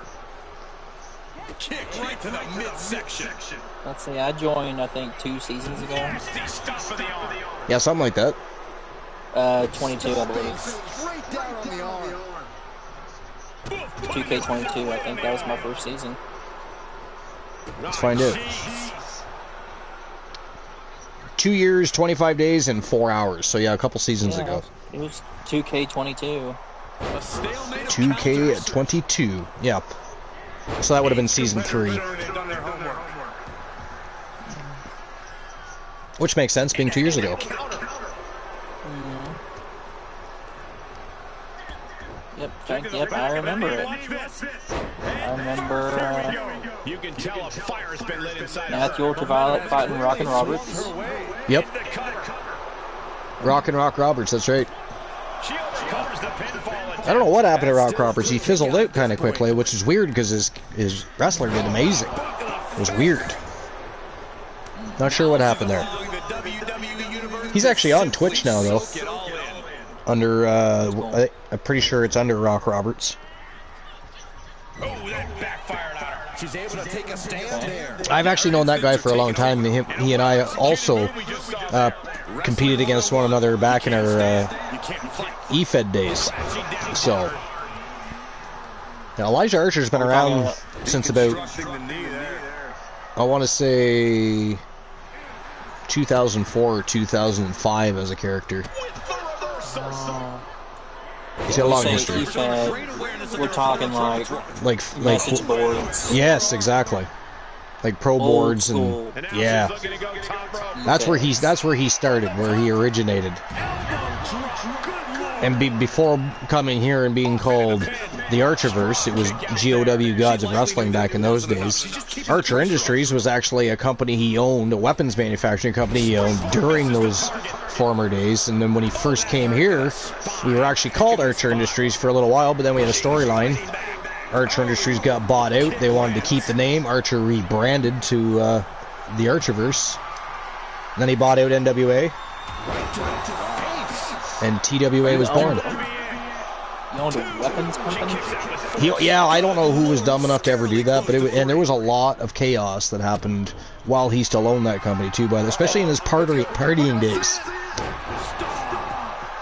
I mean, I've got cybernetics, so I mean, I build robots. I mean, I'm sure he'd like to play with that too. Oh my God, it's over that quick! Oh, damn! Wow, ladies and gentlemen. The winner of the match, and moving on to the semifinals of this tournament, from Team Distinct Cone, member of the Wolfpack Gals, it is the Viking Rose Brewer. Big win for Rose Brewer. She becomes the first vixen in the second leg of the tournament to move on to the semis. So far we got January facing Catwoman in the first match of the semifinals. Now Rose Brewer moves on. Who's going to face her? We're going to find out next. Congratulations to Team Distinct Cone moving on to the semifinals. Well, my prediction just went just got shot to shit. You voted against Rose Brewer. How dare you? Although, how could you not really? B. Jackson was there. Let's be honest, I thought B. Jackson was winning too, so. I thought she was going to win too. Glenola says, show me the money. Moonraider also thought that B was going to win. Apparently, Rose Brewer thought otherwise.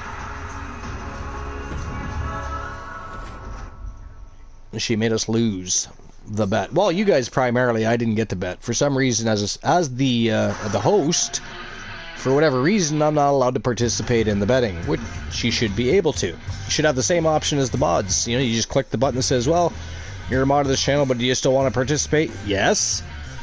I mean, how much fun would it be for you guys to win money directly from me? You know what I mean? I don't know why that's a thing. It's ridiculous. As it is, I would have sided with Moon and Oni, and I would have been betting on B. Jackson as well, so I too would have lost that. Alright, here we go. Final match of the semifinals. It is Anna Jay from Team Mufasa taking on Akira Blade. Longtime member, of course, of the Blade Runners from Team Sir Jack the Great. Multiple-time champion, as is Anna Jay. This is going to be one hell of a battle. Whoever wins moves on to the semifinals to face Rose Brewer. My internet's acting all weird, so you might have to get this betting line. Okay, just let me know. Well, it's trying to connect, so it's weird. Alright, well, we'll give it a few seconds. If it doesn't work itself out, then I'll open the betting line this one. Not a big deal. Just be on Twitch. You're slowly getting some. Like, my stream's buffering, so I can't even see shit right now. Alright, I'm on it. Hang on. I'm back. Okay. So, Anna Jay and Akira. Got it. It is. Anna Jay from Team Mufasa, and of course Akira Blade from Team Sir Jack the Great. Glenola in the house, the Wolfman, DJ Lone Wolf, depending on how you know him. Can we get a shout out for Glenola, please, if he already doesn't have one? I'm sure he probably did, but if not, sorry, go ahead, Glenn. Hey, how's it going, man? Moonraider is also here. Oh, shit. Hello. Luke was here, but he had a date with a male stripper. And or the Shrine of Mickey, or both.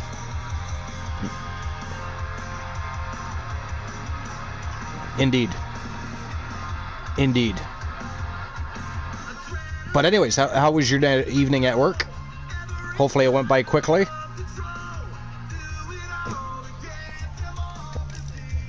Yeah, so do we. Tomorrow or tomorrow night or something, I think, anyways, because I know Thursday's supposed to be hellacious. I'm at work anyway Thursday, so it really matters not for me. But Sir Jack the Great is in the house. Helldog, what's going on, my friend? Welcome in. Appreciate you being here. Welcome to episode number 623. You already missed half the show. Well, a little more than half. We had 9 matches for Wrestle Wars Genesis. Now it is Twitch All-Star Wrestling's turn, except for we're in a tournament. Normally we have a 9-match card for Twitch All-Star Wrestling. This evening is a Gold Rush tournament for the One Championship. It's our version of the People's Championship. Voted on by the community. It's for the community, and the only way to get a shot at the title is to either become championship worthy in the chat room when we are live, or somebody in the community has to vote you as who they would like to see face the champion. That's how it works. But this is the final match in the quarterfinals. It's been a hell of a quarterfinals. Let's get things underway. I believe the betting line's open. It is. So it's time to turn them around. Let's go. All right. A little over $3,000 already in the jackpot. Lots of time left to get your bets in. 8 minutes to be exact. Open up those big fat wallets. Don't be cheap. How dare all of you? How dare all of you? But anyways, Glenn. Yeah, Luke was wondering who Glenola's wrestler was. We couldn't believe that anybody even asked that question, but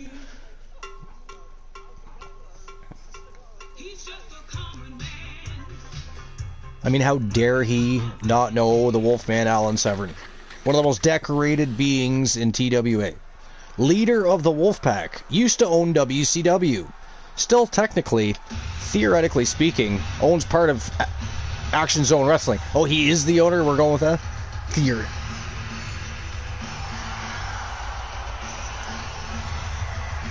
Yes, because he bought out Vinny K. That is correct. He owns a bigger share of the company than Archer does. We don't talk about that. We do not. The following contest is a championship first round match. Making our way to the ring from the... I mean, I don't remember that email coming in. I think that is just hogwash. Wrestling champion, Magnificent Anna. 17 million. Matches of this caliber with this level of Ghastly. talent showing their skills. What were you saying, Moon? You like male strippers too? Oh no. Oh, sorry, I thought that's what you said. That's just Luke. That was weird and random. It was funny as fuck. But for him to say something about having a male stripper as a wrestler in TWA, I mean, it just begged for the door opened. You know, can't open, worms everywhere. It was his fault, not mine. I had nothing to do with that. I just maybe potentially, possibly, maybe elaborated the story a little and, you know, maybe even possibly exaggerated. I will not confirm that.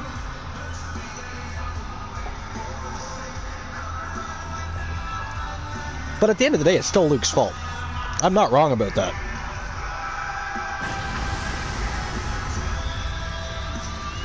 Four hours and 4 minutes we have been live. How good does it feel? I mean, it's been 2 weeks. We were supposed to be live Saturday. It didn't happen because PlayStation decided to take a shit on its bed. How dare they, by the way? At least subscribers to PlayStation Plus got they got something out of it apparently. Us people that don't subscribe to that bullshit, but yet you still utilize the services for streaming and other such things, potentially making money, right? That happens sometimes. You know, Ace Hunter, he subscribed again today for the second month. That is money to the channel. So if that happened Saturday, I wouldn't have got it. Oh yeah, so I just... So, sorry, say that again, Glenn? She plans on even more excitement tonight. Well, yeah, exactly. So I just remembered something. So there was a male stripper in the old WWF. What the fuck? Sir Jack is trying to recruit in there. Look at this shit. He says, Mufasa, you should have just joined the Blades. What the fuck? You want Anna Jay to join the Blade Runners? Is that like an open invitation? Mufasa. It's not the worst of ideas, I'm not going to lie, but that's still weird, though. And of all the possible matchups in this tournament, I'd say we've got one of the best in front of us right now. Look, I'll admit, the Blades might have a better opportunity. And to be fair, I have no idea what he's talking about. You can't even ask me. Oni, maybe. Maybe Oni knows. I don't know about that, but two things. There was a male stripper in the WWF named Big Dick Johnson. That is true. That is true. Hey, hey, if they can work, and they can entertain, I don't care if they're a male stripper. I just thought it was really random for Luke to bring that up. I mean, not long ago, Luke was confused and wanted to make sure Gooner wasn't being put in the Pride division, right? All of a sudden, he's requesting a male stripper, and I'm like, what? Wait a minute. Luke the Gooner wants a male stripper to be hired in TWA. Okay. It was just weird. And again, his fault completely. Whether or not I, did or did not possibly, potentially elaborate on the situation doesn't even matter. He brought it up.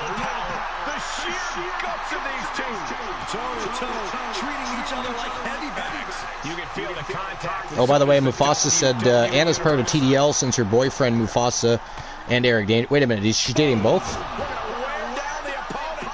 The way that's worded, right? Does that not look like that Anna Jay is dating both of them? She must be like power hungry or some shit. Yeah, the faults in our game plan are being laid bare. I mean, are we? Are we misreading that, Mufasa? Is she dating? Is it like a threesome situation? Is a love triangle, if you will? Good God. Anyways, yeah. She looks hell-bent on finishing things right now. Look out! Oh no! Crashing hard onto the floor. Wildly throwing your body out of the ring like that. The Blade Runners teaming up with the Wolfpack gals is literally horrifying. That is literally horrifying. How dare you? That's like Oni's idea earlier. Oni suggests that, you know, January and Amber Extreme tag team together and form a tag team together. Could you imagine? I'm just saying at least in one match just to see how they would fare. I mean, I think that would go fantastic. For shits and giggles, like, how would they be as a tag team? I mean, look how they perform when it's one-on-one, when they're facing each other. Imagine if they were doing that against other people. Exactly. They could be, like, dominant. Again, and I think a fun name for January and Amber Extreme would be Winter Extreme, or Extreme Winter, whatever. That might be fun. Or Extreme Bitches. Extreme Bitches! Fuck, I was just literally thinking that exact same thing and you got to it first. That's a good one, too. Anybody else have any ideas for the coldest bitch on the planet, January? And Amber Extreme, Dangerous Amber Extreme. Dangerous Bitches. Extreme Bitches. I don't know. There's some options there. Joe Link is going to be listening to this later. He's going to be watching the VOD later, and he's going to be thinking, what the fuck are these guys talking about? January and Dangerous Amber Extreme. There was going to be another tag team, but sadly it's not going to happen. Well, at least not there, because it's shut down. But oh? We were about to see January and Kaiva Blade tag team. Into the songs. Oh, so Kaiva hasn't wrestled. Kaiva showed up on a show maybe a couple of months ago, but she was literally just there for support. She hasn't wrestled in TWA in quite a spell. Yeah, I think, if I'm not mistaken, maybe even is she exclusive to EBW? I think maybe. Well, as far as I know right now, yes, she is now. TDWA shut down. Fair. So, as far as I know, unless Jack says otherwise, I'm the only one that's got Kaiva. Yeah, I believe that to be true too, so I don't think you're wrong. I don't think you're wrong. As much as I love Alice, who was almost an ultraviolet, I'm starting to like Kaiva. Really starting to like Kaiva.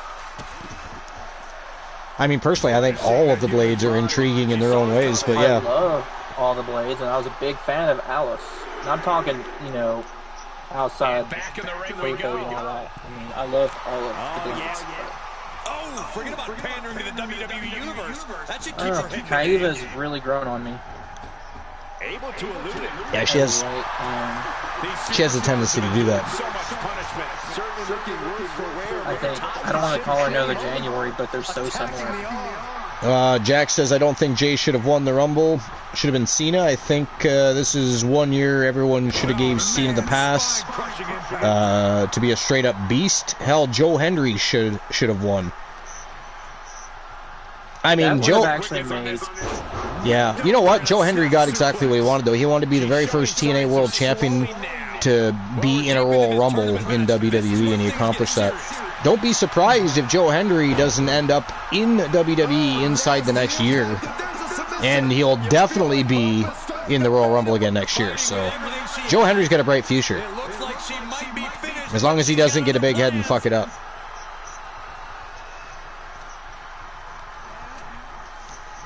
Yeah. Two things. I don't know what happened there. I don't remember.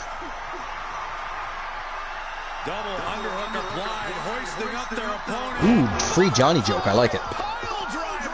Looks like a match ender.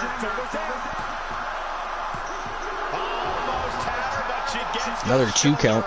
It was almost all over, almost a 3 count. Yeah, talk about a close call. Big maneuver, executed perfectly, but still was not enough. Oh my God. Oh my. That's painful. That is friggin' painful. I'm a sheep today. Hell yes. I'm a camel. I'm a sheep. Bah. I need a new vehicle though. I'm tired of driving a Cobra around. It's kind of like riding around in a tin can. Bugging my ears out. You're a moose? Nice. Hell yes. I just traded a Cobra for a dump truck. Fuck yeah. I got a Chevette. You got a Chevette? Those things were, you know, those things would go and they made great field cars. They really did. Does anybody else remember the Chevette? It was literally actually designed for with women in mind. It had a little tiny pedal and everything. But those little things could go, and you could pound them. You could pound those things, and they never died. Oh, not this way. Come on, Akira.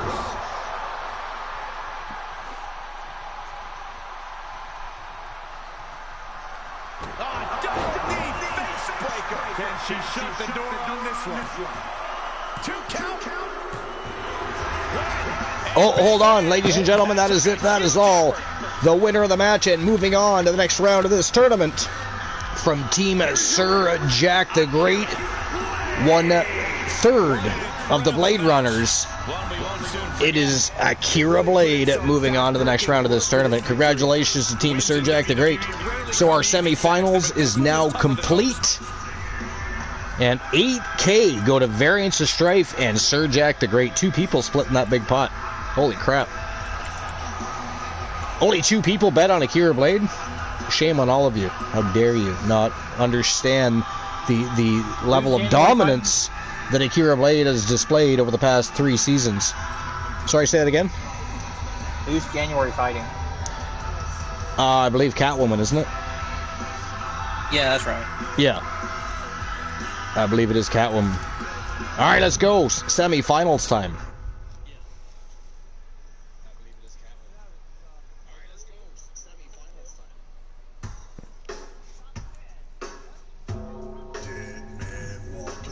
January.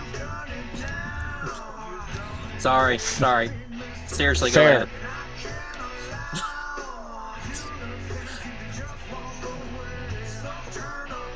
Okay. Ooh, don't tell Luke that. Don't tell Luke. He'll be like, 10? Who the fuck wrote that? Now I'm definitely calling male stripper because I need to vent off a little pressure and a little frustration.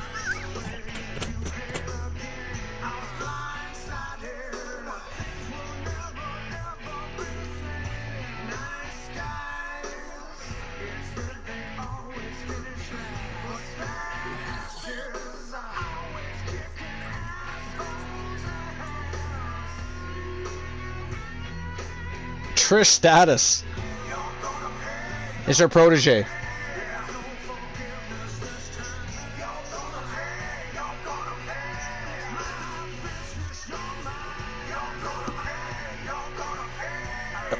Oh, hold on. Hold that thought.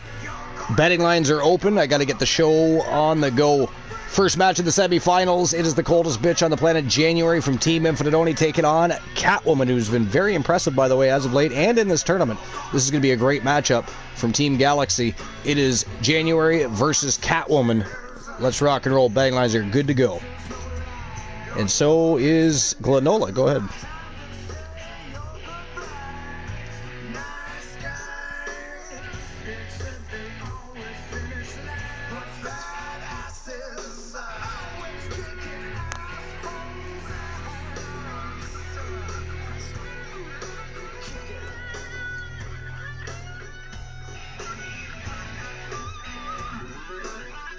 Doesn't that sound so much better? I know I'm interrupting, but I always liked WWF, World Wrestling Federation, much better than World Wrestling Entertainment. And I do understand they were always sort of WWE because they were WWFE after the mergers and all that stuff.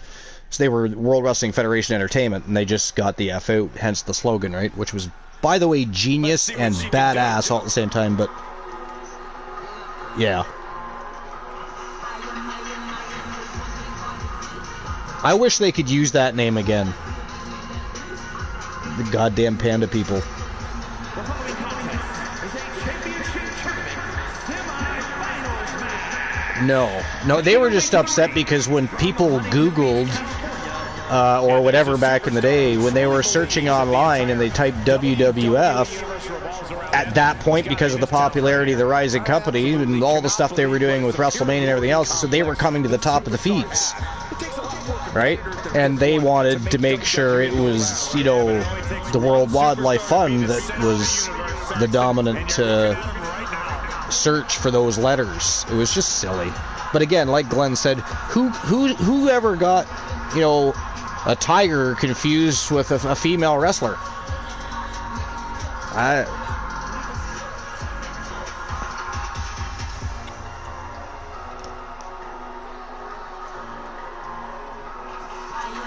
But you're right, that whole thing was stupid. But that said, the Get the F Out campaign, man, did they ever make a pile of money on that. Holy shitballs. It was such a genius idea, even though they didn't think of it well, they did think of it themselves, but not only because they had to. Wow. Yeah. If y'all get a chance, check out No Holds Barred. The movie? No, the chat. I know what you're talking about. I've seen the movie. Yeah. Well, you know what? Back in the day, it was a cool movie. You know, it wasn't a great movie by any standard or means, but it was cool, right? It was Zeus and Hulk Hogan. You know, there was other people in that movie, but I think, in my opinion, Hulk Hogan's only good movie was Thunder in Paradise. I actually thought that was a good movie. The boat was super fucking cool too, not to mention.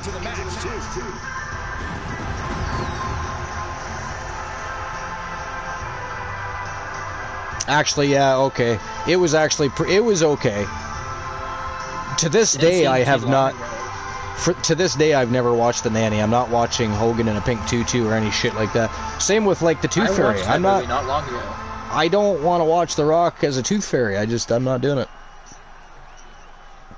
I watched Mr. Nanny not long ago. Did you? Did you enjoy it? Yeah, I think it's a great movie. Yeah. Okay. It's just kind of not my thing. Although, to be fair, I think, okay, so when it comes to movies that features wrestlers, yeah, my favorite's got to be They Live. They Live? Yeah. With Roddy Piper. Yep. Great movie. Yeah, it was. I saw that in theaters. That was... The back in action movies weren't bad. With Roddy Piper. See No Evil was more of a comedy to me, but that's just me. Nasty leg snap. Uh-oh. Fist directly to the guy. Yeah, Predator was a good movie. Needs to recover. And see.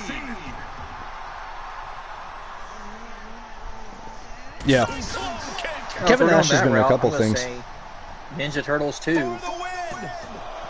Oh, with Sheamus. Yep. Yeah. I'm asking myself the same question. Yeah, he played Rocksteady. Roman Reigns was in a movie not long ago called The Wrong Missy. Well, Roman Reigns will probably be in Hollywood eventually, period. If I had to guess. He's got the look. He needs to create an opportunity for herself. You know. I'm surprised he's not an Aquaman. He looks a lot like Jason Momoa did when Jason Momoa was younger.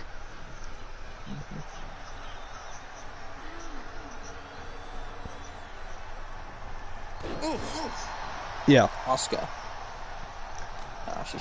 She's not a Jedi. She's a wrestler. Yeah. No. Yeah.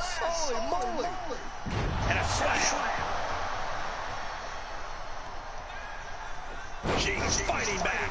She's finally able to slow. Wendy Richter. Yeah, I remember Wendy Richter. Yep. But she has to push. She was the one of the ones that dethroned the Fabulous Moolah. Right on target with a stop to the gut. I was always a fan of Lita. Double knees.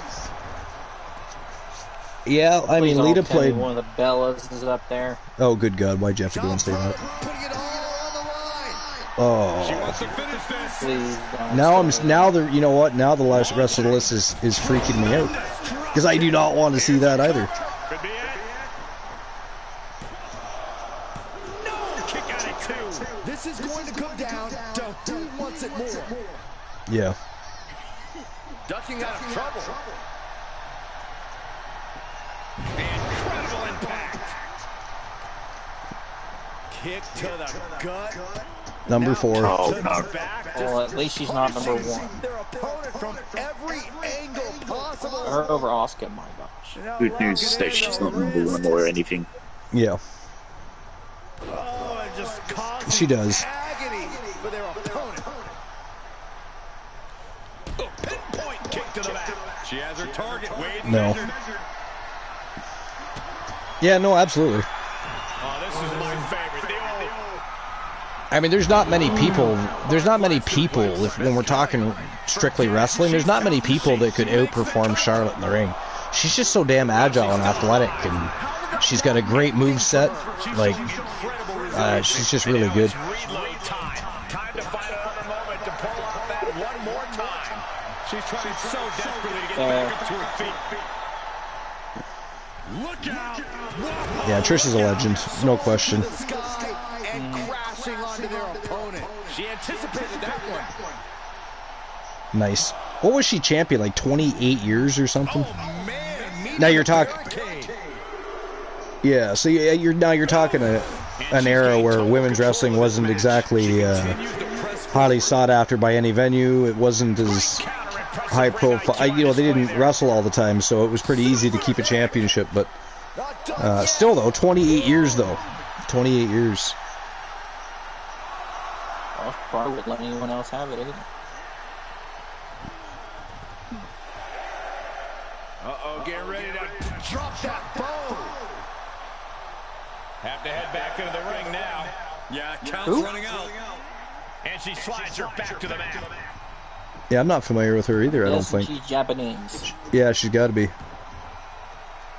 She shoots up the top rope. Dangerous thinking. Take off. Shooting star press. Wow. And she can't find a response for this assault. And every attempt of her own offense is being subdued. Well, this isn't just any butterfly suplex. Suplex. That might just do it.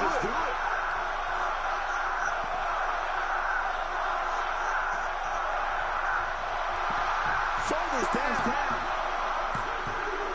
Huh. Wow. Catwoman kicked in. I thought it was over. Oh, she missed the cyclone kick. Good God. That's the second Royal Butterfly.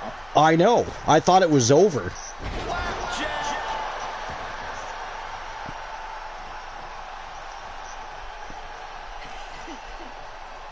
I mean, Asuka higher. I mean, I don't know who that Toyota chick is, but I'm gonna have to find some matches now because I'm not familiar at all.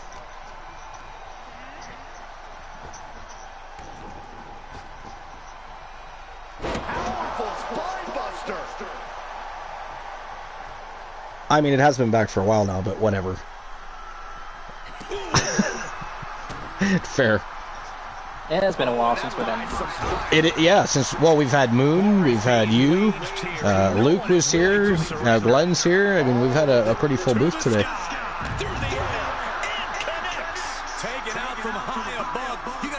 No briefcase. Oh, yeah, but I mean, so Glenola has like the largest list of, or compilation of lists ever. See, you need to have a smartphone, and you can just look it up on there.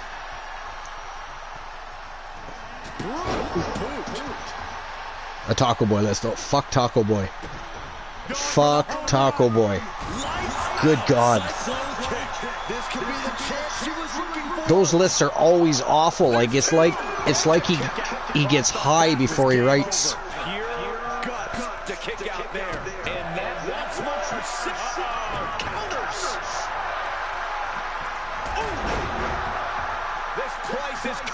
Yeah, no, yeah, that was one of them. Literally said that The Undertaker was one of the worst wrestlers ever in World Wrestling Entertainment. I was like, what? Did I read that? I need to bleach my eyes now.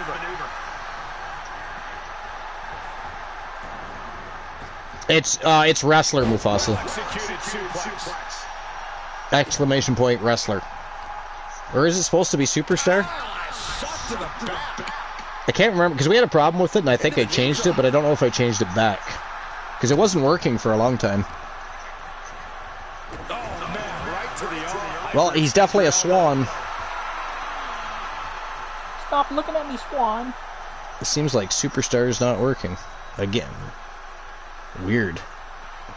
Let's see. It's working for me. I'm Roman Reigns. I am the tribal chief. OTC. Head of the table.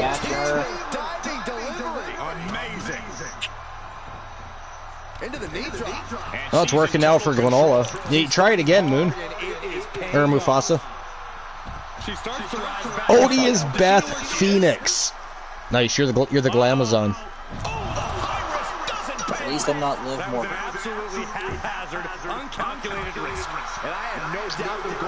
Well, yeah, but I don't think anybody's done it tonight. Not that I remember, anyway. Oh, well, that could be then.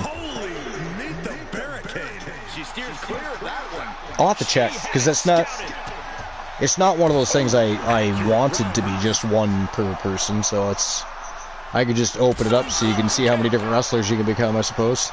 Collect them all, they're like Pokemon. Listen to this crowd. What a feeling. Strange. Here, but we can do this.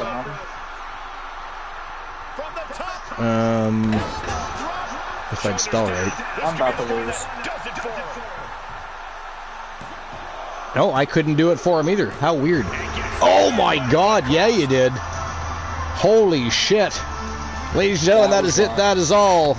The winner of the match, and moving on to the tournament finals for the right to fight Big Farmer Jackson in the championship finals for the one championship. It is Catwoman from Team Galaxy. Huge win. What a tournament Catwoman is having. Absolutely incredible. Wow. Okay then, did not expect that. I mean, don't get me wrong, like I said, she has had a good tournament, and she has been on fire lately, but I did not expect her to beat January. Interesting. Here's another match I would have lost money on tonight if I was able to bet. Sadly, I'm not able to. As lame-o as that is. Yo, Ace Hunter driving a jet ski through the arena. That's probably not going to work out too well. There's no water in here. But okay. Is it on a trailer? Are you like pulling it with another vehicle? What's happening there? I don't know. That's kind of weird. Alright, Ace Hunter and Glanola pick up the jackpot there. Let's move on. Next match of the semifinals. Betting line is up. Betting line is ready to roll. Alright, so our next semifinal matchup, it is the Viking Rose Brewer from Team DCXXIII taking on Sir Jack the Great Akira Blade. One of these two women are going to move on to the tournament finals and face Catwoman for the right to fight Big Farmer Jackson in the championship finals. Who's it going to be? Get your bets in. Do not be cheap. Open your big fat wallets. How dare you? But here we go. Betting line is already open. It is time to turn and burn. Rose Brewer and Akira Blade. There's 11,000 Archiverse coins already in the jackpot, folks. Get your bets in. Good God. So Galaxy has Catwoman? Yes. Okay. Mufasa was thinking it was Manchester. Oh wait, is it Manchester? I forget now. Wouldn't surprise me. Maybe it is Manchester. I know he's got like a... I know he's got a Batman character in okay. like, OFW. For some reason I thought it was Galaxy, but I guess he just has Eric Dangerous. Okay, yeah, I think you're right. I think it is Manchester. Well, Manchester's missing out. And literally, I've been putting Catwoman in matches just to see how... Because, I mean, eventually they go on a bit of a hiatus if, you know, the streamer team's never around. But not that he's never around, but hasn't been around in a while. But she keeps winning, and here we are. 800. I don't see an ink of contract.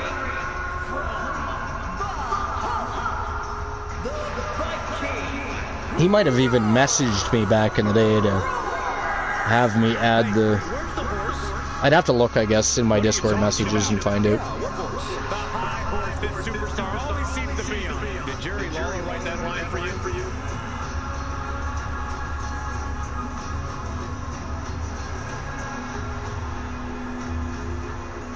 Rose Brewer getting ready to step inside the squared circle for the third time tonight.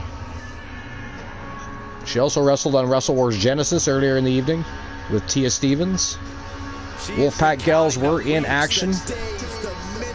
Poindexter was also in action today, Glenola. Set the tone with Adrian Adorable for the Pride Championship. So the Wolfpack was busy today, as was the Wolfpack gals. And Rose Brewer is still busy, as you can see.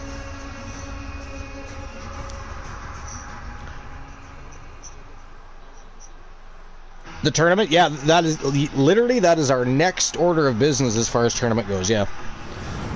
That's... It's more than likely going to happen before the next stream preview, which is in about a week or two. Which is actually, we've got a new stream preview. Joe Link has already got the logo ready to roll. It is going to be called TWA Mayhem.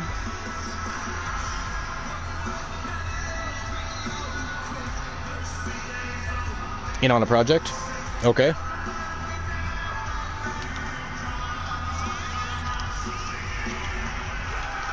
You know what? We still have to do Joe Link Appreciation Day. We have not done that yet. No, we didn't yet. No, we need to. Yeah, kind of. And then when I come back, we still... I mean, yeah, we've been planning on that for over a year and still haven't done anything with it. We better do that. Never. Ghastly, how dare you? That is never going to happen. TWA Community Appreciation Day. There we go. That's what we can do. That we can do. Mufasa's been following for 1 year, 6 months, 18 days, and 23 hours. Fuck yeah. She certainly knows how to get a reaction, and she'll get an even bigger one when she wins this match. Moon Raider's been following for 5 months, 13 days, and 5 hours. And yet Queen Dust has already been champion multiple times. Think about that. That's so strange, eh?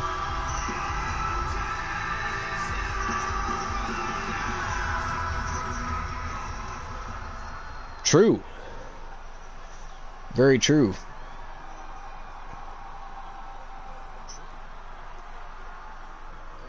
That was crazy. What season was that was happening? I forget. Was that in end of 2 or beginning of 3? I don't. But yeah, like War of the Machine was he was involving himself in matches he was never supposed to be a part of. He was coming out with titles that weren't his. He literally came out to interfere in a matchup, and the referee gave him the championship. There was some really strange things happening. Just mangling the opposition. Ow! Oh my! Inflicting pain at will. Yeah, and he wasn't even in the match. It was so screwed up. It's like, what the fuck just even happened? The referee is so intimidated by War, he's just like, fuck it, here, you can have the belt. You win the match, thanks for coming out.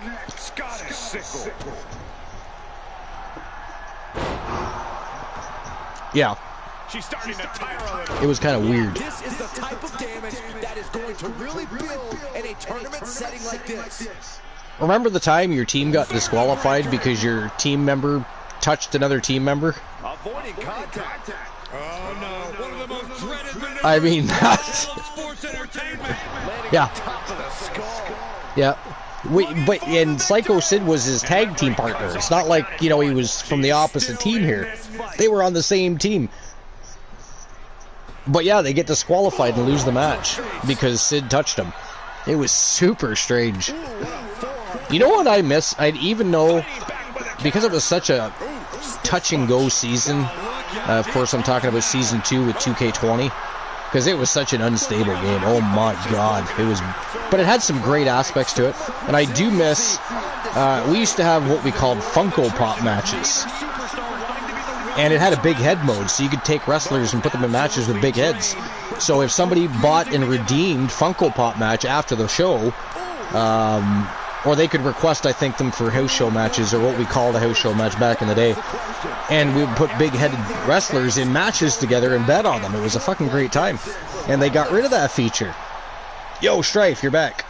We were just talking about you and wanting to join Glenolo, or sorry, not Glenolo, Luke the Gooner, in paying for that male stripper he's discussing. Is that something you're willing to help him out on that financially, or? Yeah. Looks like maybe on the verge of seeing a superplex. Okay. Are you streaming tonight? Oh, the superplex. There's more. Counter after. Yeah, no, that's fine. I just want to make sure I am there along with everybody else. 10:30 my time. Okay, I'll be there. Oh no! All the way up. And we should watch some cartoons in Discord tonight too, by the way. Well, yeah, but we could just do that all night. Fuck yeah. I didn't think we'd see a kick out there. I always have to, like, type in the chat, but I'll have my earbuds, so at least I can hear everybody. Because I got to... Actually, you know what? I'm going to charge those up before your show. Before your stream. I wish wrestling was one of Glenola's things he did. I think once a month, Wolfpack Championship Wrestling should be a thing. What'd I say? Did I say slip? It's been a long day. Luke was here confusing us all. You know, there was a lot of shit going on. And you're lucky Oni and I even have our heads on straight. You know, because we've been live for 4 hours and 40 minutes, and it's been chaotic as far as trying to figure out what's going on, specifically when it came to the Luke Gooner situation. We did our best, though, Oni. I think we did okay. I think we held ourselves, you know, together fairly well through that. Moon, of course, he just sat back and thought, what in the fuck is even happening right now? Why'd I come to this broadcast booth again? Crazy motherfuckers, all of them. Yeah.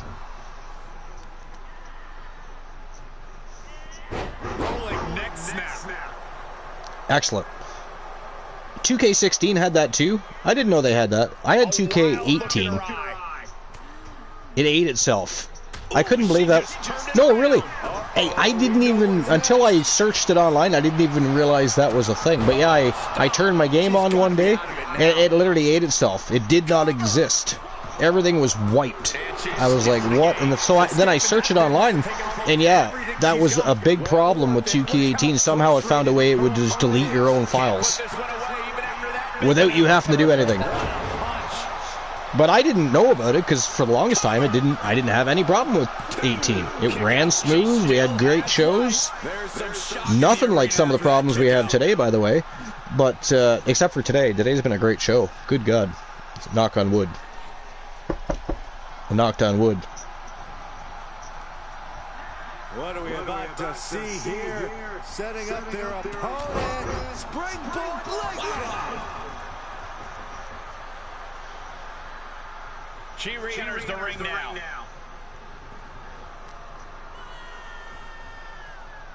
Oh, look out.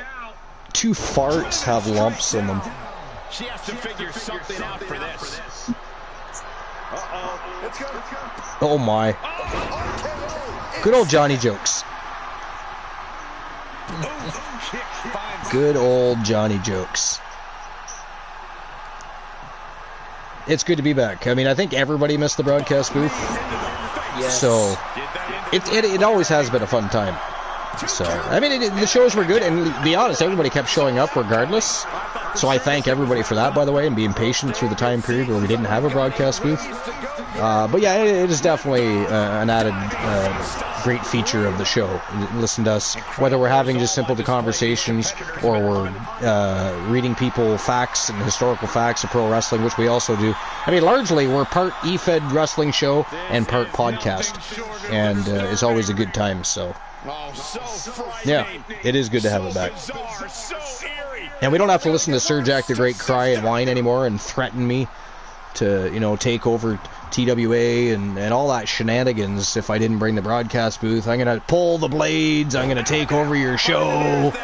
It's like, holy hell. Chill. Relax. Oh, shit. That's going to be difficult, but it could happen. But ladies and gentlemen, the winner of the match and moving on to face Catwoman for the right to fight Big Farmer Jackson for the TWA 1 Championship. From Team Sir Jack the Great, it is Akira Blade moving on. Wow. Rose Brewer did not stand a chance there. Akira was all over her like white on rice. Although I guess not all rice is white. That's not even a very good, like, I don't know, something else. I mean, wild rice isn't white, right?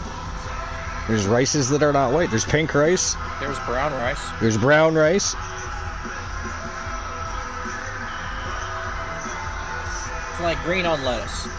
Yes, or flies Well, on. I was thinking flies on shit would be my next thing to say, because white on rice just sounds stupid. That would make more sense. I just remember there's red lettuce. Yeah, that's true. There is. Yep, that is very true. It is purple.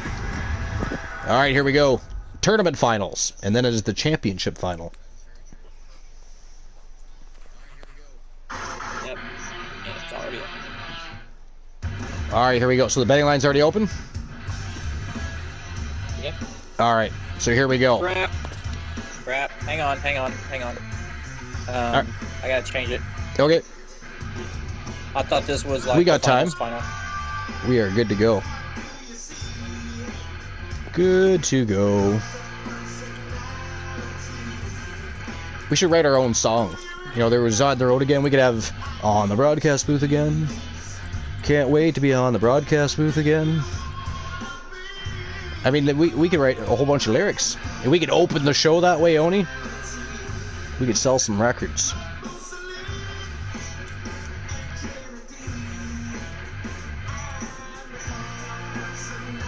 You know what's weird is I was sure my son said he was live. I do not see his ass live on Twitch. I think he lied to me.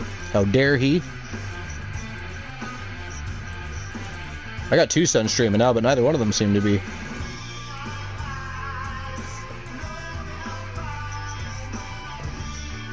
Well, I guess we won't be visiting their streams later. They're not even online. So we'll have to pick somebody else.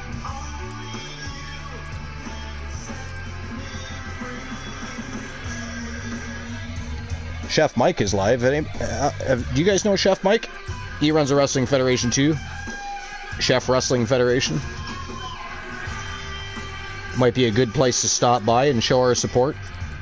It's been a while since I've been there too, so that might be a good place to show up. Sir Jack is excited because Akira Blade is in the tournament finals. Jack, what are your thoughts? Catwoman's been very impressive. I mean, it was no walk in the park, but she managed to somehow defeat January. Okay, January is typing out this prediction. January is typing out this prediction. Uh-oh.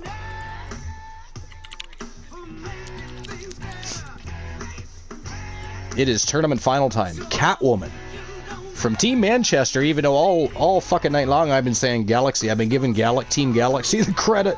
Of course, Team Galaxy is behind Eric Dangerous of TDL with Mufasa. For some reason, I kept correlating the two, but I'm pretty sure Ace is right. Or not Ace, was it Mufasa? Mufasa is correct. Believe Catwoman belongs to Team Manchester.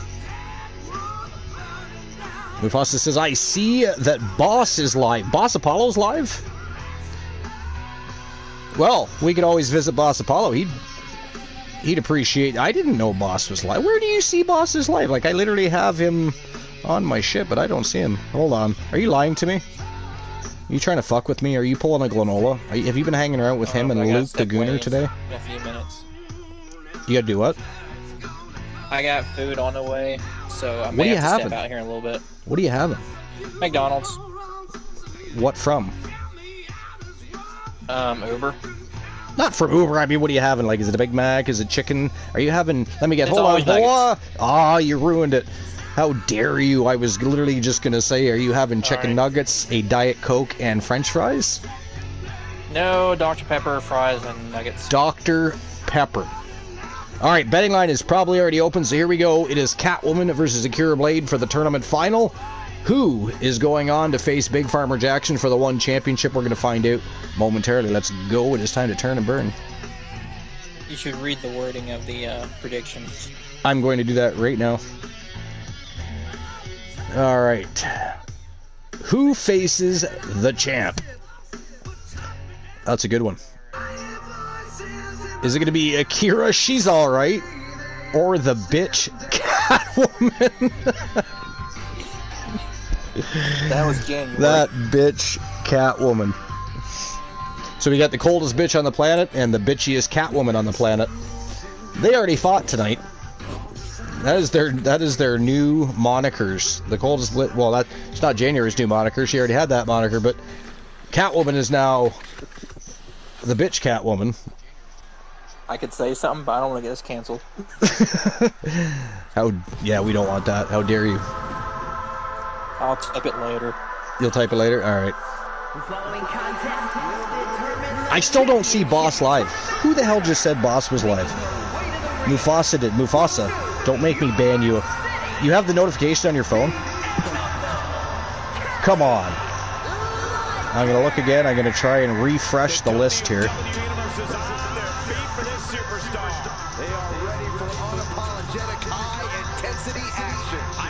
Yeah, I don't see him live.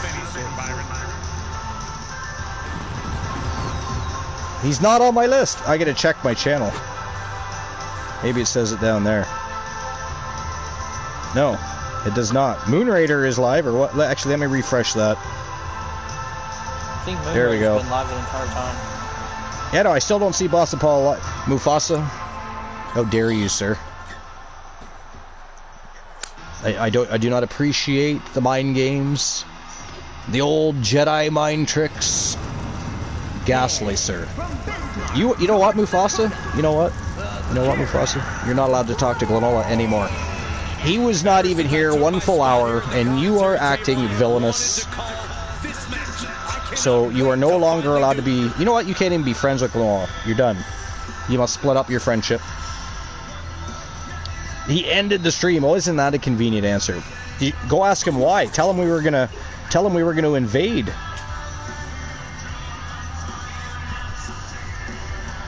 Maybe he'll go. Maybe he went live and saw that we were still live and just assumed that he'd wait or whatever. But we've only got this match and the championship final left, and we can invade. We're good to go. Then, of course, tomorrow we'll be live on YouTube. Probably around the same time as today, with Action Zone Wrestling. We know of at least one championship matchup. We'll see what else unfolds, what the card holds for tomorrow. But we know that Penta and the crowd went crazy. The broadcast booth went crazy. We all marked out just a little bit, I think. But Penta earned a shot at Elijah Archer and his Continental Championship by beating Elijah Archer. And it was a hell of a match. I'm not going to lie. I mean, Archer got his licks in, but for most of the match, Penta walked all over him. Whooped that ass. It was fantastic. Yeah, Mufasa, can you send Boss a message and see what's going on with that? Because we can always invade Boss. If not, again, there's another member of our community. Isn't interactive with a wrestler on our show or anything, but Chef Mike is live, or was. I believe still is. But if Boss is going to go live, we can always do that too. We can. Into the ankle breaker. Go for the pin and the win. Yes. Yep, Chef Mike is live. And she fights it off. A long 2.5 in the waning moments of this match.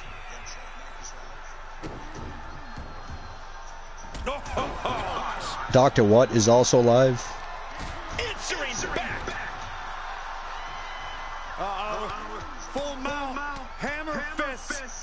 We have options. Night the Undying is live.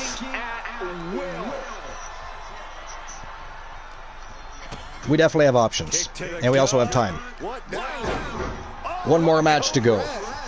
Main event of the evening for Twitch All-Star Wrestling's One Championship Tournament is going to be the winner of this match versus the reigning, defending One Champion from Team Boss Apollo, Big Farmer Jackson. Now a tag team, by the way, with Nikita Razor or Davis. I have to confirm that with Boss, because again, I swear I saw Nikita in another promotion going by Nikita Davis instead of Nikita Razor now. So I'm gonna have to see if that's gonna be a thing moving forward, or either way, very successful outings as a tag team already. And of course, Big Farmer Jackson did very well in singles competition from the get-go and was voted in to face the former One Champion and won. Was it Queen Dust? Did Big Farmer Jackson beat Queen Dust? I mean, I would look on Discord and check the records, but we both know, we all know actually. We know I'm not going to do that. That would take effort.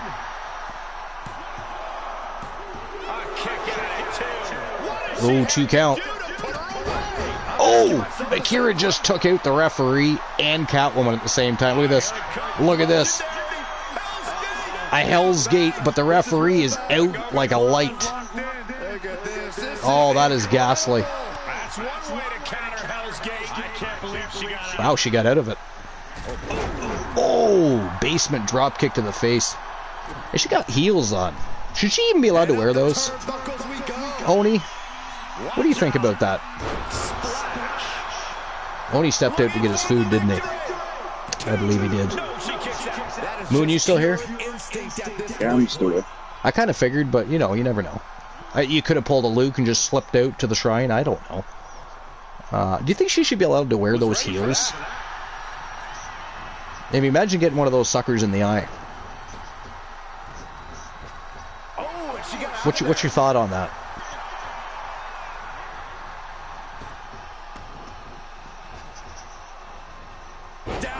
Oh, Moon Raider. Yeah, I'm still. Oh yeah. What's your thought on that? What is it? What's your thought on Catwoman being allowed to wear those heels in the ring?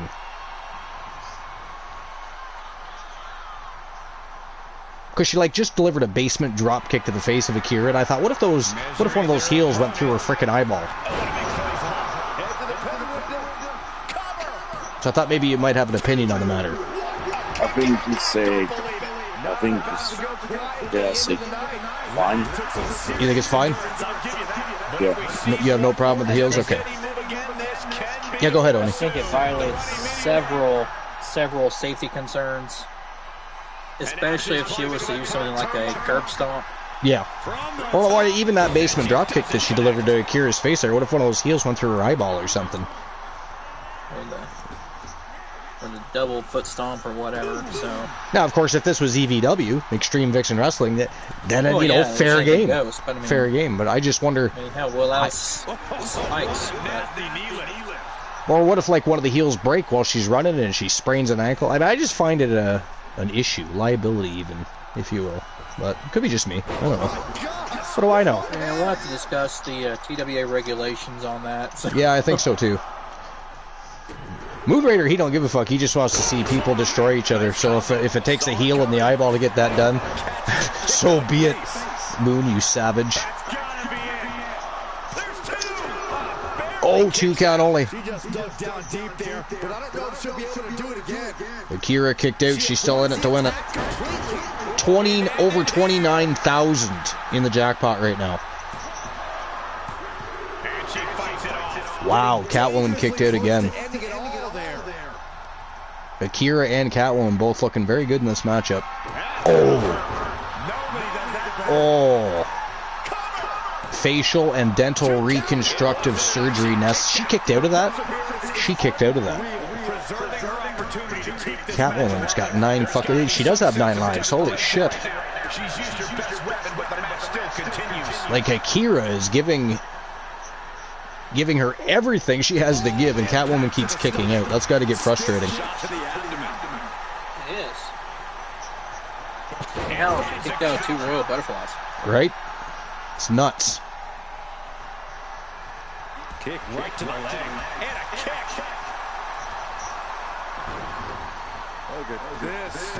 Oh, see, and there's another thing. Like, what if one of those heels goes right through one of those vixens' breasts? Roll the dice and it pays off in full. That's just painful. I mean, stomping on somebody's titty anyways got to hurt. I got to be honest. I mean, that can't feel good. That cannot feel good. Could be even worse if they had like wrestling match. Oh, yeah, they could pop one. Oh, Yeah. oh, that would be very It bad. actually happened to China in like a wrestling match one time. Didn't it happen to somebody else too? Not just China. I'm almost positive. Who the hell was it? I'm positive it happened to somebody else too. But you're right, it happened to China. Yeah. Oh my God! She got the shoulders down. Flying double stomp right to the chesticles, and that's gonna do it. I don't doubt it. That had to fucking hurt. Wow. So, ladies and gentlemen, the winner of the match, and moving on to the championship final with the right to fight, the reigning, defending one champion, Big Farmer Jackson from Team Boss Apollo. It is Akira Blade, 1/3 of the Blade Runners, and of course from Team Sir Jack the Great. 29,000 go to Oni Shinobi. Oni, I didn't even see you sneak in. Welcome in. I hope somebody gave him a shout out. Or did he just... Was he ghost betting? He might have been ghost betting. Sometimes he does that. Oh, we don't have to call him out. But either way, Oni Shinobi, F you, picks up a big slice of that 29,000 coins. You just told Oni Shinobi to F you. That's all.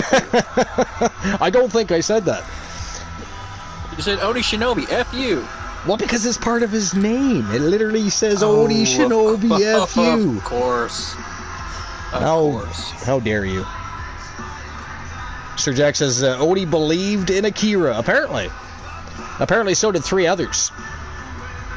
But it is going to be Akira Blade versus Big Farmer Jackson for the one championship. That is next. It is our main event. And then, of course, we're going to invade somebody. And then we'll see each other tomorrow, probably around the same start time as today, to be fair. And we're going to have Action Zone Wrestling live on YouTube. Of course, one of the big matches stems from today. Penta earlier defeated Elijah Archer on Wrestle Wars Genesis and won the opportunity to face Archer in Action Zone Wrestling for the Action Zone Wrestling Continental Championship. So that will definitely be happening tomorrow. Who knows what else is going to happen, but it's going to be a fire show. Today has been phenomenal, though. Wrestle Wars Genesis was off the hook. This tournament has been fire. I'm excited for the main event. Fuck yeah. We may have had to wait it, but it was worth the wait. You know what I mean? It's been fantastic. So, and in such a great broadcast booth today. You know, Moon. We had Luke the Gooner, who of course brought all the excitement for the day with discussions of shrines and male strippers. Still not really sure how that, Mickey, yeah, you know, so I mean, and Mickey James and his love for Charlotte Flair, all of that stuff. It's been a great day. It's been weird, but it's been a great day. But matches were fire though. Broadcast booth was amazing. We even had Glenola on here for a while. Very cool. Yeah. Very cool. All right, so let's get the betting line open for the main event. Akira Blade versus Big Farmer Jackson. TWA 1 championship on the line. It is going to be a slobber knocker. A barn burner. No, it'll be nice. I mean, I do expect this to be more of a war than it is a wrestling match, let's be fair here. Big Farmer Jackson, Akira Blade, they're throwing down. They are throwing down. The question is, can Akira handle Big Farmer Jackson, who is literally coming in fresh? It doesn't always help you to come in fresh. But let's be honest, you know, sometimes, you know, people get off on adrenaline boosts. They're adrenaline junkies. So if they've just won a tournament and they're getting the opportunity to fight for gold, they're still riding high, right? They're on cloud 9. They just won a tournament. Now they're getting an opportunity at gold. So you being the fresh person, at the end of the day, that could simply mean that you just haven't wrestled tonight. You're cold. You're coming off the bench. You got to face now Akira Blade, one of the greatest in TWA history, one of the greatest blades in history, multiple-time champion. I don't know. This is going to be a great match, though. Who walks out champ, though? Is it going to be Big Farmer Jackson? Is she going to retain? Or is Akira Blade taking home the one championship to Team Sir Jack the Great? We're going to find out. Bag lines open. Open those big fat wallets. Let's rock and roll. Showtime and go time. And then we're going to invade somebody.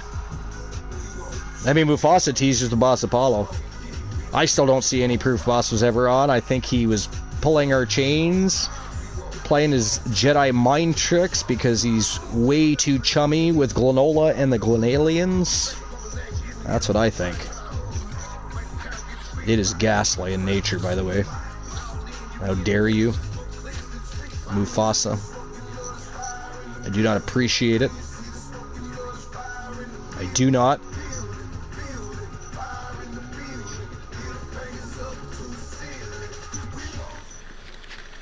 Night the Undying is live, but he's doing just fine, sitting at 30 viewers.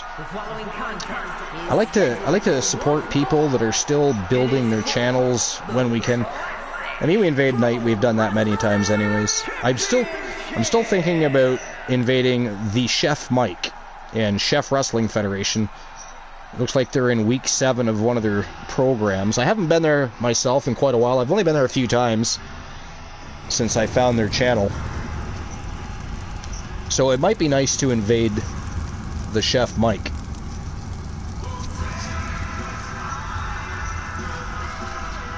We shall see. But it sounds like it could be the right thing to do.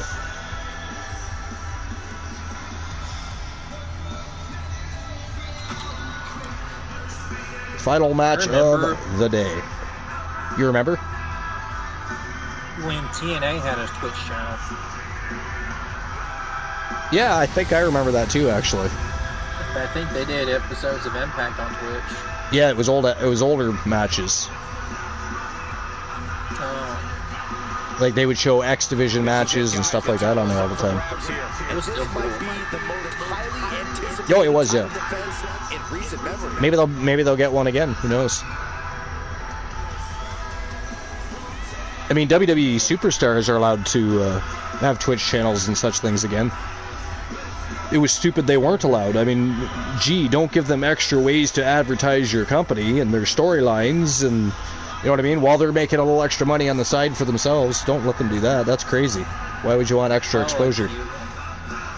But, like Johnny Gargano is of course on Twitch as well. It's about more than becoming a champion. It's about the respect. I believe it's AJ was, but I didn't know like what the channel was. AJ Styles?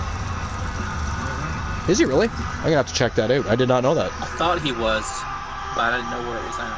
Oh, well, I'm gonna have to check into that. I know he's a huge gamer.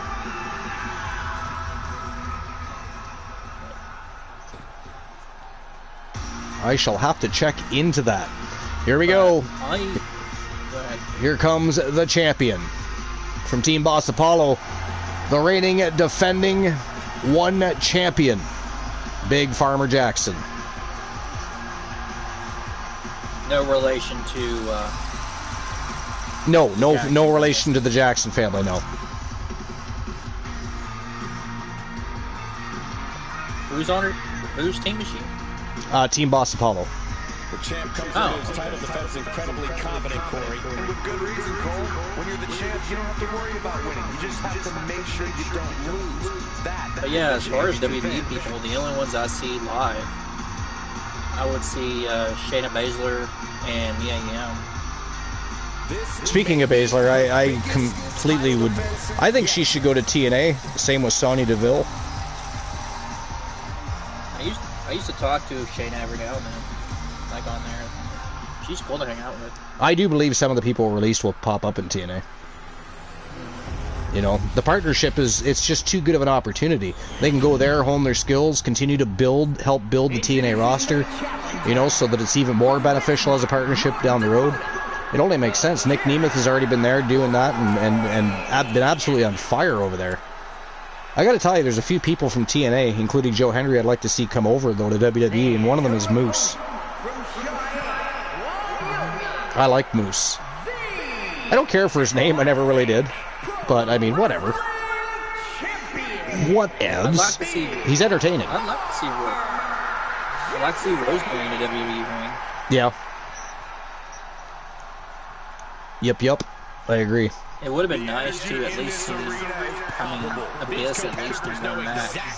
What's on the line? Of course, I mean, he's working for WWE now, but, like, as a backstage role. Yeah, I know what you mean. Well, there's a few people I think they could utilize in a backstage role these days. But I hope AJ sticks around. Imagine AJ Styles down in NXT working with Shawn Michaels. That would be fucking phenomenal. And pun intended. It really would. I absolutely think that would be cool. And let's face it, AJ Styles would have a lot to offer. And he wouldn't have to work nearly as much. But he's still employed. You know, he's obviously... AJ Styles will definitely go into the Hall of Fame. Which, by the way, it is time to have a physical Hall of Fame. Don't tell me they can't come up with a platform where they can actually... Because they make money off it. You know what I mean? They could have other things there available to do other than to check out just the Hall of Fame itself to make it worthy, you know? But a physical Hall of Fame dedicated to the great history of what WWE has done for pro wrestling, I think they should absolutely do it. I think they should. I think a lot of people would agree with that too. Yeah. I think my one son is watching the show because he just texted me and said, "Me too." That'd be Mr. Kill Your Vibes 69.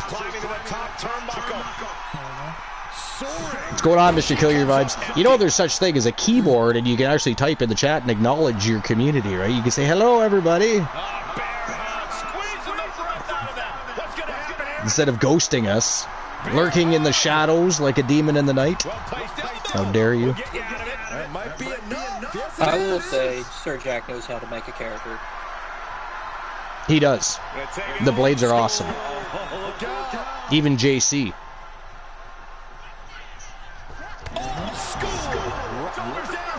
Yeah. JC's, of course. Yeah. Yeah, well, yeah, JC's not exactly a blade. He's not a blade runner, but it's part of the family.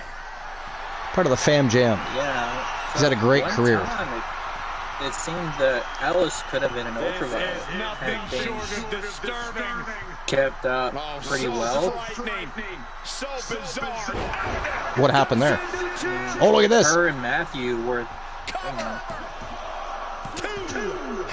Oh, that was close. That was like 2.5. That was like 2.5. Is Akira going to do this thing? Is she going to pull this shit off? Just might. Whoa. So, yeah, Alice and Matthew were a thing for a little while. And then that ended. Mufasa's here trying to still convince us that Boss was live at one point. Check Boss's account. It has a new video on it. Sure, Mufasa. You just want us to check. That way, later on, you can tell everybody how you controlled our thoughts and told us what we should do when we did it. We see where you're going here. The villainy is Gaslight.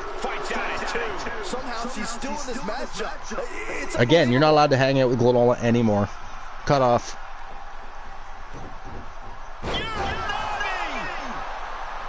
Damn. Big Farmer Jackson manhandled Akira there. Not too many people do that. I mean, look at the size of Akira. But then again, look at the size of Big Farmer Jackson. She is a big woman. And gifted in the ring, as is Akira Blade. They're both very large, very good athletes. Uh-oh. Oh, boy. Oh. Oh, double stomp to the... That is a lot of woman, and 2 feet landing at a very high velocity on the chesticles. That did not look like it felt very good. Nor can it. I mean, I'm not a woman, but I'm thinking getting Getting a kick in the boobie, that must be somewhat similar to maybe a kick in the ball sack. I don't know. Would it feel as bad to get kicked in the boob as it would? It would, right? I would assume so. Yeah. I mean, if you kick him in the downstairs there, it's not going to really do anything. But or at least not as much as it would do to a guy. But a kick in the chesticles, though, I feel like that's ouch. I think. You know. Only in TWA Wrestling do we talk about breasts live on the broadcast booth. Except for when Luke's around, he wants to talk about male strippers. Well, there was a stream that I used to be a part of, where the host would talk about stuff like that. All the time? Gaslight. Talking about...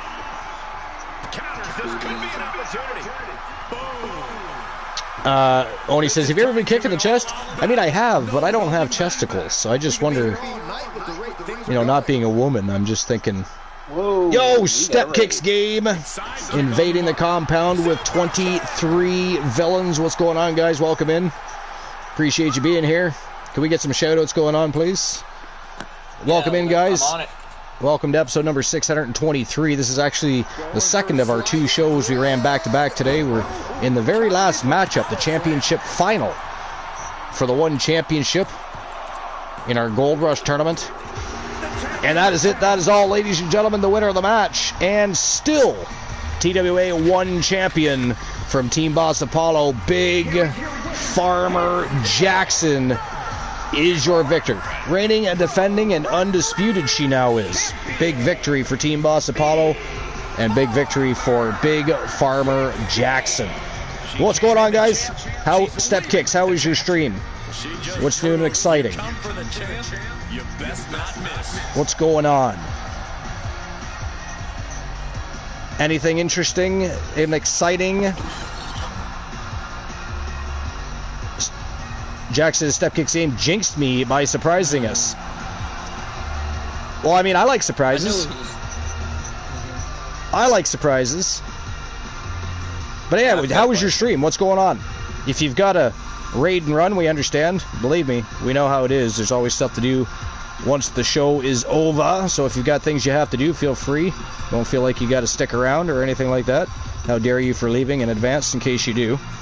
But no, we were literally at the very last match of our show for the day. We had a Wrestle Wars Genesis 9-match card, and then we just had a 1 championship Gold Rush tournament, which is, of course... What were you going to do? Well, I was just going to ask, I don't know if you're like going to be in a rush or anything, but you think we could do a go-home happy match? I mean, we could. You got an idea? I mean, we got quite a few people here. I think we should at least give them that. You want to give them one final match? A go-home happy match? All right. Let's give them a go-home happy match. And Oni Shinobi won all 26K. That is ghastly. You guys are terrible, man. You just let Oni walk away with the bank. What is wrong with you? It was good. We talked about our upcoming PLE. Fantastic. We were actually doing the very same thing. Our next stream preview is actually going to be called TWA Mayhem. It's just a couple of weeks away. So we've got lots going on. Feuds, rivalries. It's craziness. You know how it goes. All right, but what are we going to do for a go-home happy match then? Well, you would think I'd just put it myself, but I don't know. You know what? Let's give him a good show. We gotta get Johnny in there. Show. Johnny Rainbow? Yeah, we gotta throw in Johnny. All right, we can get. So who would Johnny face? Actually, you know what? How about a? I would think of a 6-man, but 6-man matchup. Like maybe Johnny and Pretty Deadly. Oh, like a 6-man tag team matchup. And who's in the occult? How many people's in that? There's enough to have a 6-man match. I think that's a good idea. How about Johnny and Pretty Deadly in the occult? Oh yeah, that's right. All right, so Johnny and Pretty Deadly versus the occult. All right, we may as well keep it in Twitch All-Star Wrestling. They get featured in Johnny. All right, so Johnny freaking Rainbow As soon as I find him, there he is. Elton Prince. And Kit Wilson. Whoops.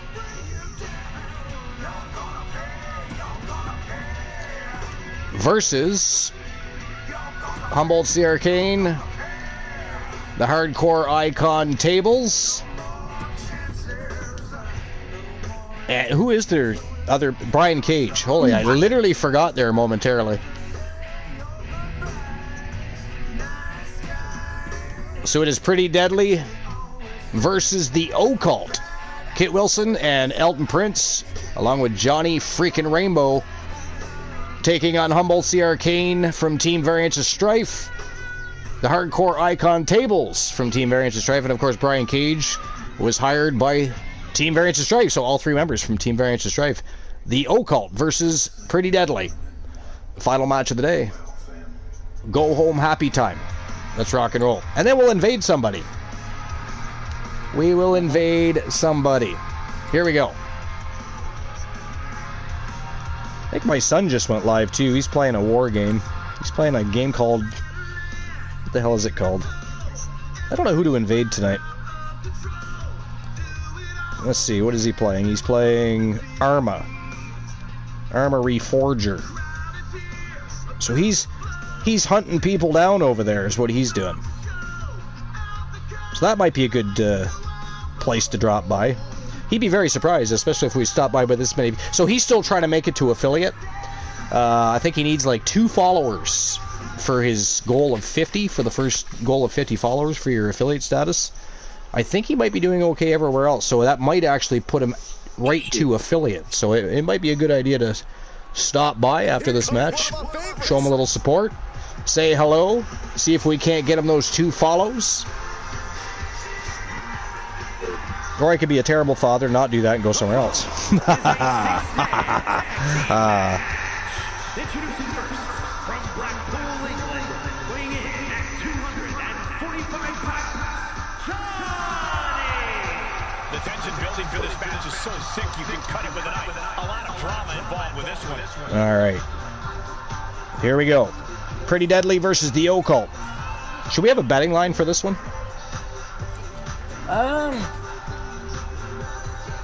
I'll leave it up to the chat. Does anybody want to bet on this match? I know either way, unless someone fucks it up for me on 1 dice. Who wants to bet on the matchup? Never been higher, but this guy's ready to prove he can hang. Virgo says, elimination, if you would. I will have to carry this team. Well, I mean, it's a little late for that. The match is already on the go. So I can't change it to an elimination match. But they could always have a rematch at some point, right? And we can make that an elimination match if it's necessary. Oh, you got an ad to start the match?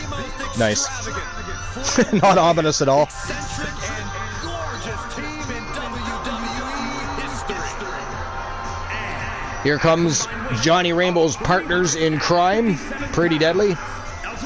Well, he's part of Pretty Deadly, so I guess that makes sense, doesn't it? But Kit Wilson and Elton Prince.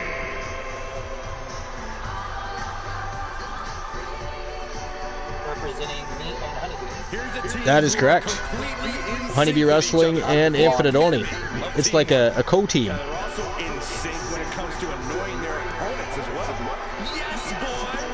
Stop saying that. Come on, Byron. Give me one. Yes, boy! No, I'm not saying that. Strife opened the betting line. He did, he did. Do a yes, boy. But I don't want to yell in your ear. I mean, I won't hold it against you. But that just sounds weird now. Fair. What is a ghastly Better with noise? 2 people.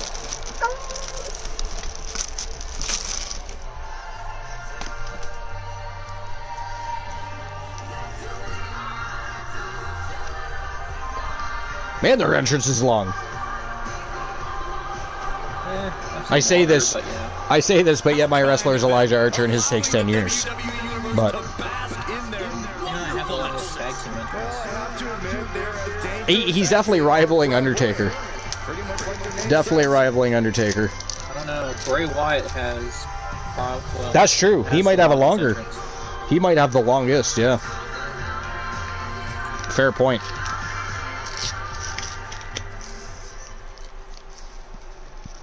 Did we get some shoutouts going on? I forget. I think I asked. I shouted out Step. Did you? Okay. Most important. He looks great with all that gold on him.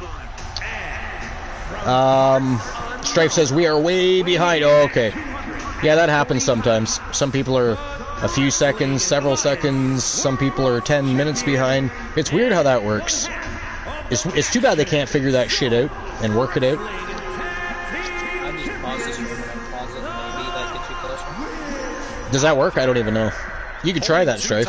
Pause the stream and then try to catch it back up. I don't know. Fox, you got 99, the dreaded 99. Who won the world championship? Somebody did tonight. Moonrader. Moonrader, that's right. Only the second person to do that. So, I'm guessing it might go to Queen Dust, or I don't know if he's got Moon Dust in the roster.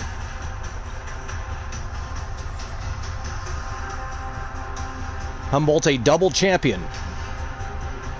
One half of the Action Zone Wrestling World Tag Team Champions, and he is the reigning defending TWA World Champion.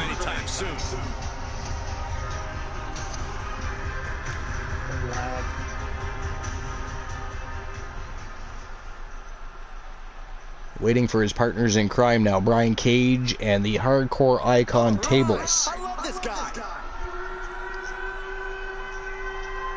Tables reminds me of Hook with Super Saiyan. I know, right? I was thinking that myself. Or Dragon Ball or something like that. You know, this person takes some pride in their work, but who can blame them? Few are as gifted in the ring as this performer.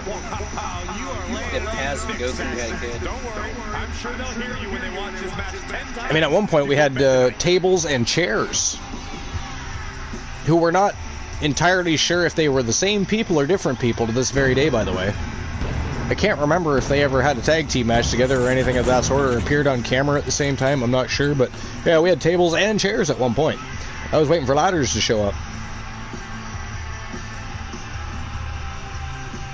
Strife says all three were double champs at one point a couple of weeks ago, right? Sorry, all three what? He said he'll be making a statement in this match tonight. Getting a deliberate emphasis. Of the occult?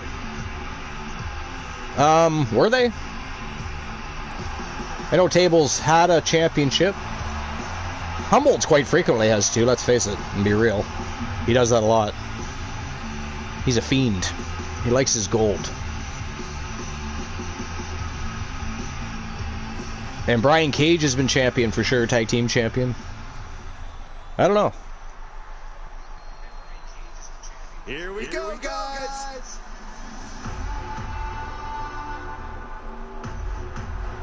Speaking of Brian Cage, here he comes. One half of the Action Zone Wrestling World Tag Team Champions.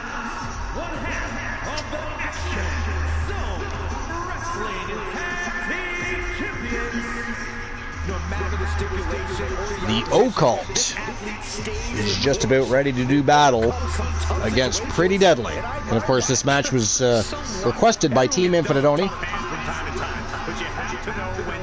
who manages, well, co-manages Johnny Rainbow and Pretty Deadly as a faction. Johnny freaking Rainbow. I've always loved Johnny Rainbow. Those are Sega tights. And he's got Streets of Rage on his ass. Yeah, he does. Strife says we will have to check the records on Discord. Okay. Teams are assembled in their corners. What's going to be the key in this It was funny, I was playing Streets of Rage not too long ago. I liked that game. I love it. Yeah. Music's just really awesome. It is. Well, I was playing the remake punishing the leg. Being hobbled like that, something to keep an eye and on. beat it twice, but with Streets of Rage 1 first Great and then strength Streets of being Rage shown 2. here. What was your favorite one? I like Streets of Rage 2 better. But I never played 3. And I would feel weird playing the remade version of 3 if I haven't played the original. Yeah. isolating But their I've got the original. opponents R&O. I think on my Switch in Genesis collection. What's your favorite fighting game? The follow-up ones definitely will. As far as like straight up fighters or beat 'em ups. Every single part of his body. Let's do both. Well, I think as far as like beat 'em ups, I prefer Streets of Rage. I mean, Final Fight I thought was great too, but Streets of Rage I think had a much better soundtrack. And Yeah. plus, I like some of the characters you can play as also. Mufasa says TDL will be celebrating tonight because both Eric Dangers and Mufasa are Triple Crown champions. Now, as far as like tournament fighters, I've always been more on Mortal Kombat. Getting set up for something in the You like Mortal Kombat better? As far as between them and Street Fighter, Tekken's pretty good too. I never played Tekken in like so long. Tekken. Yeah, well, I like Tekken. One of my sons really likes Tekken. Like, he's actually been in Tekken tournaments. He hasn't been on Twitch in a while though. The two that are on Twitch now are Mr. Kill Your Vibe 69 and the hell is his other chat. I always forget what his new channel's called because he went by a different name for a while and then changed his name. Ghost something, I thinks. Yo, Mr. Kill Your Vibes, are you still in our chat too, or did you? I don't know what I was gonna say. I was trying to read something and say that at the same time. Oh, I can't talk either. I'm doing well. It's almost a good thing that the show's almost over because now I can't even talk.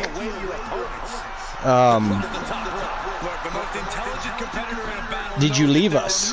I guess we'll go with that because I'm not sure what I was actually gonna say because I sidetracked myself with a text message, actually.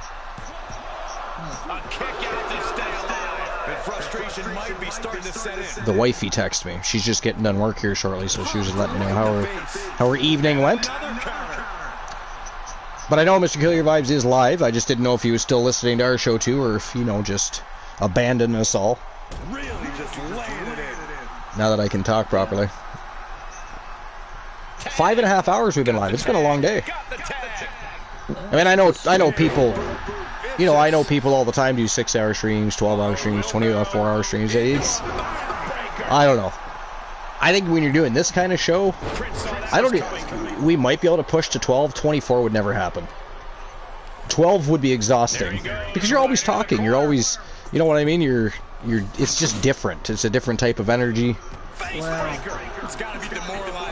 It becomes, yeah, you guys be real about it, yeah.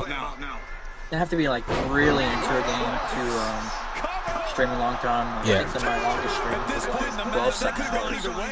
But like some playing Mass Effect 2. Yeah. And I got really into it. Like, I'm an old man, so. You're an old man. He's 41 now, ladies and gentlemen. 42. Or 42, sorry, yeah, right. You were 41. Okay, let me rephrase that. I feel like an old man. You feel like an old man? Yeah. I mean, I hear that some days. Believe me. I hear that this morning. Like, I'm surprised I was able to go live. Like, this morning, I woke up with a smashing headache. And it only went away maybe an hour before I decided to go live, so. But I'm glad I did. Absolutely phenomenal show today. Well, 2 shows, really. Right? Because we had Wrestle Wars Genesis. We had 9 matches from Wrestle Wars Genesis. Then we had our 1 championship tournament for Twitch All-Star Wrestling. Now we've got a go-home happy match. Tomorrow we're live on YouTube, probably around the same time as we started today, probably around the 4 o'clock, 4:30 mark. And we're going to be live with Action Zone Wrestling. But yeah, it's been a great day.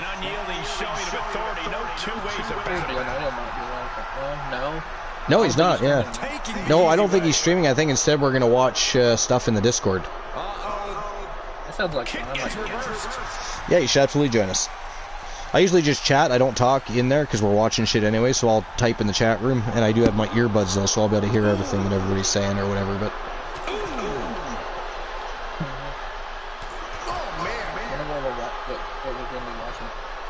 I don't know. He changes it up. Sometimes it's cartoons, sometimes it's a movie.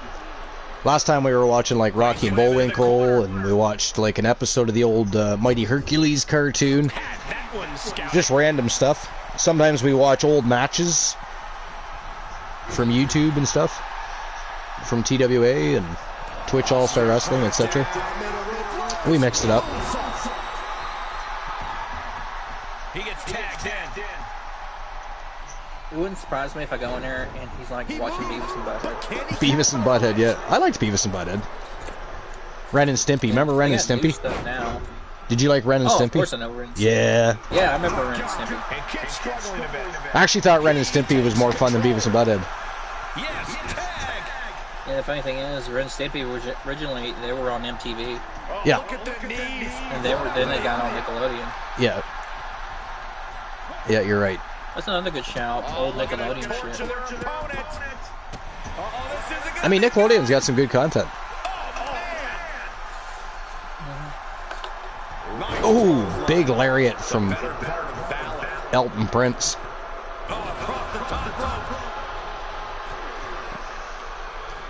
Mufasa says I might join the Discord for a little bit. I have homework to do. Homework is important.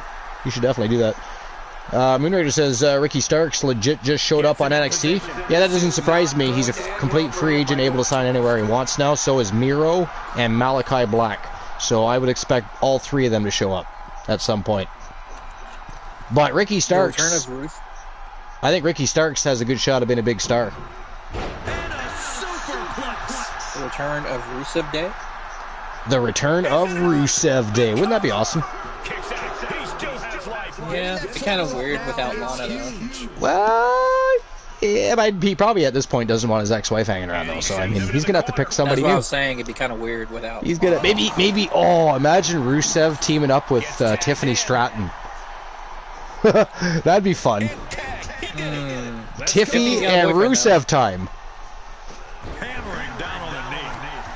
Tiffy and Rusev time. I don't know how Ludwig Kaiser would feel about that. Fair point. Yeah, he probably wouldn't be too big. Someone actually tried to get Tiffany Stratton's number. Yeah, I remember that. Yeah, I'm sure that's happened to a lot of them, to be fair. Oh, big high elevated knee drop right to the skull. But Johnny feeding it to Humboldt's. There was stuff going on with Asuka recently. What was going on with Asuka? So, people were... Oh, I do remember hearing something about that, but I forget what happened. People were, confessing love to her, and... Oh, my. Yeah. So, WWE's, taking precautions, Yeah. I think there was, other stuff, too, for her safety. I mean, at least they did decide to take precautions. Could be overlooked, seen as a non-threat, whatever, you know what I mean? Stripe says, Rusev, Malachi Black, Karrion Kross, Scarlett, all make a team. Since Kross just lost AOP, yeah, they did. Getting clubbed by the axe handle. I mean, I understand that. AOP, they just weren't that good. The War Raiders are far better than AOP. You know what I mean? So they already have a team like that, kind of, whatever. They're always trying to, well, basically do what the War Raiders are doing. Be that big, dominant tag team, right? Intimidating. Helicopter spin. This is ridiculous. This is insulting. This is entertaining. War Raiders, of course, were on Raw last night. If anybody saw Monday Night Raw. Oh, nice move by Elton Prince. Little tag team work there with Kit Wilson. But Humboldt says, no, sir. That's not going to work for me.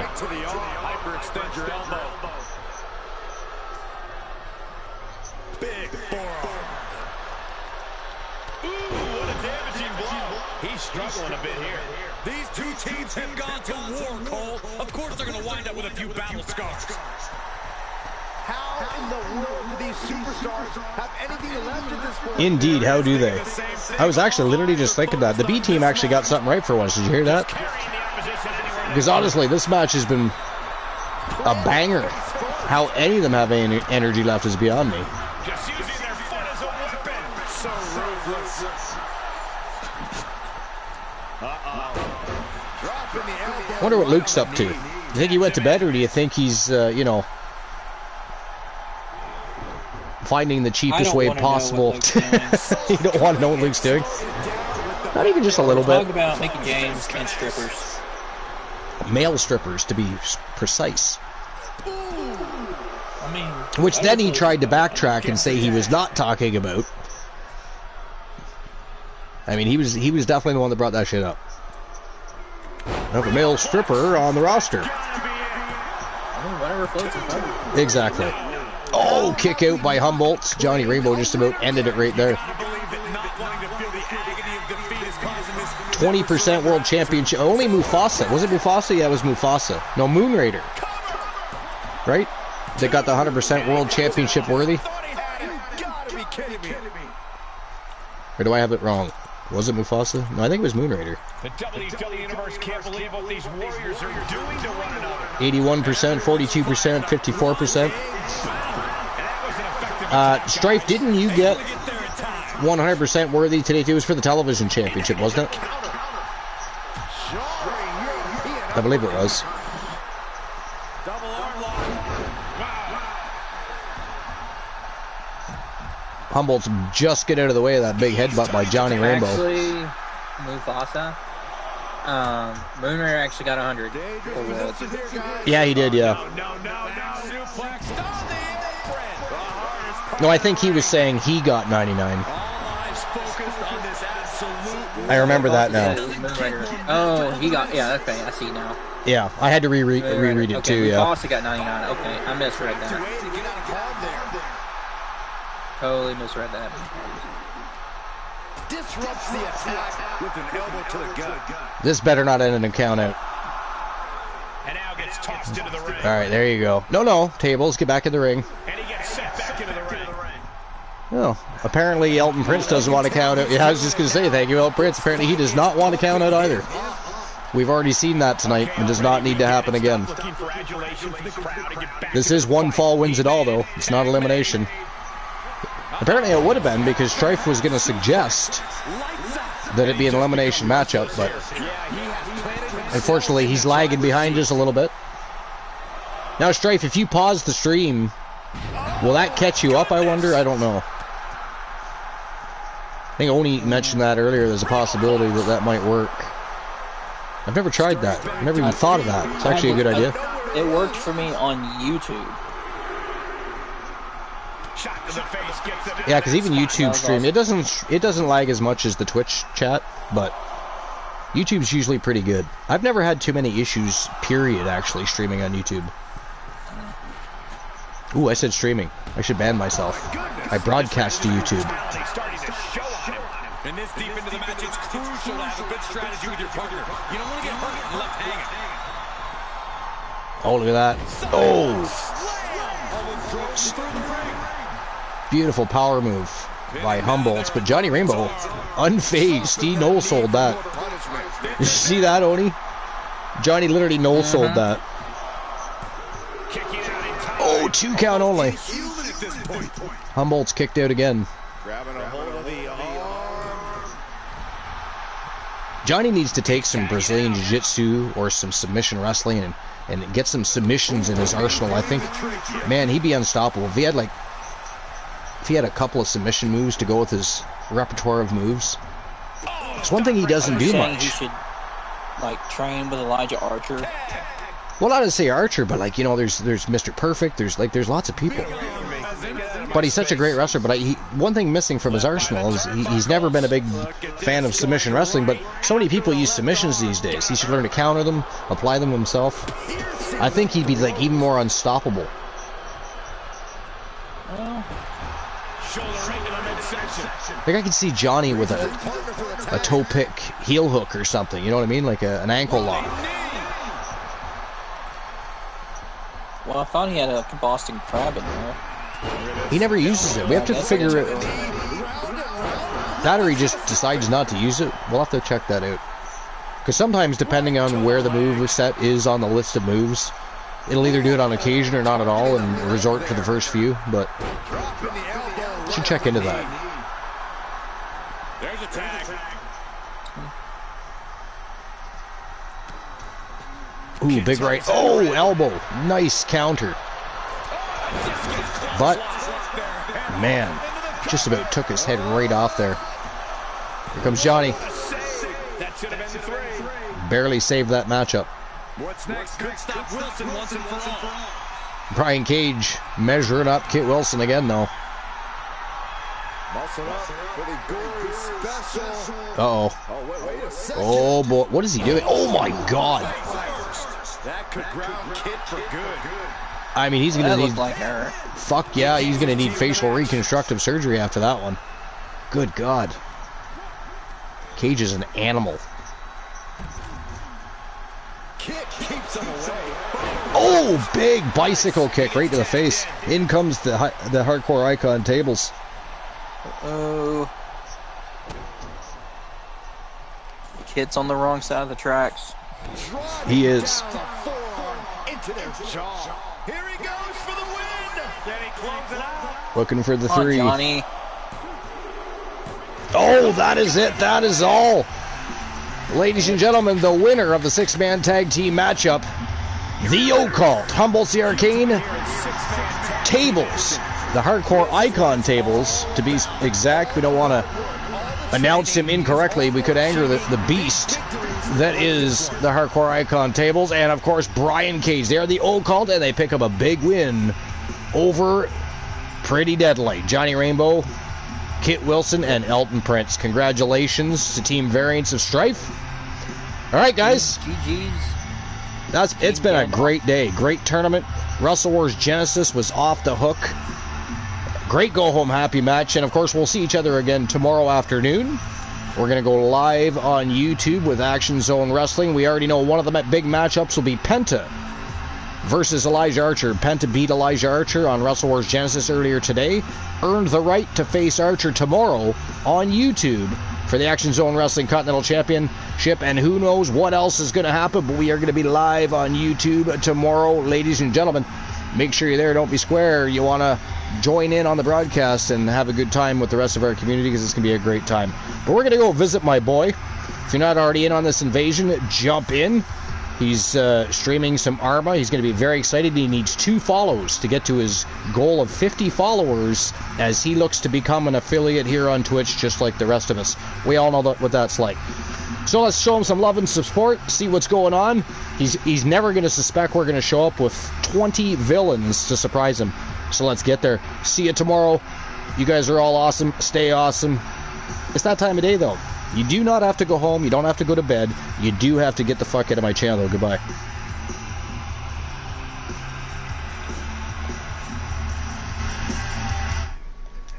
All right. Broadcast is over.